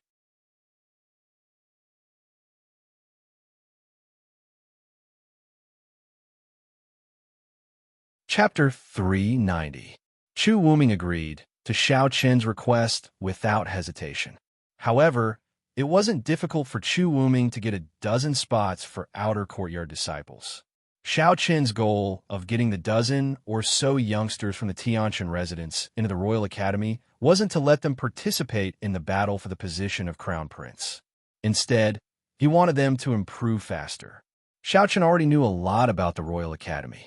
He also understood that cultivating in the Royal Academy was definitely the best choice for them. How could he let go of this opportunity? Chu Wuming chatted with Xiao Qin for a while in the dustless residence before leaving. After sending Chu Wuming off, Xiao Qin returned to his room. The four maids still followed closely behind him. You don't have to follow me all the time. I'll instruct you when I need you, Xiao Qin said faintly as he turned to look at the four maids. Looking at the four maids, Xiao Qin suddenly thought of Qing Yao and Qing Luo. In the Tianshan continent, the two of them had been by his side since the East Sword Pavilion. They had been in charge of taking care of his daily needs. Even later, Qin Shu and Fairy of 100 Flowers had been taken care of by the two of them. Compared to Qing Yao and Qing Luo, the four maids that Chu Wuming had found clearly couldn't be compared. He suddenly thought of Qing Yao and Qing Luo. Back then, the two of them had also gone to the Tiana continent. Xiao Qin sighed softly. He wondered how they were doing now. There was also Qin Shu and Fairy of 100 Flowers. Xiao Qin returned to his room alone so that the four of them didn't have to follow him all the time. He closed his eyes and sat cross-legged on the futon to begin cultivating. Although Xiao Qin had already reached the limit of breaking through to the Tao querying realm, Xiao Qin had never slacked off in his daily cultivation. In the blink of an eye, the sun had already set in the west. Night fell, and the Human Academy island gradually quietened down. It was in this dark night that two uninvited guests arrived at the dustless residence. They didn't walk through the main door. Instead, they climbed over the wall and entered the courtyard. The courtyard wasn't big to begin with. The two of them quickly confirmed the room that Xiao Qin was staying in and arrived outside Xiao Qin's room. It was obvious that their target was Xiao Qin. They were about to push the door and enter, but Xiao Qin's voice sounded from within the room. Since you're here, please come in. The dustless, the wind, the core disciple of the windless sacred sect, and Yang Sr., the core disciple of the windless sacred sect, walked into the room's room. S's, the first prince, and in Yang's, the core disciple of the windless sect. Xiao Qin had already stood up from the futon. Looking at the two of them, Xiao Qin's expression was calm. It was as though he wasn't surprised by their appearance. At the same time, Chu Wu's expression was the same. He looked at Xiao Qin and smiled. Young Master Xiao Qin, I'm sorry to disturb you so late at night. Please excuse me. First Prince, you're too courteous. Aren't you already here whether I excuse you or not? Please take a seat. Xiao Qin smiled when he heard Chu Wu's words. Chu Wu wasn't angered by Xiao Qin's words. He sat down opposite Xiao Qin and pointed at Yang Heng Sr. Let me introduce you. This is Brother Qinju. He's also a core disciple of the windless sacred sect. Yang Heng Sr. was called Qinju. After hearing Chu Wu's introduction, Xiao Qin gestured for Qinju to take a seat. Seeing this, Qinju nodded slightly and sat down beside Chu Wu. At this point, Xiao Qin slowly opened his mouth and said, Your Highness, why have you come so late at night? Xiao Qin had already guessed Chu Wu's purpose for coming so late at night. He was obviously asking the obvious. Chu Wu didn't hide anything. Young Master Xiao, don't you know why I'm here? Since that's the case, I'll be frank. Young Master Xiao, why don't you come under me? Let's do something big together. How about it? Chu Wu spoke without any pretense or concealment. He had come in the middle of the night to rope Xiao Qin in. Hearing Chu Wu's words, a faint smile appeared on Xiao Qin's face. He didn't reply. Chu Wu continued. Young Master Xiao should understand that although my third brother has the support of Young Master Xiao and Senior Fantian, it's still very difficult for him to fight for the position of Crown Prince. However, I'm different. I'm only one step away from the position of Crown Prince. If I can get Young Master Xiao's help, I can definitely obtain the position of Crown Prince in the shortest time possible. Chu Wuming's rise made Chu Wu feel a trace of danger. The source of this danger was Xiao Qin and the Fun Tian ruler. If not for Xiao Qin and the Fun Tian ruler, Chu Wuming would be nothing. Therefore, when he received news that Xiao Qin had entered the Royal Academy, Chu Wuk immediately decided to pay a late-night visit. If he could rope in Xiao Chun, then Chu Wuming wouldn't be a problem at all. Even if it was Chu Wushuang, Chu Wuk could easily kill him. Xiao Chen's smile became even brighter when he heard Chu Wuk's invitation. After a while, Xiao Chun slowly opened his mouth. Before you came, First Prince, how confident were you in succeeding? Chu Wuk said inexplicably. Hearing this, Chu Wuk replied calmly, not even a single bit. Since that's the case, First Prince still wants to come. Aren't you afraid of making a wasted trip? Some things have to be tried. What if I succeed? However, looking at young Master Xiao, it seems that I'm destined to return disappointed tonight. Since First Prince already has an answer, then I won't send you off.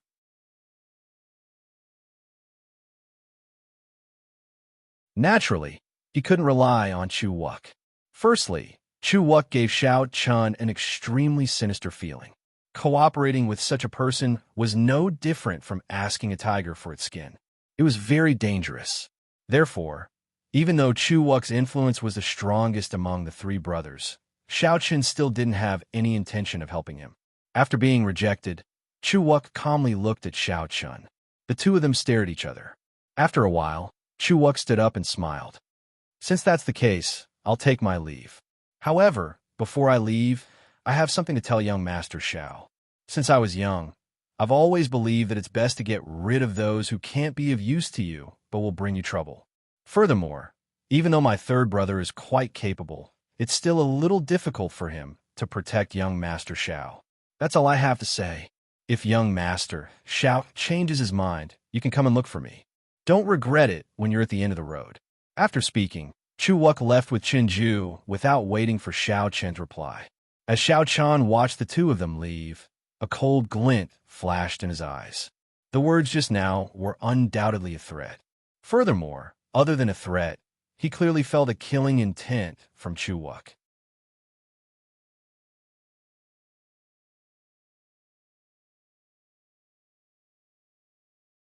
Chapter 391. When he rejected Chu Wuk and they looked at each other, Xiao Chun clearly felt a trace of killing intent from Chu Wuk. If it wasn't for Chanju shaking his head slightly, Chu Wuk's killing intent wouldn't have disappeared so quickly. After watching the two of them leave, Xiao Chun shook his head and smiled. It seems like the first prince wants to target me. That's right, it'll be much easier to deal with Chu Wuming after killing me. He knew that Chu Wuk would definitely attack him after he rejected him tonight, but would Xiao Chun be afraid? It wasn't certain who would emerge victorious until the end. Just as Xiao Chun thought, after leaving the Human Academy Island, Chu Wuk asked Chenju, Brother Chenju, weren't you confident in killing him just now? Why did you stop me? Just as Xiao Chun thought, Chu Wuk did intend to kill Xiao Chun just now. If it wasn't for Chenju shaking his head at him, Chu Wuk would probably have asked Chenju to attack. Facing Chu Wuk's doubts, Chenju said indifferently, Xiao Chun isn't simple. Even I wouldn't dare to say that I can defeat him, let alone kill him. Even Chenju couldn't kill Xiao Chun. Chu Wuk was stunned when he heard that. Chu Wuk originally had a treasure on him. Once he used it, it could completely seal the Immaculate Residence. Even if a battle broke out in the Immaculate Residence, the entire Human Academy Island wouldn't be able to sense it unless there was a Dao Emperor Realm Almighty present. He originally had a chance to kill Xiao Chun, but when he heard Chenju's words, Chu Wuk said in disbelief, Is he that strong? Although he defeated Yang Heng, isn't Yang Heng a far cry from Brother Chenju? Yang Heng and Chenju were both from Tianfeng Xingzhou. Chu Wuk had seen Yang Heng and Chenju fight before, and Yang Heng surrendered in just 10 moves. Therefore, in Chu Wuk's opinion, even if Xiao Chun defeated Yang Heng, it was not a big deal because Chenju was stronger and defeated Yang Heng in just 10 moves. When faced with Chu Wuk's question, Chenju shook his head and said, That junior brother of mine doesn't like to battle. Moreover, he wasn't able to become a core disciple of the Windless Sacred Sect because of his combat strength. Moreover, junior brother Yang Heng didn't use his full strength during our battle. He completely lost to me on his own accord. Besides that, does your highness really think that Xiao Chun revealed his full strength during the battle with Yang Heng that day? Listen to my advice. Your Highness shouldn't rashly make a move against this person without absolute certainty. Otherwise, it'll be difficult for you to escape if you poke a hornet's nest. After saying that, Chunju returned to his residence without waiting for Chu Wuk's reply, leaving Chu Wuk alone in the wind to ponder. Chunju's evaluation of Xiao Chun made Chu Wuk have no choice but to re-evaluate Xiao Chun.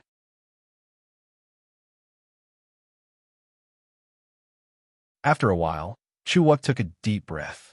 It seemed like Xiao Chun was more dangerous than he had expected. The night passed quickly. The next morning, Chu Wuming found Xiao Chun early in the morning. Today was the day the path of Tao opened. Xiao Chun didn't tell Chu Wuming about what had happened last night. It wasn't because he wanted to hide it, but because it was useless to tell him. He personally led Xiao Chun to the moonless island in the center. This time, Chu Wuming didn't enter the path of Tao with Xiao Chun because Chu Wuming was still some distance away from breaking through to the Tao querying realm. This time, there were only 13 people from the entire Human Academy Island who had entered the path of Tao, including Xiao Chun. Excluding Xiao Chun, the remaining 12 people were already over 30 years old. They walked all the way to the entrance of the path of Tao. This path of Tao was, frankly speaking, an array. When the array was activated, the people inside would fall into an illusion. Their bodies would be fine, but their souls would be confused, as if they had stepped into a reincarnation cycle. It was because of this that the path of Tao had the effect of helping people break through to the Tao querying realm. When Xiao Chen's group arrived at the entrance of the path of Tao, Chu Wuk and Chu Wushuang had already arrived. Behind them, the students from the Heavenly Academy Island and Earth Academy Island had already gathered. Compared to the Human Academy Island, the Heavenly Academy Island and Earth Academy Island clearly had more people entering the path of Tao this time. Each side had more than 30 people. After the students from the three academies had arrived, a Tao Master Expert soon appeared. This Tao Master Expert didn't belong to any camp and only obeyed the orders of the imperial family. It was obviously impossible for Chu Wuming and the other two to rope him in. Now that the battle for the position of Crown Prince was getting more and more intense, Chu Wuming and the other two were frantically developing their own forces. Emperor Chu Mu naturally knew about this. The three academies of the Inner Academy were already controlled by the three brothers. However, Chu Mu couldn't let Moonless Island belong to any of the three brothers. After all the cultivation's secret realms of the Royal Academy were gathered on Moonless Island. If it fell into the hands of any one person, it would be extremely detrimental to the development of the Royal Academy. Therefore, Chu Mu specially sent 5 Tao Masters and 20 Tao Kings to guard Moonless Island. These people only obeyed Chu Mu's orders, and they were fair and just in their work. Moonless Island didn't belong to any faction and was fair. Any student who wanted to enter Moonless Island's cultivation secret realms had to meet the corresponding conditions. Otherwise, even the words of the three princes wouldn't have any effect. The super expert of the Tao Master realm showed up and bowed to the three princes calmly. Then, he shouted to the people present, "Before entering the Tao Road, I have something to remind you. The Tao Road is a powerful illusory formation. You will be trapped in the formation. The power of the illusory formation is very strong. During the whole process, if you feel that you can't withstand it, you must crush the token in your hand immediately. Don't resist it directly. Otherwise, your soul will be damaged, and you'll go crazy or become mentally retarded, or your soul will be destroyed." There were dangers in the path of Tao. After all, if you're trapped in an illusion, some people with weak willpower might not be able to withstand the impact of the illusion. In that case, you must withdraw as soon as possible. Otherwise, your soul will definitely be damaged or even destroyed. He reminded everyone of the things they needed to pay attention to in the path of Tao. As soon as he finished speaking, the Tao Master waved his hand, and a simple wooden token flew into everyone's hands. The token had only one function, which was to call for help. Once the token was broken, the Tao Master would immediately send the person out of the formation. After distributing the tokens to everyone, the Tao Master Expert began to form seals. As he formed seals, a huge talisman formation soared into the sky and enveloped the space. Moreover, as the formation was activated, white smoke quickly filled the entire formation. In just a few breaths, the formation became a white world. You're tuning into the Warrior Lore YouTube channel. Don't forget to subscribe and join us on this journey to catch the most captivating stories.